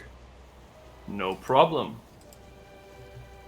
Sean? Natural 1. You are in difficult terrain right now, and you are entangled and restrained. Celeste, what did you get? Natural 17 for an 18. You are fine. Currently, Sean. I'll just remove this. This is just annoying. Arguably, This the entire strongest area member of the is team. literally just full of entanglement, so you're currently restrained, Sean. It was beautiful. The dice rolled to a 19 and then just rolled over to that one, and I was like, fucking hell yeah. That's perfect. That is the end of the turn, and now it is the 6th turn. Layer action. Everything gets reset. The darkness disappears. Anyone who has any disabilities due to the layer actions are removed. Any positive that is given by the layer action is removed. As on the 6th round, it resets. However, The dragon has arrived! here, a dragon with its rider, you know well, as death, has landed. And next up, we have some skeletons attacking Cerithia, which is literally the theme of this story today. Nope. The other theme of this story. That's the nope. So these skeletons are moving this way. There isn't really any. Yeah, it's a skeleton here attacking Drekik. Yeah, okay. That is a 25 to hit. Pretty good for a skeleton. Yeah, that'll hit. That is 2 points of slashing damage. Alright. Because it is just 2 points now because I don't have any debuffs. Aha! Screw you. This one's gonna attack Sean, who is restrained, and miss. Next up, the Undead Knights. You are right next to them here. This guy is going to move up behind Sean. And this one is going to... It's also restrained, technically. They're all in that shit. He can't really move. So he's going to take 3 shots at Drekik.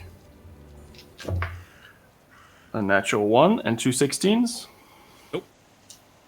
That was lucky. You just see these skulls just boom, boom, boom of your armor.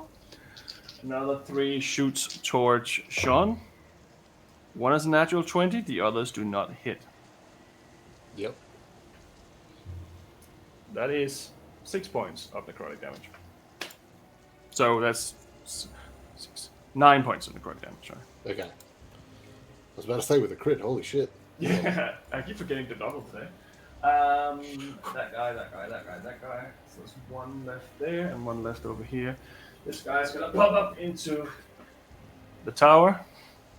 And the other one is just gonna hold his action if anyone's trying to run past him to do something.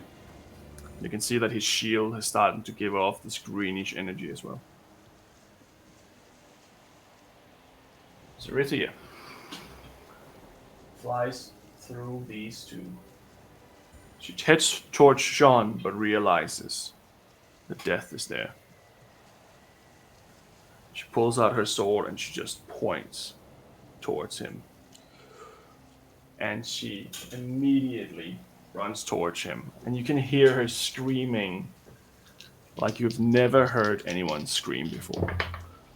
She's going to at least attack 3 times, but hit once only. And give him some damage. And that is her turn. Flesh Golem is going to move up closer, but it doesn't have a lot of movement speed, and everyone's in the way. And luckily for Celeste, she's 5 feet out of reach. Ooh.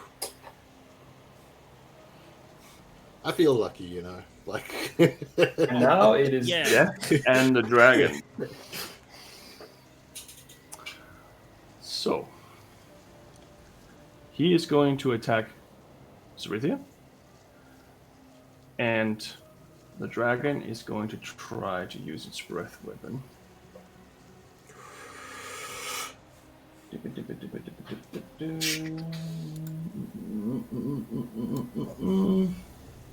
What is not one? So I need all 3 of you to make a Constitution saving throw.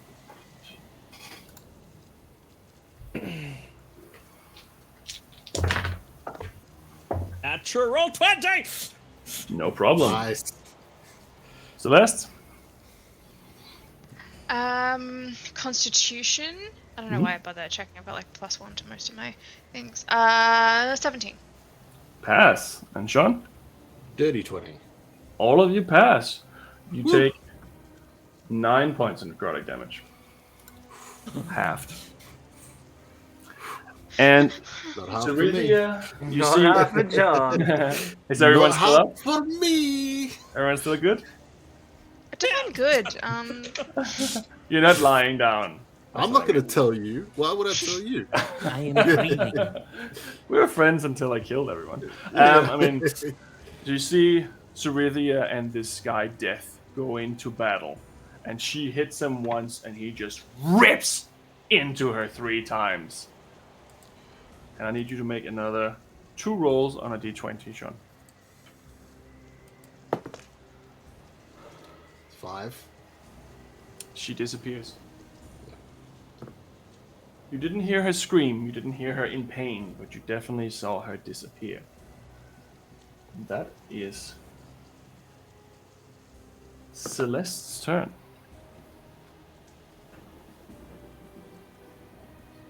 Okay. How far am I away from the gate?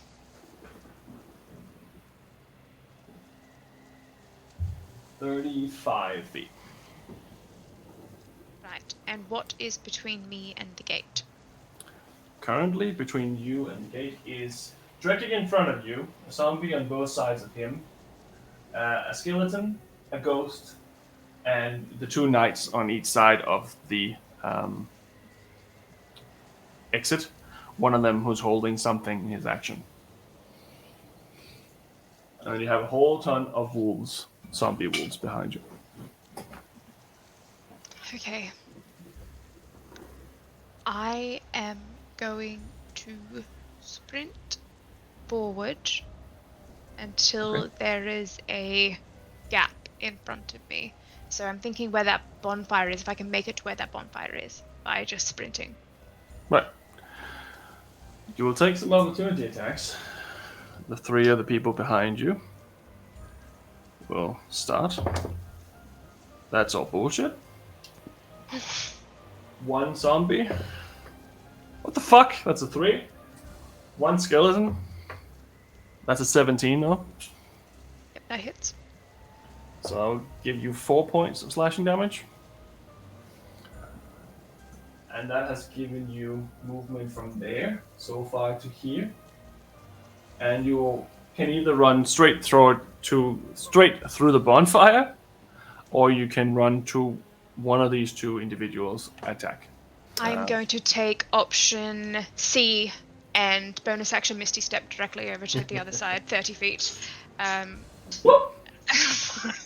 Celeste has left the building. I've been holding on to that Misty Step the entire battle. But I that's know you have, amazing. because I know you always do that. You always do that. And I was very impressed that you left it for the last part. You held it for that long. Well done. Well done. Sean, you're currently restrained. With that, yeah, I was about to say, so if I'm restrained, Wait, I can think I I? have disadvantage on deck saves. That's So okay. that I'll last keep it in thing mind said. for now. I would just already did it. Okay, cool. You can use an action to try to break free. Yeah. Wait, did I get an action? Wasn't that your action? Sorry. That was Sprinting and then bonus action. Misty Step's a bonus action. What did you want to do as your action? Sorry. I want to turn back towards Jean and point my finger at him and say exactly what I said before. If we make it out of here alive, I'm going to kill you. And bonus. Oh no! Fuck! It's a bonus action. Fuck! Fuck! It's a bonus action. You're still going to say Just like you. Fuck you. Finger changes. I just imagine you misty stepping and then in the air just turning around. Oh, that's so frustrating. Okay. What did you want to do? What's around Jean? Is there anything kind of directly right near him? There is a skeleton and a undead knight and a wolf. Undead wolf. What did you try to do? What was your... I was going to healing word him, but it's a bonus action. I already used my bonus action. Right. It works. Oh, really? But I also need you to roll a d100. A D100? Fuck. Wild magic. Okay. This is how we all die. I accidentally fucking damage you instead of healing? Yes, Becky so just fine. sees you misty step away and goes, "Ah, she's safe. How was this fireball?" Okay, alright, 100. That's a 100. Oh shit. 100. Yeah, I rolled a 1 and a 10 on the percentile. Is that 100? I believe That's a that is 100. 1. Okay. I think it's a 10 and A 1 and a 10 is an 11, isn't it? So I rolled the yes. 1... 0, the- 0. What is it? so you rolled a 1 and a 0. No, a 1 and a... Yeah, a 1 and a... That's 11 then. As far No, as I a see. 1 and a 10. The Yes, 10. 11. So like Yeah. the single 11. 1. Oh, Right. 11. Sorry. 100 is 0, 0, 0. Okay. 11. Okay, cool. So you managed to heal Sean as you intended to. Let me get those heals. He's what is this? I need you to roll 5d6 and a d8. Fuck. Let me just roll the heals first. Give me a second. Okay. It's like, right, you heal him for 8 and damage him for 300. Did you actually just send a fireball at us? That's 13 points of healing. Oh, thank you so much. Sean. And what was it? 5d6 and a d8. 5d6 and a d8. Fuck. 2, 3, 4, 5d6 and a d8. And just add them all together or let you know what they are individually? Individually. Okay. Alright, I got a 6, a 5. Oh, sorry, no. All of the d6s, you can tell me what okay. that is together. It's 11, 12, 13, 14, 15, 16, 17, 18 for the d6. And the d8. D8 is a 1. So currently you move, how much was it on d6? 18. 18? You. You pop out of existence and you appear 18 feet north of the location where you are currently. Just as that happens. You just double misty step. Technically in a random direction. But that's your action, right? That's everything. That's it. At least it That was wasn't the eels most- this time. Force-driven, like, healing word ever. It's like, you know, The recoil on this is Yeah, a lot well, stronger than I backfire. remember. If we get out of this, I'll kill you. Right, so that's you. So next up we have Sean. Okay. Oh boy, it was probably not a good idea to have Jean see his wife go down. Primal rage. Well, you didn't feel like to you that she died. It felt So- like you that she could not remain her concentration any longer, as you had explained Okay. before. Because I was gonna say he starts off by just screaming no, and then he just starts going, "Are you still here? Are you still here with me? Any sign, please, please." It's okay, I'm here. Just get the fuck out of here. All right. And it's an action to break free of these hands, right? These grip Yes. things. Yeah. Okay. I'm gonna use my action and try break free. Strength saving throw, right? Yep. Ooh, okay. That's pretty good. Dirty 20. Absolutely fine. All right. So you can move, and you are not restrained. It is still difficult terrain, I believe. It is still difficult terrain, yes. So half Okay. movement speed, but you can move. Sweet. But that was my action to break the hands. Mm-hmm. Okay. I am going to. There's a lot of creatures on that side there. I'm going to attempt to leap over the little wall on my right-hand side. And then go around them that way. Like, I'm going to basically attempt to leapfrog around and try cut up that side. Parkour. Okay. Parkour. On strongest suit. So you can't quite get that far, but you can get to probably around here, I'd say. But you also used your action, so you only have half your movement and restrained. Yeah. So you take 3 opportunity attacks as well. Yep. Cool. One is from the dog wolf. Nope. One from the skeleton. Definitely not. And one from this guy. That's a 6. You managed to get that far. Woo! Sweet. Yeah, and I think that's me. I've used all my bonus action things. Yeah, cool. All right, that's me. Drick, you're up. On attack. Has everyone done an attack of opportunity on Celeste? No, some of them have not. The ghost have not, and then one of the zombies have not. And the two The guys ghost again was have. pushed. The ghost was Oh, pushed sorry. 10 feet away from me. So. Right, yeah. All good. I would like to first cure wounds at level 3. On yourself. Yep. Cool. No more revivify. Don't die, Jean. You can't tell me what to do. 3d8. 777. Ooh, lucky. That's a lottery, isn't it? 21, 24. Okay, 24. Cool. Yeah, and then I am going to run over the bonfire. Okay. Dexterity saving throw. Out. So that is 2 attacks of opportunity, which is one is 19. Yeah, that'll hit. That's not 6 points of slashing damage. Right. That's good. Right, and then you take the damage from the bonfire. Dex saving throw of nat 20.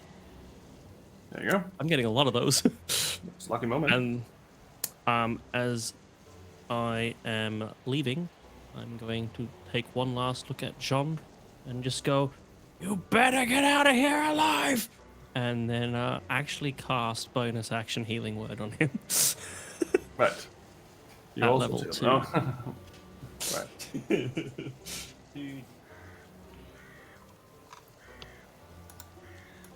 8. Whew. Nice. Thank you. And then I'm going to yeet out of there. You are out of the city. Anyway, Have any of the undead creatures stepped foot out of the city? no, we haven't had a need to yet.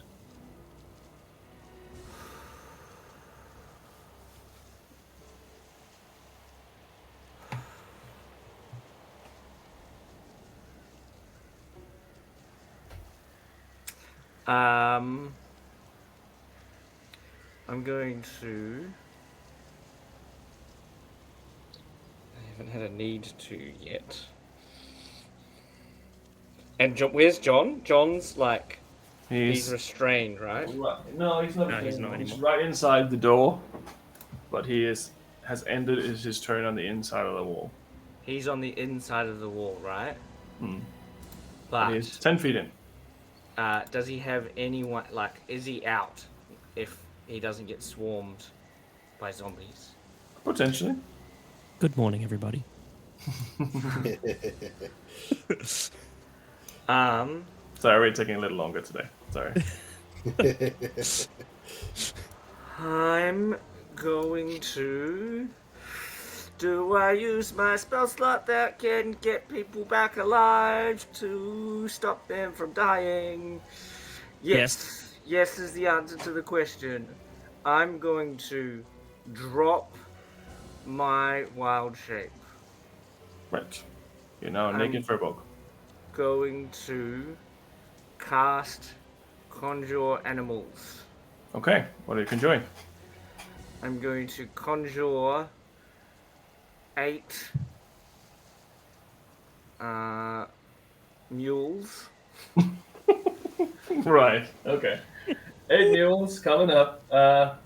What the fuck do I have? 8 asses. I have some rat swarms? No, I'm sorry. No, I'm going to do 8 horses. I can do horses. Right. 8 riding horses. 8 riding horses. I will use these for now. I do not have enough in that size right now, but I'll use them for now. That's all right. All they Why are you dropping them?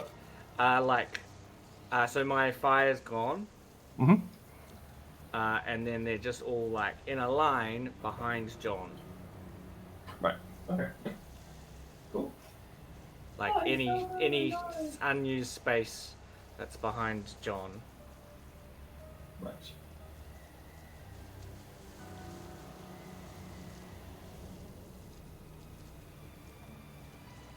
Wall of horses. That's a Wall of horses.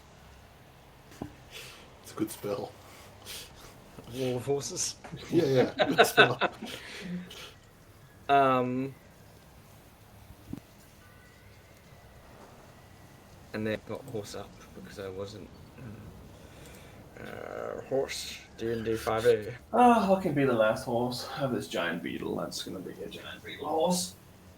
There you go. A whole wall of horses have blocked the exit, and everything in between Sean and them is friendly.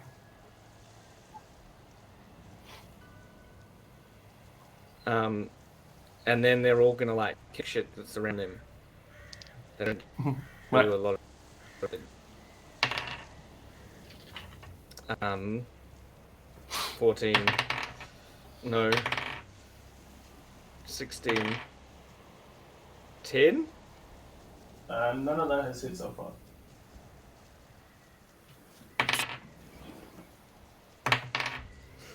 Yes, 19. Nope. Not the zombies that they're trying to kick. There's no zombies there. There's only the 2 knights. The others are further away. Oh, the stuff's not close to them. No, they're further away. There's only those 2 in that. Oh, well then they can't kick anything. So that's no worries. Yeah. Oh, they can kick I them, thought there but was it stuff doesn't real hit them. close to. Oh, there was. they Those were really knights close. were like 5 feet away from turning Sean into a smoothie. Yep. Cool. Okay, so yeah. Wall of horse. Right. And then Ingwe's gonna piss off. Just like Jean did. He can go. I hit him so hard he disconnected. Because Right. Ingwe is now very vulnerable. Very well. John just wouldn't like. Look, I know we're in the middle of a fight and everything, but I need to sleep. Yeah, goodbye. I'm gone. I'm gone. That's your turn, Ingrid? Yeah. So, layer action. You hear it again. Boom! And the darkness commences once again. Zombies, Bye, Sean. the wolf zombies, are all going to move forward and try to get past the wall of horses. As weird as it sounds. However, the big guy is trying to move past 2. The bone claw cannot reach anyone. All the others move forward. There's no really any point in moving them. The undead knights. There we go. You're back again.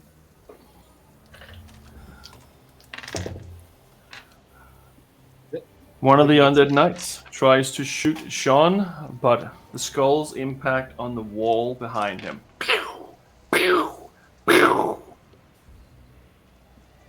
Other two cannot see well enough to do that because of all the other people. So for now, they are going to wait. Flesh Golem's already done his thing. He mounts the dragon. And I need all of your horses to make a Constitution saving throw.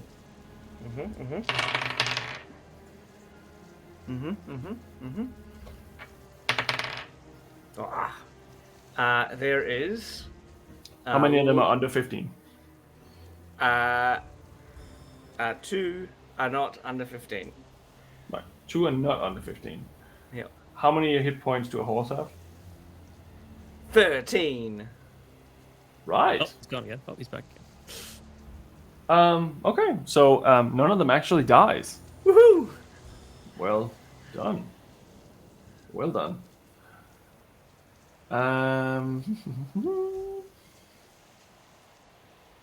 Celeste, it is your turn. Is Jean out? No, Yet. not yet. He is still right on the inside, about to move around the corner. Right. Is connecting our visibility to see him at the moment. I see. I can't see him. All right. Celeste is going to start moving backwards. Right. So moving far away from the gate. And as she's moving, she is going to, with her bonus action, towards Jean, just say, Jean, you hurry up. We're waiting on you. We need to leave. And a bonus action, bardic inspiration with a D8 for you. So a D8 for Jean. A D8 for John. So using her movement to move backwards. And what is currently where she can... Is there like an enemy that she can see that is not kind of like behind horses or like behind... You know... can see the bone claw. Alright, she's gonna roll to attack the bone claw. Fire away. Yes. Oh, yeah.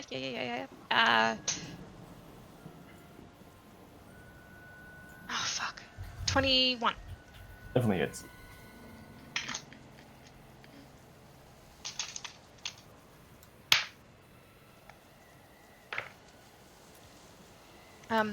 So she just kind of like looks towards John, says that, moves her hands around, and she will cast a firebolt towards the bone claw for 15 points of fire damage. 15 points. You see some of its cloth starts burning away. It doesn't seem to care much, but it definitely hurt. It's just a little hard to see. She's just kind of like jogging backwards, just keeping her eyes on John just in case he gets swarmed or something. Very well. Right. And he is back again. I think. Is he? Kinda, I think. I think he's got that issue that Celeste had. Right. My, well. my The internet, gods I think, are is against down. him. I think they're doing repairs. But it is you your hear me? turn, I believe. Yeah, Yes. slightly. Is that your turn, Celeste? Sean, it is your turn, and you have an inspiration bardic die as well from Celeste. Can you guys hear me? Yes. Can you hear me? Hello? Mhm. Okay, cool. Awesome, just making sure. Yeah, so just in case I drop out, because I think they're doing maintenance in my area, and I think they've shut off the internet, so I'm hotspotting off my phone right now. Right. I have 25 points, AC of 17, and I can pretty much just attack. My goal is to get the hell out of there, so just in case I drop out of it. But Right. I'm basically just going to leap forward and book it as far as I can. Action dash. Yeah. No problem. You managed to get out. Because of the wall of horses, you are not in any way restrained or in melee combat. And as the lot of you run for your lives, Horses. you see this dragon take off once more and land on the tower and just give out a massive roar.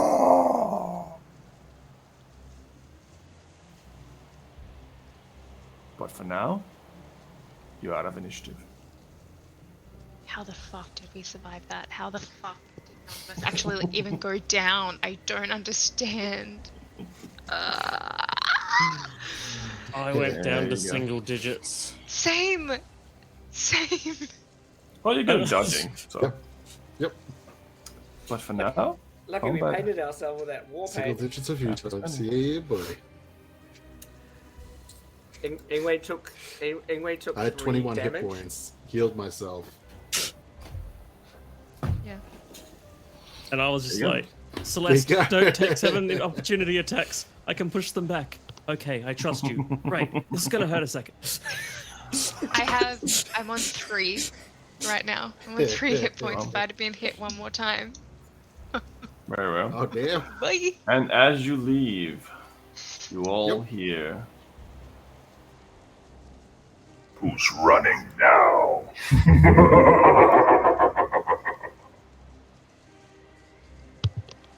Not me, I'm actually sprinting. Read a dictionary. Cutting words. Immediately out of Gratwört. And maybe now it makes sense why a lot of people don't return from there. But you are safe nonetheless. And that's where we'll leave tonight's episode. We didn't bring those foxes. Sorry, we went a little over time, but it was either die or don't. Yeah, where did we leave those foxes? We'll have to get them back. Ingwe's going back to them now. Well, it tends to. Hope everyone's okay. If anyone needs an emotional hug, I didn't am want to go in available. that city. No part It of was- me wanted to go in there. I put 3 traps in that room, and I knew instantly that I put a bottle of wine in there that Drake was gonna fucking grab it. As soon as you mentioned it. It was And I like one of the knew- things that you mentioned. And I was like, knew Drake that is gonna someone was gonna absentmindedly take the go to the chest bar. as well, or something else. But you didn't take the chest though. But No. you do not have a bag of 375 gold, with 100 gold worth of jewels and a little metal rod of some sort. Oh, You cool. did grab that and get it out of there. And I put the bottle of wine back. I picked it up and went, okay. Move forward. Move forward. Well, Literally what I'm that's thinking. too bad. It was a $350 bottle of wine. It was about to kill me. It was not worth it. Well, anyway, it's a little late for today, so we probably need to find someone to raid if possible. I will forgo my action today because I've been an asshole and tried to kill everyone. Until next time, at least. So everyone else, can you please roll? Play the role of DM. I'm gonna I might actually skip the raid tonight. That's alright. Oh, I forgot to get up and I'll have a look Yeah. at photos. channels. Yes. I was gonna say I'm gonna need someone else to do it, as the only thing running have- my internet is Yep. is this right No now. stress. We And it's have- struggling. The Eldritch Scribe. Right. We have Ever Tremor, I think. I think they're playing. Look like they're playing. So you two do a roll off Um, between you two. I got a 12. I got 17. Oh, good. You pick. Yeah, I think those are the only 2. Oh, and then we have D&D Play 20 doing a Session 0 marathon. Ooh. What is it, D&D? Actually, no, that's a rerun. That's a rerun. Never mind. All right. Let's go with Yeah. good ye old faithful Eldritch Scribe. We love our friends over at Eldritch Scribe. Let's go give him a cheeky hello, cheeky raid, cheeky little Right. Yeah. hug. Do you want to do the command then, Mr. Daniel? Oh, yes. Oh, gosh, how do I do that? Gotta go to the moderator section of this thing. You should be able to just do it in the chat /raid. Yeah. Oh, yeah. I believe. Yes. And then just the name. Yeah. Now that I hit Sean I so never hard, remember he which one's which, disconnected. but the one that is top right corner. Oh, Yep. and username. Oh. Oh, well, what a sesh. Well, I mean, you could have gone somewhere else, but decided to go this way. Well, we tried to. We tried. I know. Tried to go elsewhere. And it was even empty-handed too, because Don't know there what was you mean. nothing there. Yep. Worked? Did that work? Other slash. Others. Oh, the slash. That I should be a t-shirt am a as well. professional remember. at this. Welcome to Backslash, the forward Mayhem. slash, I don't Good remember thing we which there doesn't we do go. this for a living. What do you mean? Oh, cool. I just did the thing. Hang on. We'll get there. 1 hour later. There we go. There we go. We're gonna raid someone now because we found out how. We know how now. Yeah. That's funny. Cool, cool, cool. Oh, gosh. Well, All right. thank you everyone for dropping in. See when the raid is kicking off. I can't really see it myself. It's yeah, I can kick off as soon as I click the button, so. But all good. Thank you everyone for dropping in. Sorry it was a little later for you players and everyone who watched. But I hope that you still enjoyed the madness. Anyway, Right. let us Night, move guys. on. We love you. See you next week. Two. Mwah. Bye. There we go. Let me know when we're through. We're through.